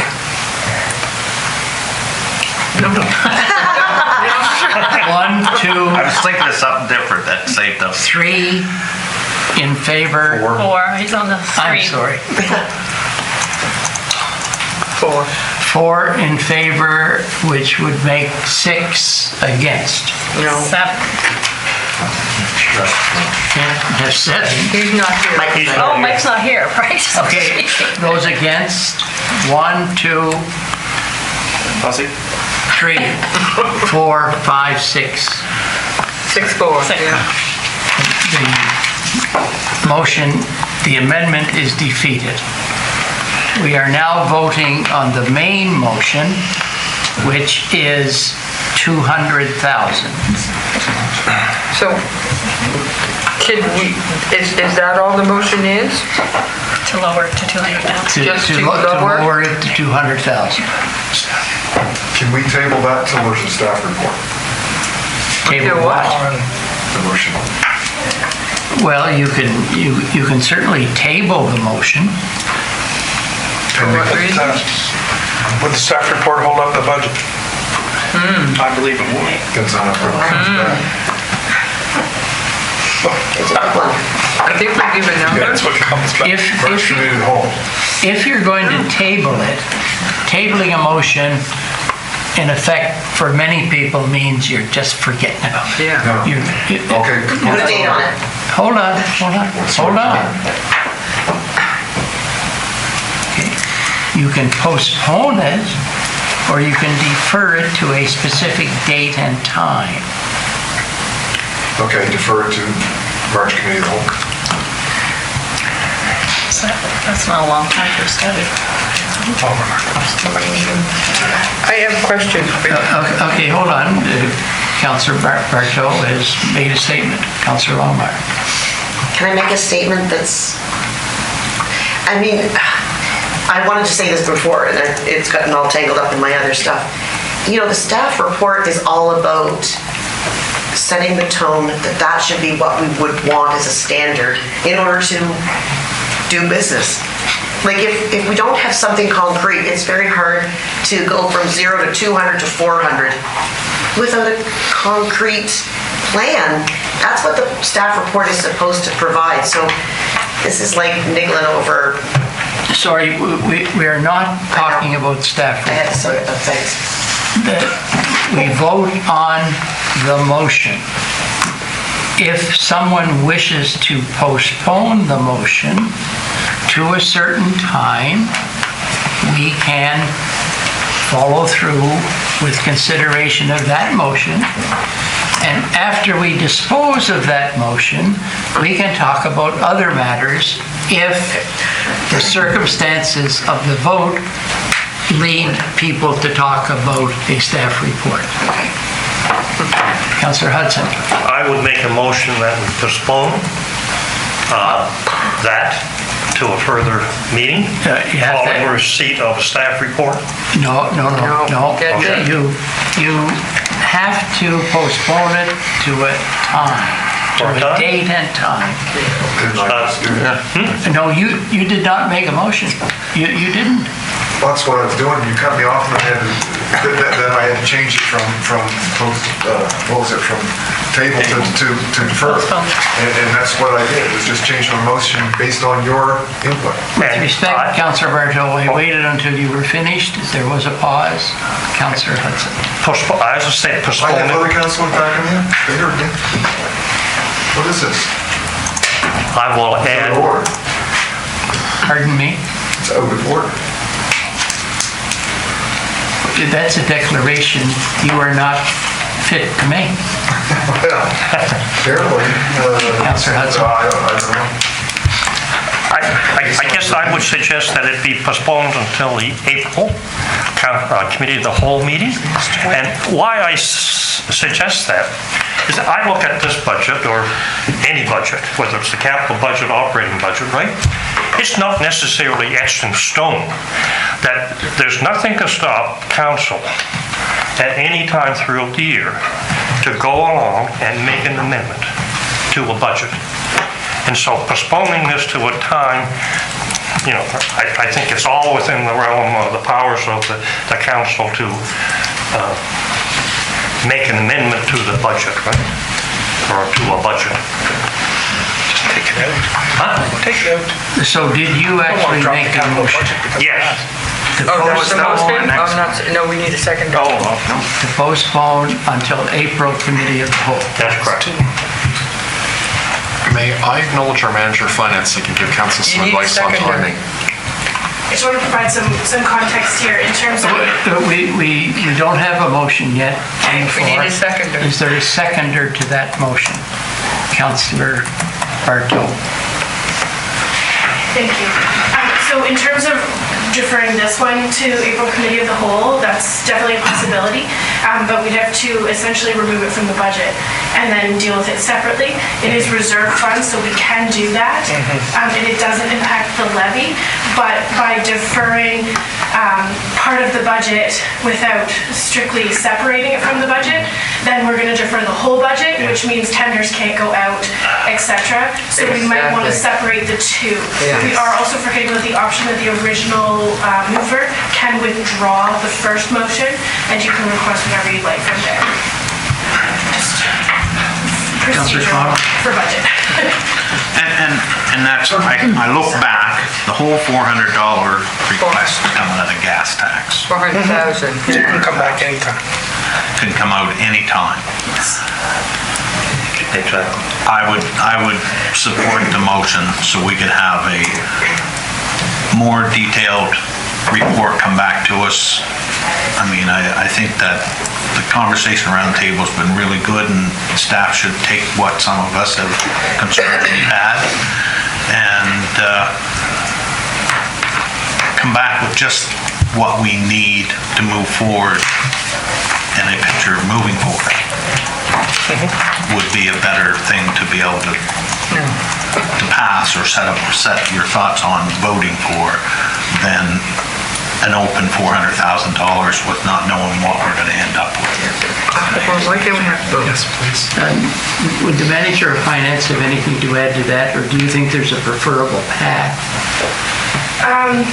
Whether the motion on the floor, I believe right now, is still the original motion to reduce it to 200,000? No, actually, the No. motion on the floor is to postpone To it defer that. until April. I Postpone would till recommend April. against that motion because that is going to derail the whole capital budget.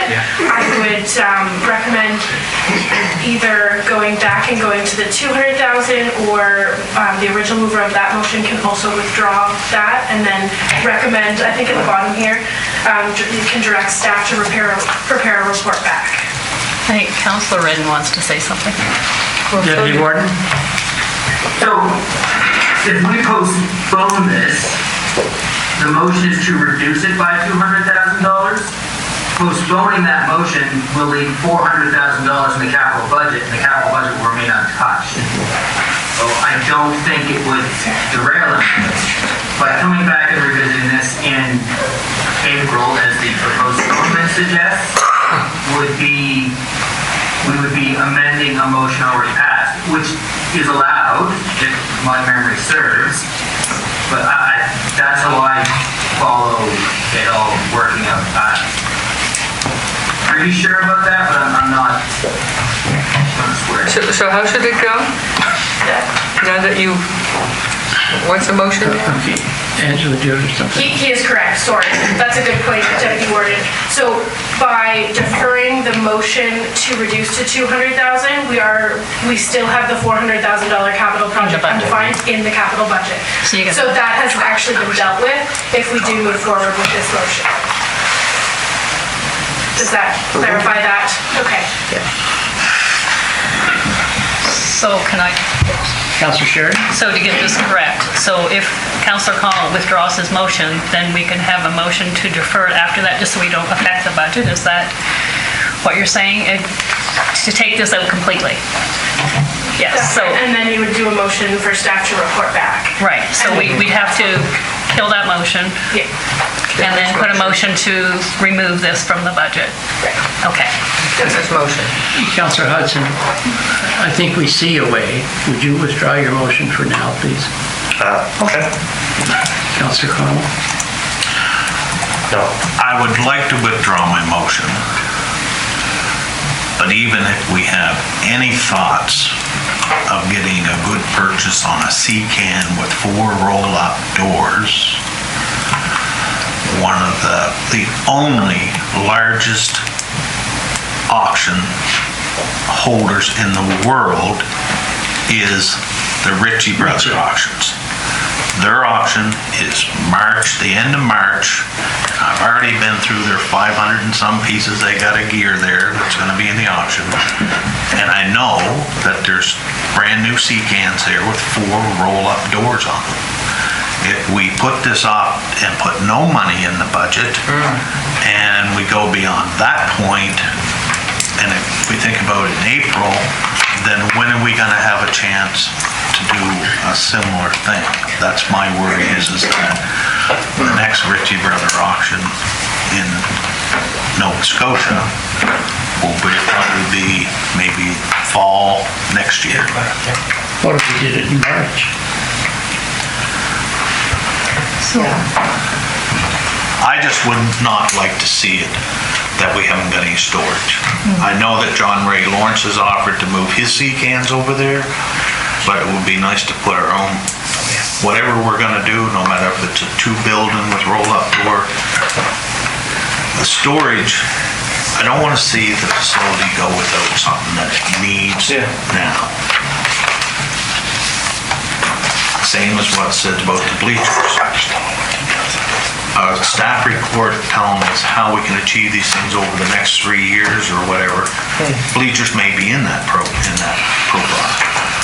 But my concern is that that facility really does need some form of storage sooner than later.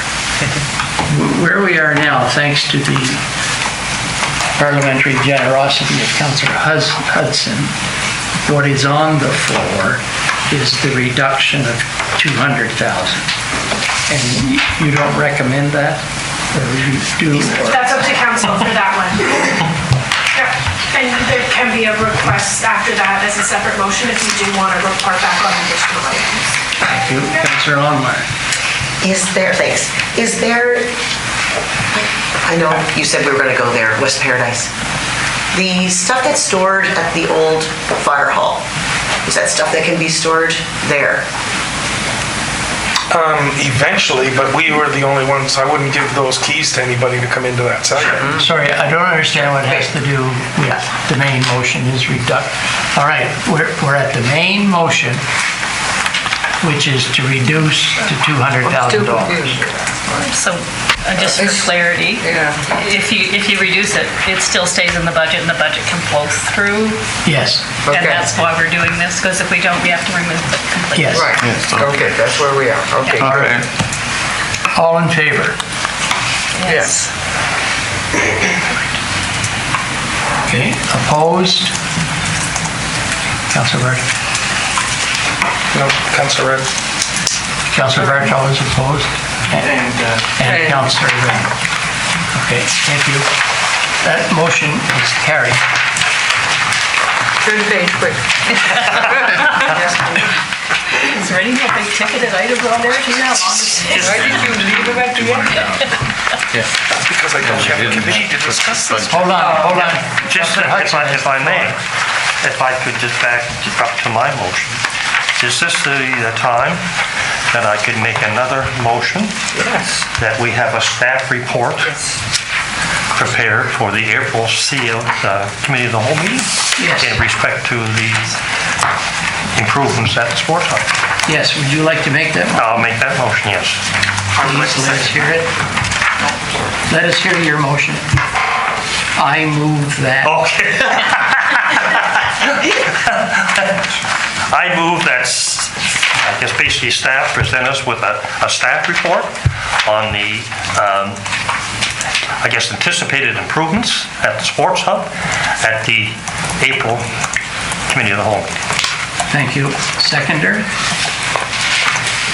Councillor Edwell? Is there any discussion on that? All in favor? Yes. Opposed? Thank you. That motion is carried. Jim?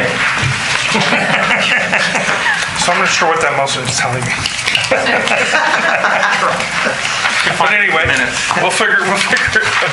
So right there, Warden, our engineer has stated that he's not clear on what that motion's giving him direction, what we want. Stuff for the... I thought he was being a bit jovial in that. I was being a little bit jovial. I can work at details. We have a budget. I can work at details to look at what Councillor O'Connell's talking about and things like that. But I'm wondering about long-term vision for the sports hub? Yes.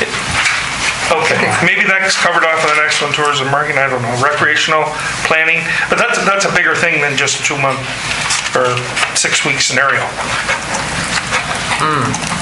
Unless, I want to be clear what you're looking for. Because I'm not clear right now. Okay. I have an idea, but Councillor Ansel. I don't know if I'm shooting in the dark, but it's mostly a foundational report of what can be done at the hub, right? Like, what do you mean, what can be done? So in regards to your project for what, in regards to what are the options and what can we be doing over, say, a 10-year period for capital improvements to make the hub sustainable? Oh, wow. Okay, I'll take that one. Yeah, I was going to say, you're talking.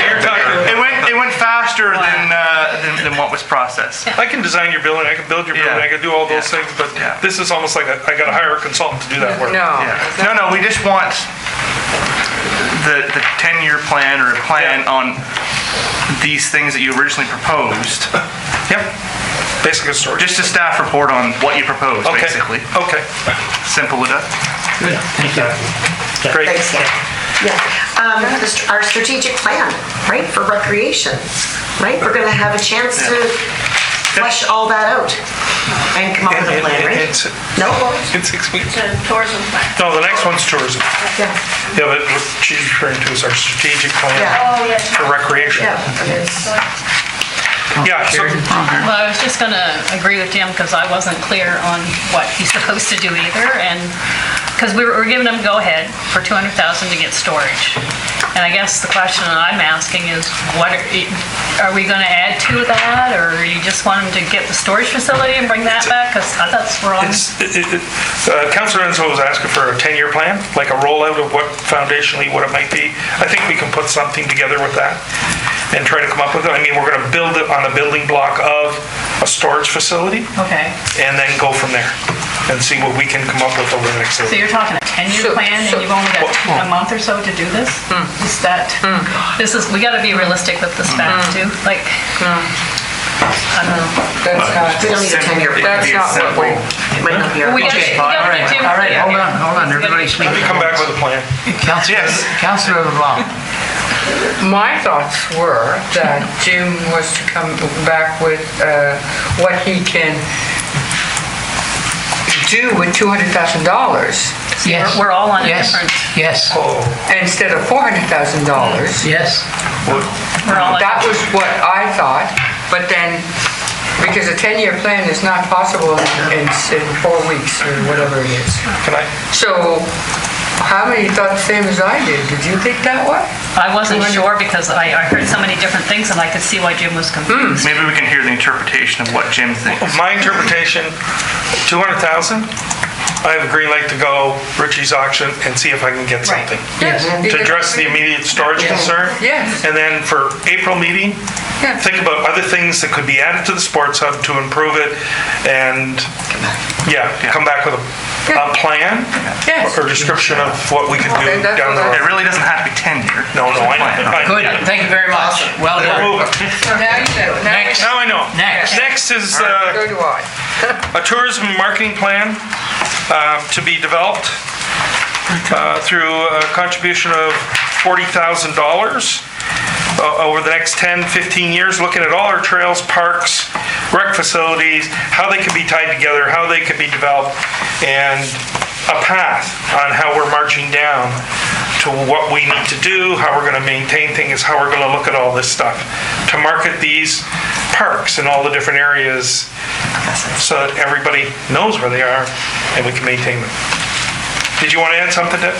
Well, it's a comprehensive tourism master plan that would look at the whole county collectively of where we got in all our assets and what are the benefits of that and how we can best position ourselves over the next 5 to 10 years in terms of marketing efforts in the agri-tourism business, in the recreation business, and obviously for recreational opportunities as well. What is it that's so appealing for tourists to come here? And what is it?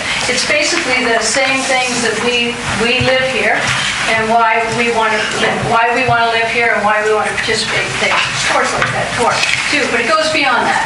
It is those anchor pieces, like those destination things like the sports hub or the Upcomings Trails or those kinds of things. What actually brings people to Annapolis County and how we can expand it. So it will look at the big picture planning for sure. And it will include our parks and trail opportunities because they're very much integral to what it is that we're going for. And it will also look at what are some things that we need to have in the future. So that's what it is. Thank you. Councilor Connell? Yeah, because that's my concern is that, some of our areas, there is some advances we could do to some of the districts to make them more appealing. There's programs coming out, securing the shorelines and stuff like that. I'll go back a few years when the Minister of Tourism came down and told us to look at what the South Shore has done on their all along the South Shore with making pull-offs and picnic areas and touristy areas for people to visit. And like when I took our warden along Port George and just pointed out that there's probably 1.5 kilometers, 2 kilometers that Natural Resources owns between transportation and the Bay of Fundy that would be a heck of a project to do, to make a good, backfill it in, put some rock for retaining. I'm sure that if they're gonna come out with some funding for shoreline protection, we could probably grab some funding from some of that and partner with other partners to save, protect the road, but also make a nice walking trail. So I don't think we should be just looking at existing parks. I think we should be looking across our county how we can improve different things in different areas. Great. Thank you. If I may add to that one, I think we've never really asked a fundamental question of what are we trying to achieve with tourism, and we've never really collected council's vision. Do we want to create fee-based revenue for the municipality? Is our goal to help local businesses, things like that? We've never really thought about it. We've never really done any research on what kind of programs and activities could be successful here in this area in Nova Scotia. So I think those are some things that we can achieve there. And collecting some council vision on what are our overall goals for tourism. Okay. Thank you. Next one up is Cornwallis Park. Council supported that with their motion. We need to do some more work there, and a budget is proposed to increase the original investment of 15, add another 55 to it total through grants and recreation reserve. And to make it accessible platform and things like that, because obviously we can't make it accessible down to the beach. It's too difficult to do that. Okay? Is that an extension of the trails? No, it's a standalone park at the end of Cornwallis Park. But does a trail hook up to it, Deb? I think it does. No, well, I don't know what trail, but if you're referring to the Tidal Beach Park, which is to create a loop, most of you were there for a visual perspective. But it's actually create a parking spot, have a driveway put in on our land, and then which is already there, it's just going to be enhanced. And then put in a spot for 10 parking spaces with some accessibility, a loop pathway, and then an accessible pathway that will go down to the beach. So that's people with mobility issues or what have you. To get on the beach, that's another story. You can't get a wheelchair on it. But what you can do is if you're in a cane or you got a walker, you can get down to the beach and enjoy it with your family. And if you're creative with some of the hippo camps, if you want to use that, you can sign that out from our Recreation Services Division, and then you'll be able to go onto the beach. So there are those kinds of things, but that's what it's for. So the additional funds is, we already know some of the quotes that come in have actually increased substantially. So the extra $20,000 should make a huge difference in actually completing the project once we tender it. So thank you. Okay. So this would proceed after we receive the grant funding? Or once we find out about the grant funding, whether it's been approved or not? I know that there's you're saying extra grant money. I found 6. And I found another 3 in the community commitments for the park. But I think you're 20 and you're 15, that's what's pretty much going to be doing. Add that to your 6 and there's your budget. So because I've already inquired about other funding initiatives and the accessible grant, which I was hoping to get money, I had my fingers crossed, and I know Jim and I had those conversations, but that wasn't possible under this particular project. So. Thank you. Councilor Connell. What I like about this is exactly that. Grants. Yeah. We didn't see one grant for the hub. No funding coming in except for our taxpayers' gas money. That's what I would be looking for to support the future endeavors at any park. I don't think that we should be,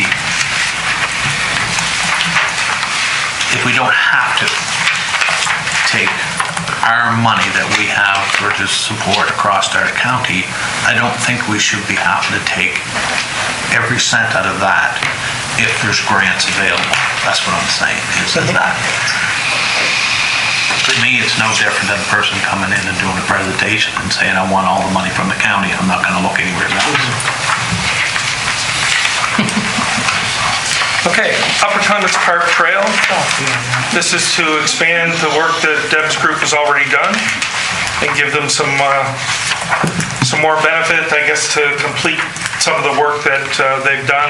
As I said before, Public Works has helped them extensively with cleaning up materials. We still have more to clean up, and we'll continue to assist in the development of that.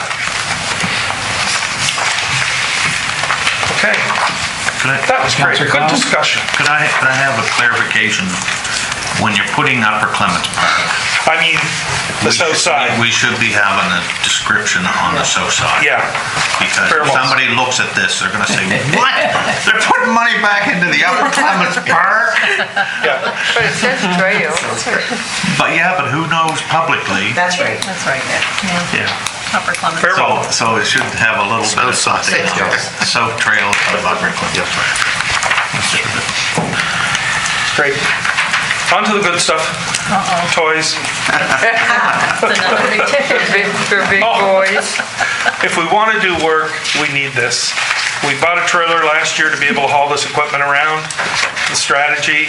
Now we want to go. When we get approval, we'll go to the Ritchie auction because they will have equipment available. This doesn't have to be brand new. A brand new one, yeah, we might be at the 130, 132 range. A used one will come in a lot less than that, and we'll see what we can get. And that would be the intention. A compaction roller, we don't have one. So the little potholes that were filled in out here, back and forth. What is a compaction? It's a vibratory roller. You can sit on Is that it, like a steam roller? Yeah. except miniature. Yes, What did you call it? a compaction roller. So they vibrate, it vibrates. I would like to see, and this is only my opinion, and I'm not trying to coax everyone in my opinion, but this is a field I've worked in for 30 years. I called Hiltz Equipment in Halifax yesterday.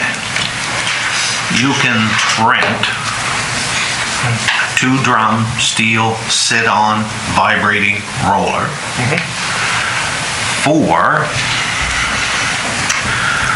$3,756, taxes included, for a month. Okay. You want to spend $50,000 in buying one. Or buy a used one. Up to $50,000. Which would be less. And when I look at that, I realize a few things about asphalt. Unless you're going to buy an asphalt plant, you're in the mercy of Dexter's asphalt plant opening in Halifax in early spring.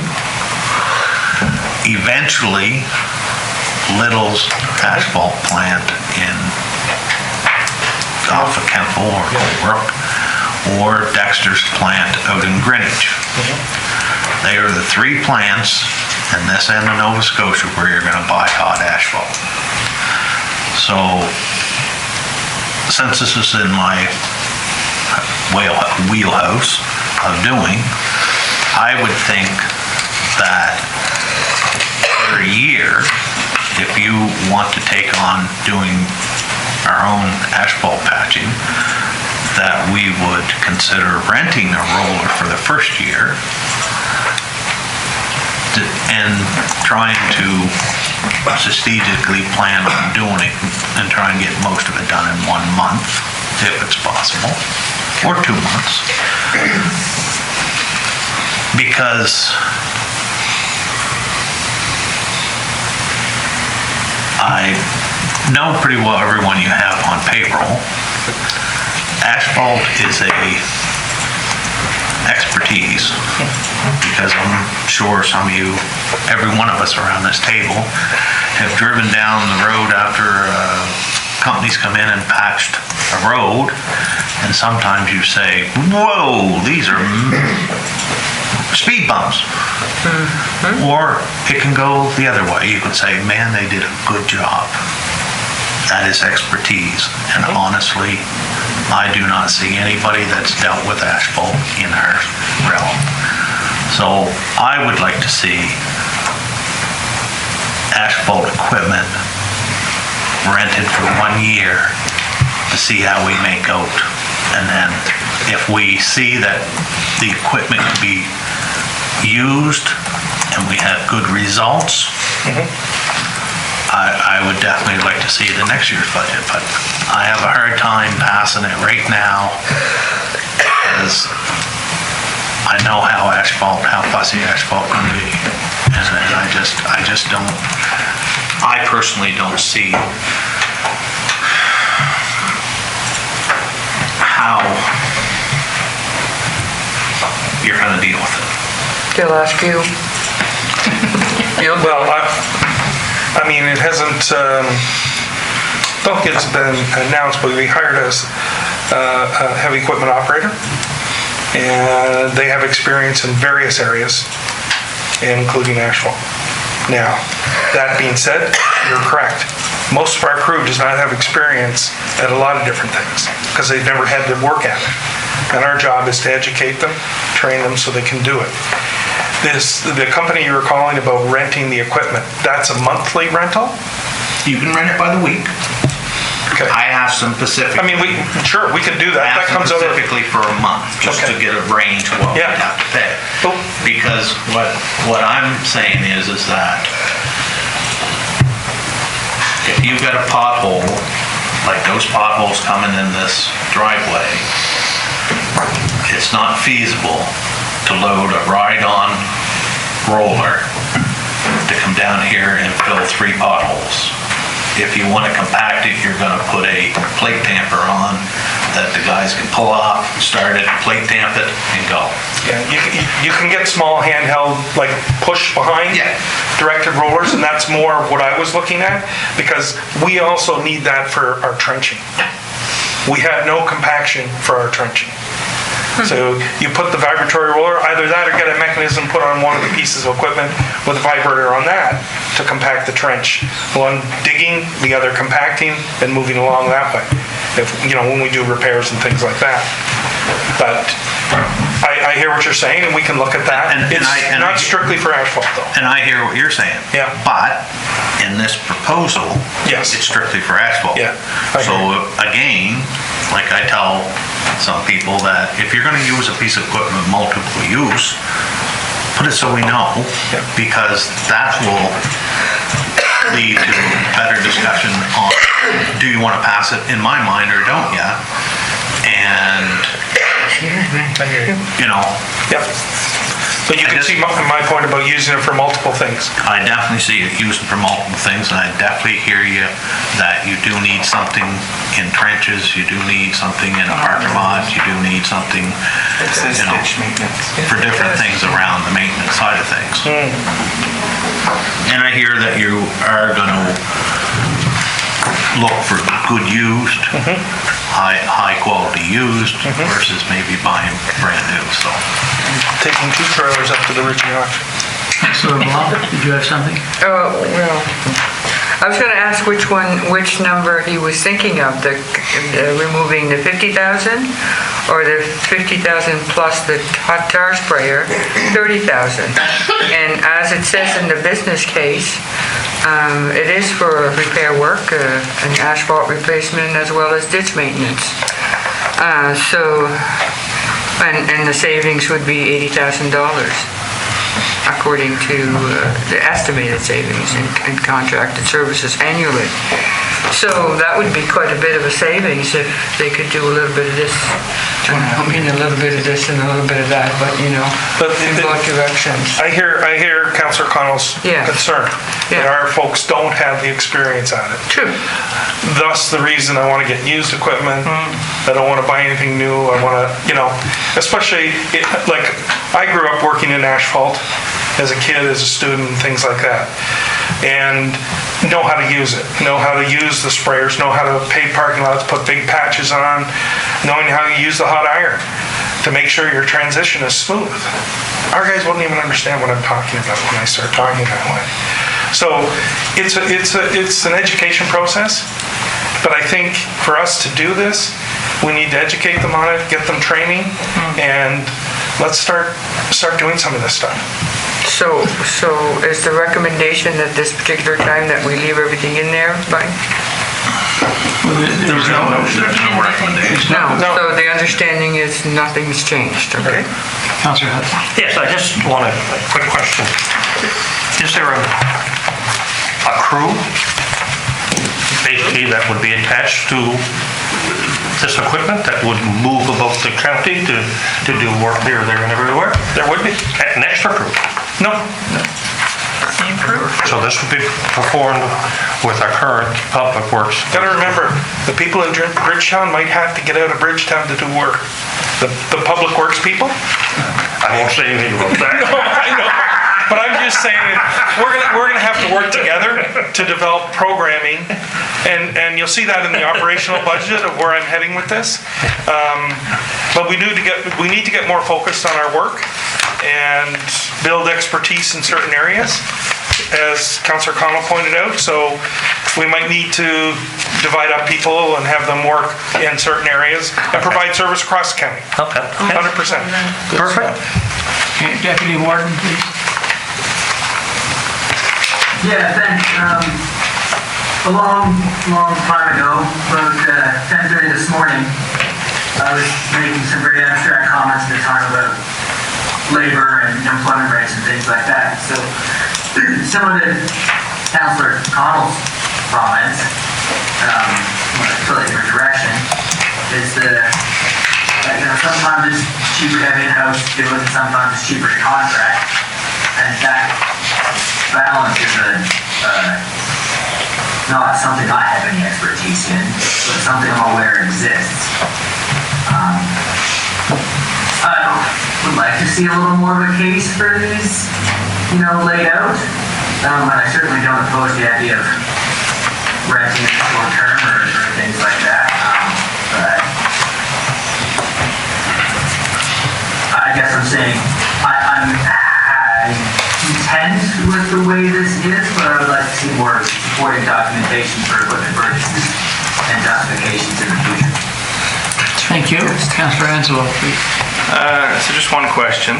So with the estimated savings of 80,000, I'm assuming that's just a portion of what we would usually contract out for those services, or is that all of it?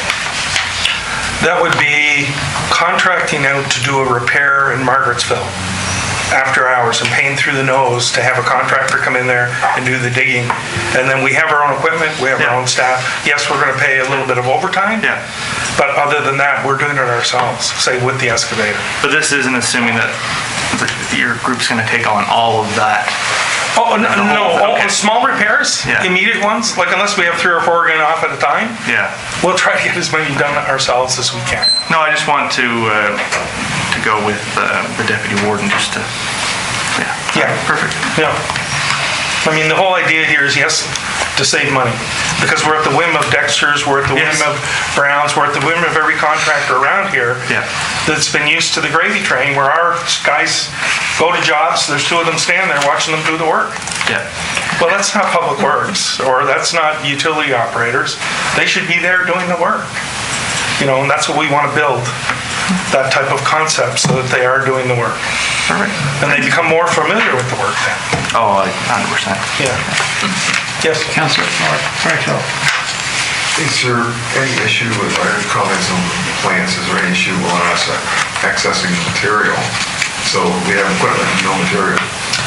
You could go in there with your pickup truck and buy asphalt if you want to pay the price. Yeah.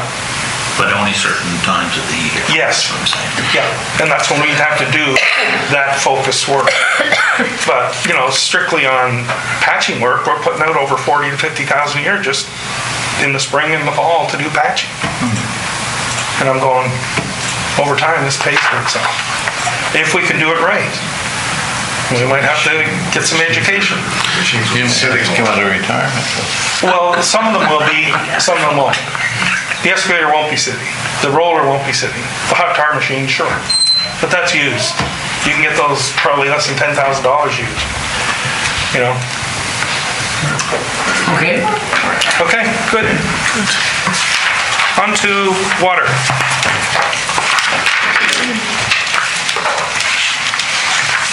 And my final slide. First of all, the general water improvements, $225,000. That deals with purchasing of valves. We have no supply of equipment. It deals with more purchasing of hydrants. And I don't know if you're aware, but you probably are, at the ends of Bridgetown, Middleton, or not Middleton, but Margarettsville, even some places in Cornwallis Park, not so much. You see the water running. Water running. Okay?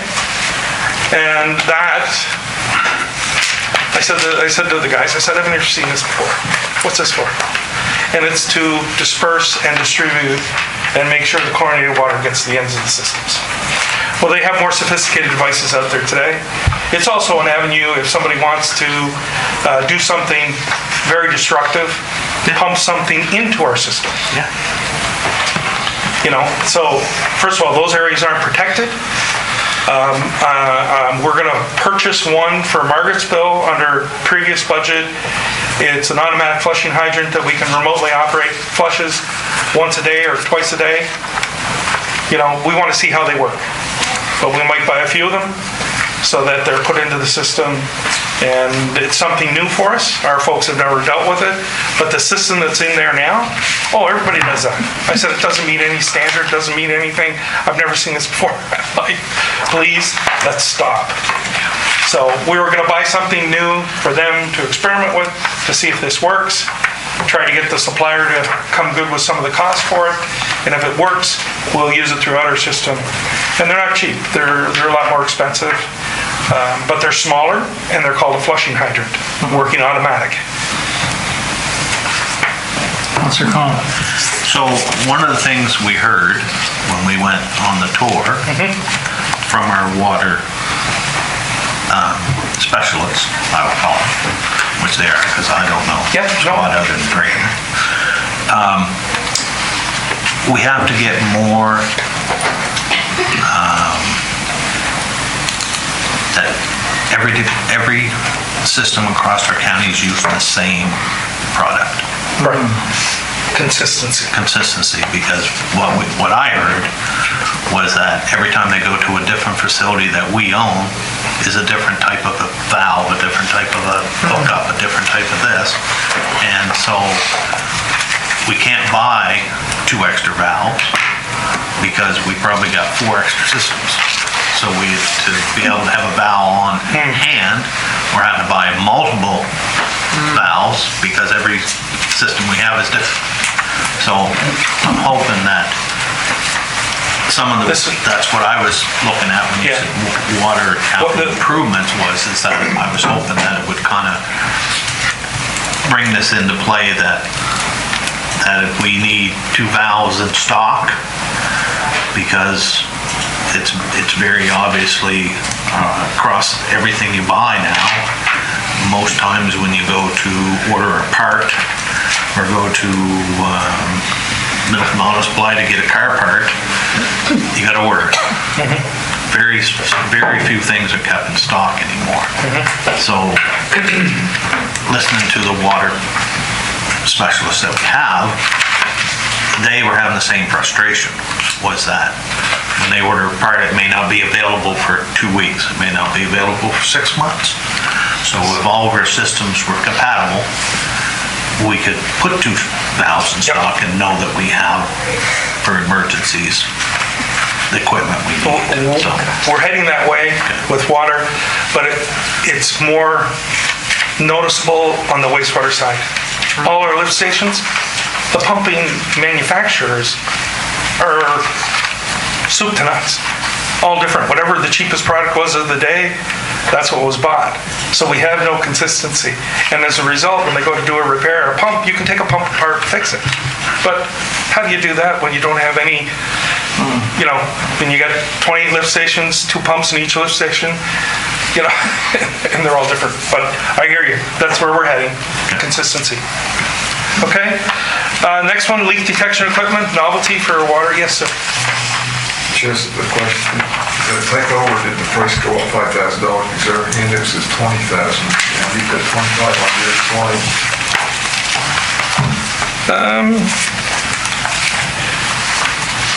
Yeah, maybe I don't know. We'll check, but it's around the $20,000 mark to buy a leak detection unit, and a novel thing for somebody trying to operate a water system to find a leak. And you track this equipment along, and it will determine where the leak is, because especially a place like Margaretville, it's all rock. Water could be leaking here and it come out way down there, 30, 40 kilometers away. Well, this equipment will help us isolate the area where the leak is focused. So it's important to have. Yes? So is this like a mobile unit that you would just kind of... Yeah, it's handheld. You go along and it'll read that all of a sudden you're losing water pressure or whatever. Yeah, it actually senses the water running in the ground along where the pipe is. Senses where the pipe is, where the water's running along the ground as well. You don't use a steel rod to just... Or a wood one. You can do that. Water rich. But we're moving on from that. The next one up is requirement under regulatory is our 10-year cycle for water system assessments, third-party assessments of the state and operation of our water systems. It's a routine process that we have CBCL doing that for us on our 3 water systems and reporting to the province for us on that. So the last time they were done was 2013. This is 2023. They have to be done by law. And the final piece in this is the study for upgrading and replacing the tower in Granville Fair.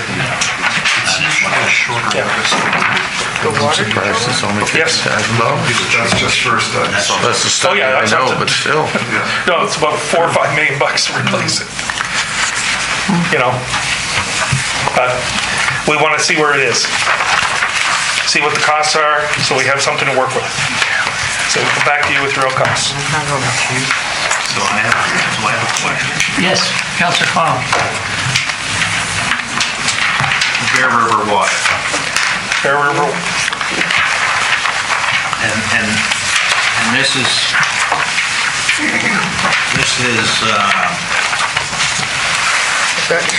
been a concern on my arguments on other parts of this budget, is that we're more than willing to spend even $200,000 at a recreational park, but we have a community that doesn't have potable water. To me, our priorities are backwards. That's almost why I supported the zero budget, is because we put Bear River Water off many years. Like I said, back in when they redone the tunnel for Cornwallis Water, we talked about how we could divert the water from Lake Katy down to Bear River. So, I mean, it was talked about back then. We keep getting reports that, well, we gotta wait to see what we can get for government grants. I don't wanna wait for government grants to support a community within our county that has businesses, that tries to keep tourism in our county, tries to keep people in that community. I honestly think that we should be looking and have something in this budget. If there's water found on the Bear River side, we should have some money in this budget that we could drill some wells. You gave me $50,000 to do that previous year. That's underway right now. When we get the details done, I'll be coming back to you with a plan of what it costs to build the water system. Right. And to me, that's what our reserves are for, and that's why the requests are for. To me, when you come back and give us an overview of what it's gonna cost, and if there is a spot that we can get water, then at that time we make a decision on bringing money out of our reserves and getting that. But it just, public, when people, especially in that area, know that we talk about water, and we've talked about water, but we've never really shown any effort in advancing on getting them water. The effort's underway. So I hope to be it's able to great that report we back. say that in this concept, but when people look at the capital budget from down there, they're gonna say, well, there we go again. You know, and I don't know how we put it in there, but I hear what you're saying. I know what we're open that we can always go into our reserves when a request comes forward. Sure. But it's just the concept of having something in the capital budget showing if we're bringing money forward because that job hasn't been done yet. Even if that was shown that we were doing, money is being brought forward from last year's budget to continue the on-look or looking for Right. so people that read the capital budget can see that we haven't forgotten them. That's my biggest. You can do that. Fair enough. Councillor Sheridan. So, we spoke, Jim, a while back in regards to the village of Lawrencetown, and we were going to talk about their project in the capital budget. Is Yeah, that possible? today we could, but I'm suggesting you wait for me to bring you a report back Okay. on the details for the March budget. It's independent, it's coming out of gas tax. Okay. Okay, it's not gonna affect our budgeting process for operating budget. So we'll come back with a plan to discuss that with you and their project that they propose for this year, and hopefully have some comments about what to do with the request from last year as well. Okay, thank you, because know it's there. originally we were going to invite them to come here today. Right. And they couldn't make it, so I just wanted to make sure it was brought up. Yep. Thank you. Deputy Warden, please. Mostly I was going to bring up what Councilor Sheridan did, because I've been chasing one of those projects around for 6 months, and had lots of information from many places, but none of it seems to be right anywhere. So I'm fairly frustrated with it, especially since I've had absolutely no comments back from anything from their email the other day about their project. No of it being received or received. So that is my call today. Thank you. Councillor Connell. Did we previously make a motion for this to come to March council? Not yet. Good. Because it should come to March committee of the whole, because Mike Gunn hasn't had any opportunity to put any input in on this. And if we get home over the next few weeks and we get a chance to sit down and really think about what everyone's had to say, and we may have something to add to it. If we send it to council, it may not give us enough time to get into that discussion. So I would think that we would send it to March Committee of the Whole in case we do have a few more kicks at the can before it goes to council in March. Yeah, may I call on our manager of finance to help answer Councillor Connell's question, because she can give us insight on the timeline needs. This is essentially a committee of the whole. It's a special committee of the whole, but I'm not sure the committee of the whole can refer it to committee of the whole. So I believe it might have to go to council, but council can still make recommendations or motions to exclude or add at that time. But I don't believe the special committee of the whole can refer it to committee of the whole. I might have to confirm that if somebody knows otherwise. I'm not. Well, this is the committee of the whole. Right. Precisely, exactly. So we would be referring to municipal council, and then at that council meeting, you do still have the ability to modify motions that day. Deputy Warden has something to say. We could simply book a special council at the end of the committee of the whole date to accommodate that timeline. Sorry. In March committee of the whole, at the end of the committee of the whole. Do a special council. That's weird. Are we wanting to get it in before the March council? No, I Because it could was just thinking go to to be the able, council. I was just thinking of a process to use that date per the councillor's request for that kind of timeline.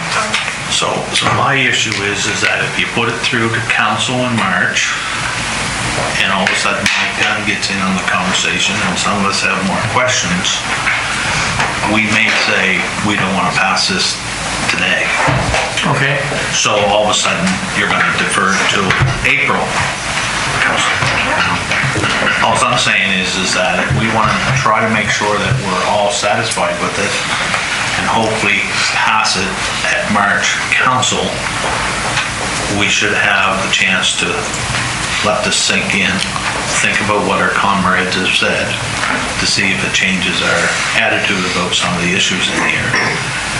And, like I said, we have a councillor missing that he may bring some good points to it that might, I'm not saying we get into a day discussion like we had today, but all I'm saying is that don't be disappointed if it's sent through to March council and someone steps up the plate and says, I want this put over to April council, because I have more time to think about that. Why don't we just continue this special committee of the whole? In March. Yes. Like reschedule. Okay. That's an option. So we wouldn't pass anything today, we would schedule another meeting. Today. Deputy Warden. Yes, I know. Deputy Warden. I was going to say that there's no motion on the table to approve this. So if you do not put a motion on the table to approve this, it just comes back. Or we can put a motion on the table and then defer it until whatever we see relevant. Procedurally, I think both of those would work. Correct. So really, Councillor Connell. I would just like for staff to consider making sure that it's not a one-off that we come here for half an hour. Yes. what? Excuse me. Well, we came Monday for the swearing in for 20 minutes and then left. And then we had committee of the whole Tuesday. So what I'm saying is just don't try to set a separate meeting for a special committee of the whole for half an hour.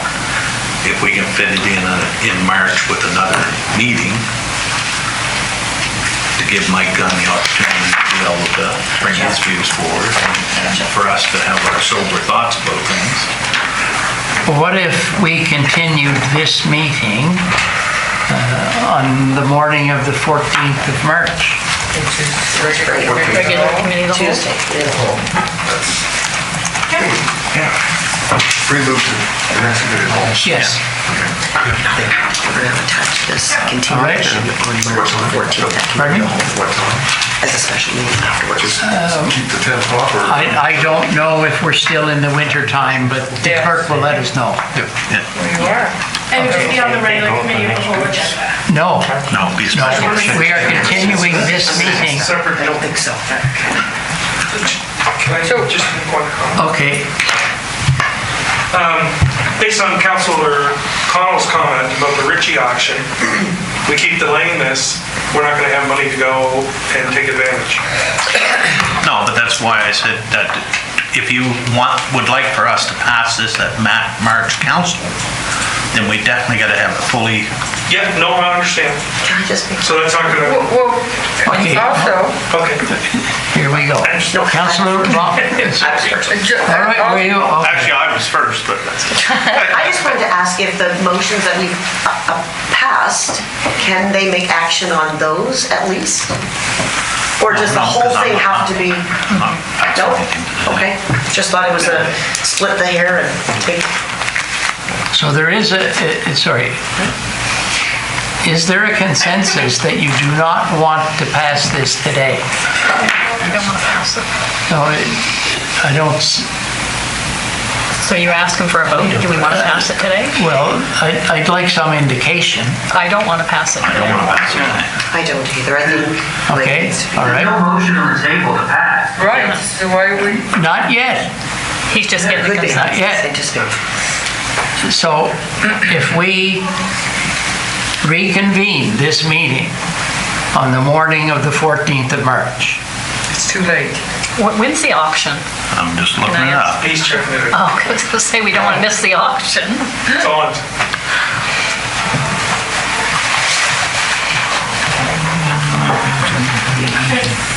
Thing with the 14th, if we have regular committee of the whole, those are typically a lot longer than councils, so we'd almost have to do it beforehand.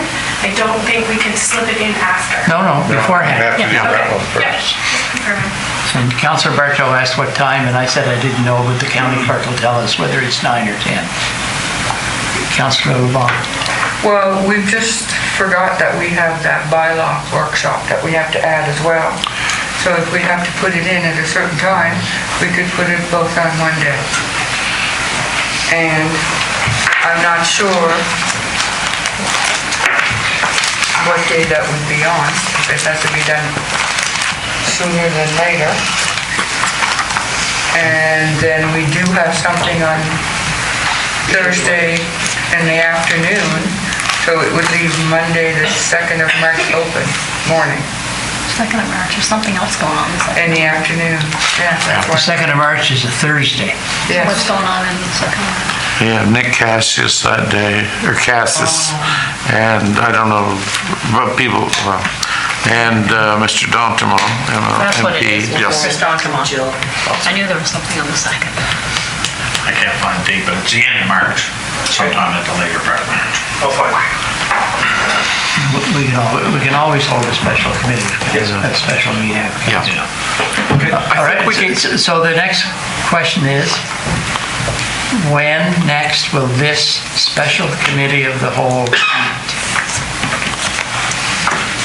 Before the auction. Before the auction. The key. Now we'll narrow it down. Well, it has to meet before the committee of the whole. Yeah. And you don't think we can do it on the same day as committee of the whole? No, it should not. Okay, What's about the 13th, the day before, the Monday before committee of the whole?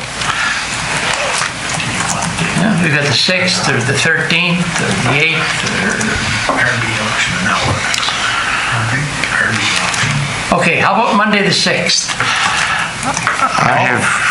I'm sorry, I can't. I can't that day either. Are you free on Thursday, or is that's when you're not free? What about Wednesday the 8th? I'm free that day. I don't know. Is that okay? I would only be free in the afternoon. Okay, So we're doing the afternoon. What time? 1300, 1 o'clock? 1 o'clock? 10 o'clock? 1 o'clock. 1 o'clock? 1 o'clock. Does it work? What date is that? The 8th, Wednesday the 8th. That's March the 8th. Wednesday, March the 8th. Well done. Councilor Gunn meeting? Should be all right. At 10 o'clock? No, 1 o'clock. 1 PM. Not all of the council could be here at 10. March the 8th, 1 o'clock. March the 8th. That's a special. Special committee of the whole. The continuation of the special. Councillor Hudson? Yes, just a question, just regarding, we got a council meeting coming up next Tuesday in regards to things that might have some time sensitivity to it. Could we not, at next week's council meeting, approve that particular item in the budget? One item, you mean? Huh? Just one item? been set, One item? One, yeah. I'm just wondering if that's possible. You know, there seems to be some time sensitivity there. But I think it was 2 items. Well, I was going to say, but I don't mean that we're going to approve the whole thing, but just things that might have some There's some time heavy equipment sensitivity in to it. the, Well, and you and I are away. yeah, we're not. But we've already had a grand attempt at it. It would be Michael getting caught up, right? Yes. Oh, yeah. Right? Oh, yeah. He's away this month. Yeah. Is that possible? Anything is possible if we can agree. Will he be in council next? Okay, Jim? I guess when Michael does get back, I would sit down with him and walk through everything in the budget and ask him what his concerns are, and he can express some viewpoints. Is he going to be back for Tuesday? No, I don't know when he's coming, I don't either. but when he does come back. No, I think Committee of the Whole need to hear his concerns I fully from the understand. beginning. Okay, so then walking through the whole thing again. That's what Councillor Connell said, and that's what folks said they wanted, was to go through. An hour and a half for double the cost. But we have, I find this strange, because if a councillor missed a capital budget or any budget before, the budget was kept on and we decided at the end. And if there was any questions, well, you'd have to ask your own questions in between. Well, that's my view, but everybody else I seem said. to think that this is a little bit, we're waiting for one specific person, and many people have, we've not done that before. So why are we doing it now specifically for one? All right, I don't know. so what is your suggestion? He could watch it on tape. What? He could watch it. He should be watching what we've discussed like anybody else. If I missed it, I'd go to the video and... Yeah, well, Councillor Educate. Connell says he's not passing anything today. Not today, No. not today. Well, Well, when do you want to do it? excuse me, Yes, Committee of the Whole makes recommendations to council, right? yes, We make motions, and that's recommendations to council, right? yes. So really, we're not passing anything today. We're not even making any recommendations today. Because we're We pass motions. We passed one. Well, I want to put another one in. I'll have to leave, I guess. All right, let me try this again. I asked it. Do people want to have another full Committee of the Whole in order to permit Councillor Gunn to go through the document and give us his views? I say, I have a question, or Okay. just a statement. If he gets caught up to speed, as others do on tape, if I'm not here on Tuesday, I'll watch the tape or whatever and watch. Then, when he comes back, he can have all his questions for this second round of Special Committee of the Whole.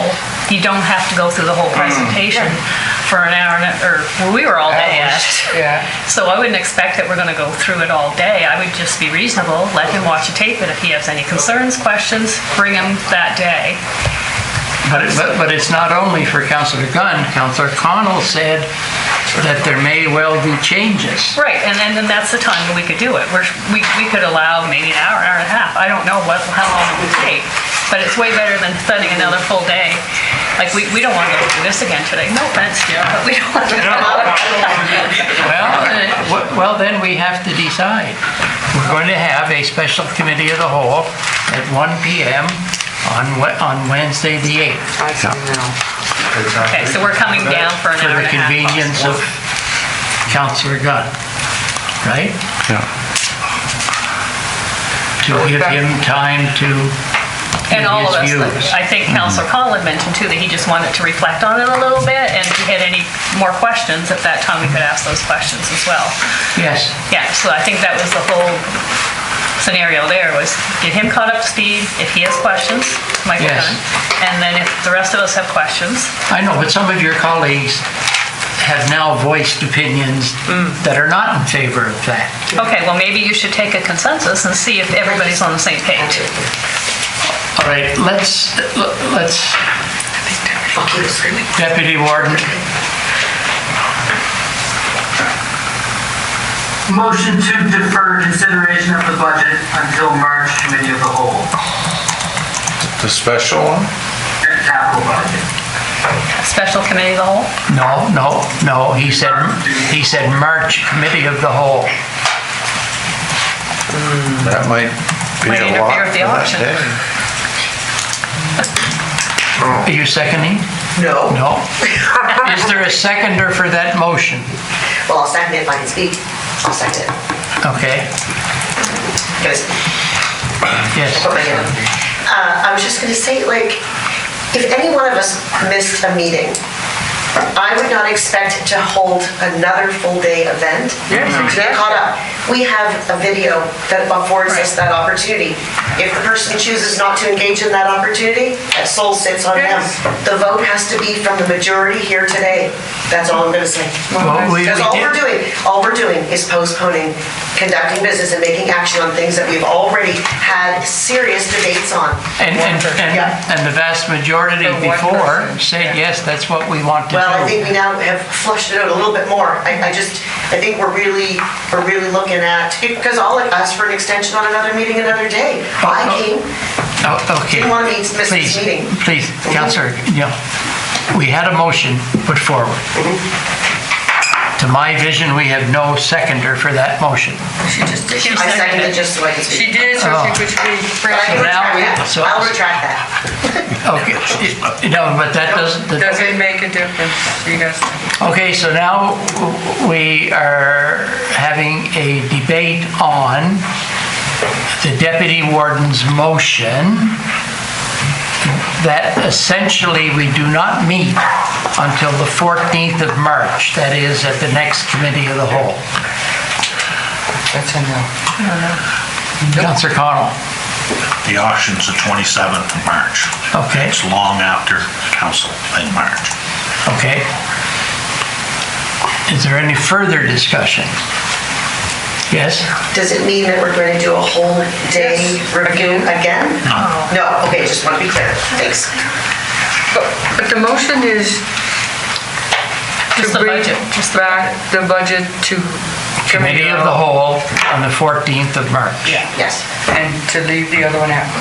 Yes, but no, that's not what it says. No, but- That's what it does. That's what it does, yes. All right. All in favor of, could you say your motion again, please, Deputy Warden? Motion is to defer consideration of the capital budget until March committee of the whole.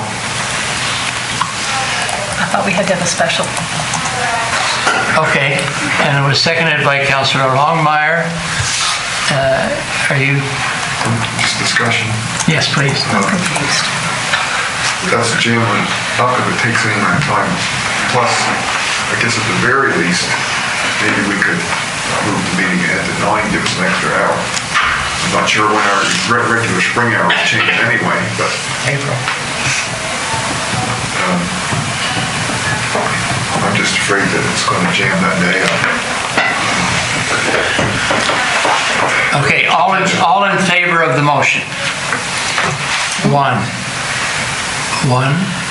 2, 3, 4, 5, 6, Give it the phrase. 7. Okay, the motion is passed. Is there any other business? So that means We cancel? So we don't have the 8th anymore? So before we go, I just want to make the motion that I wanted to make quite some time ago. I motion that municipal council request Bridgetown parking lot project from the draft capital budget for the period of April 1st, 2023 to March 31st, 2024 in the amount of $100,000 from the funding reserves Bridgetown operations. Okay, excuse me. We will now have to amend the order of the day. We should have done that at the beginning when I asked. So, shall we amend the order of the day to consider this motion, this purported motion?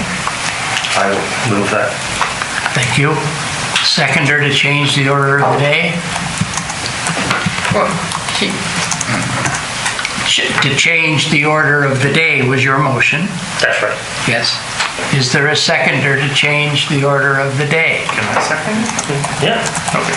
All right. Okay? All right. So, present your motion and just say, I move. Sorry. I move that municipal council request Bridgetown parking lot adjacent to the old town hall project from the draft capital budget for the period of April 1st, 2023 to March 31st, 2024 in the amount of $100,000 funded from reserves Bridgetown operation budget.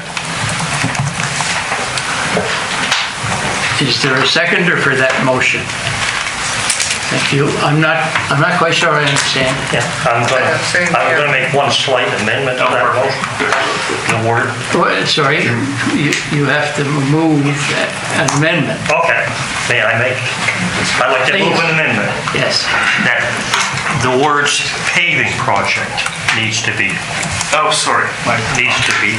I thought you said that. I thought I said Well, maybe no, I I'm afraid you didn't. It might have been the first time I said it. Sorry. Okay, could you explain the motion? I sure can. I would like to move forward with the motion to pave the parking lot adjacent to the old town hall in Bridgetown to complete that project where it is now gravel, which was brought up by many citizens in the past week. Jim, do you have any comments? No, it's just, if you guys approve the project, we implement it. But that budget would cover it. Okay, Councillor Prout, followed by Councillor Connell. Thank you. I could be mistaken on this, but it's my recollection, somewhat foggy. When this came up several months ago, wasn't there some explanation that it was suggested we shouldn't pave that because something to do with old oil tanks perhaps underneath from the former garage that was located on the site, and from there it gets foggier still, but that wasn't to be paved because it would be better to leave it as it were with the flower boxes and et cetera, and the gravel. I just throw that out to see if anyone else remembers it. Councillor Connell? I can't support the motion because it was said it was the parking lot of Bridgetown, community of Bridgetown, and it's not. That piece of land belongs to Annapolis County taxpayers. That does not belong to Bridgetown. I'm sorry? That piece of property does not belong to the village of Bridgetown or the community of Bridgetown. That belongs to Annapolis County Council or county. Previously, we heard our engineer say that, and which we discussed on putting a power unit in there for electric cars. There has to be a water line put in there. All that, I would entertain a staff report to come back on how to move forward with it, but I would not vote on taking any money, no matter if the money money comes out of the Bridgetown community rate or out of the funds that was left to Bridgetown, that's not why I'm not supporting it. I'm not supporting because I'd like to know, does a water line have to be put in first? Are we gonna put electric unit there? Does that have to be put in first? I would like to see a report come back from staff on moving forward on that project. Can I amend my motion? You can withdraw your. Okay. Start over. I'm just learning. You have to say the words. So I would like to withdraw my motion, Thank you. and I would like to offer a new motion that I move that the municipal council request a staff report to look into paving and the overall finishing of the parking lot in the municipality of Annapolis County in the community of Bridgetown and area, and to report back to the committee. Sorry, what committee? Report back to the committee of the whole on. Yeah, It's probably getting too complicated. We've been here way too long. you asked for a staff study. Perfect. Good. The seconder, Councillor Hudson. Discussion. All in favor? Yes. Motion is carried. Anything else? Well done, well done. We're adjourned. We're adjourned. Goodbye. Have a good trip. Where you get,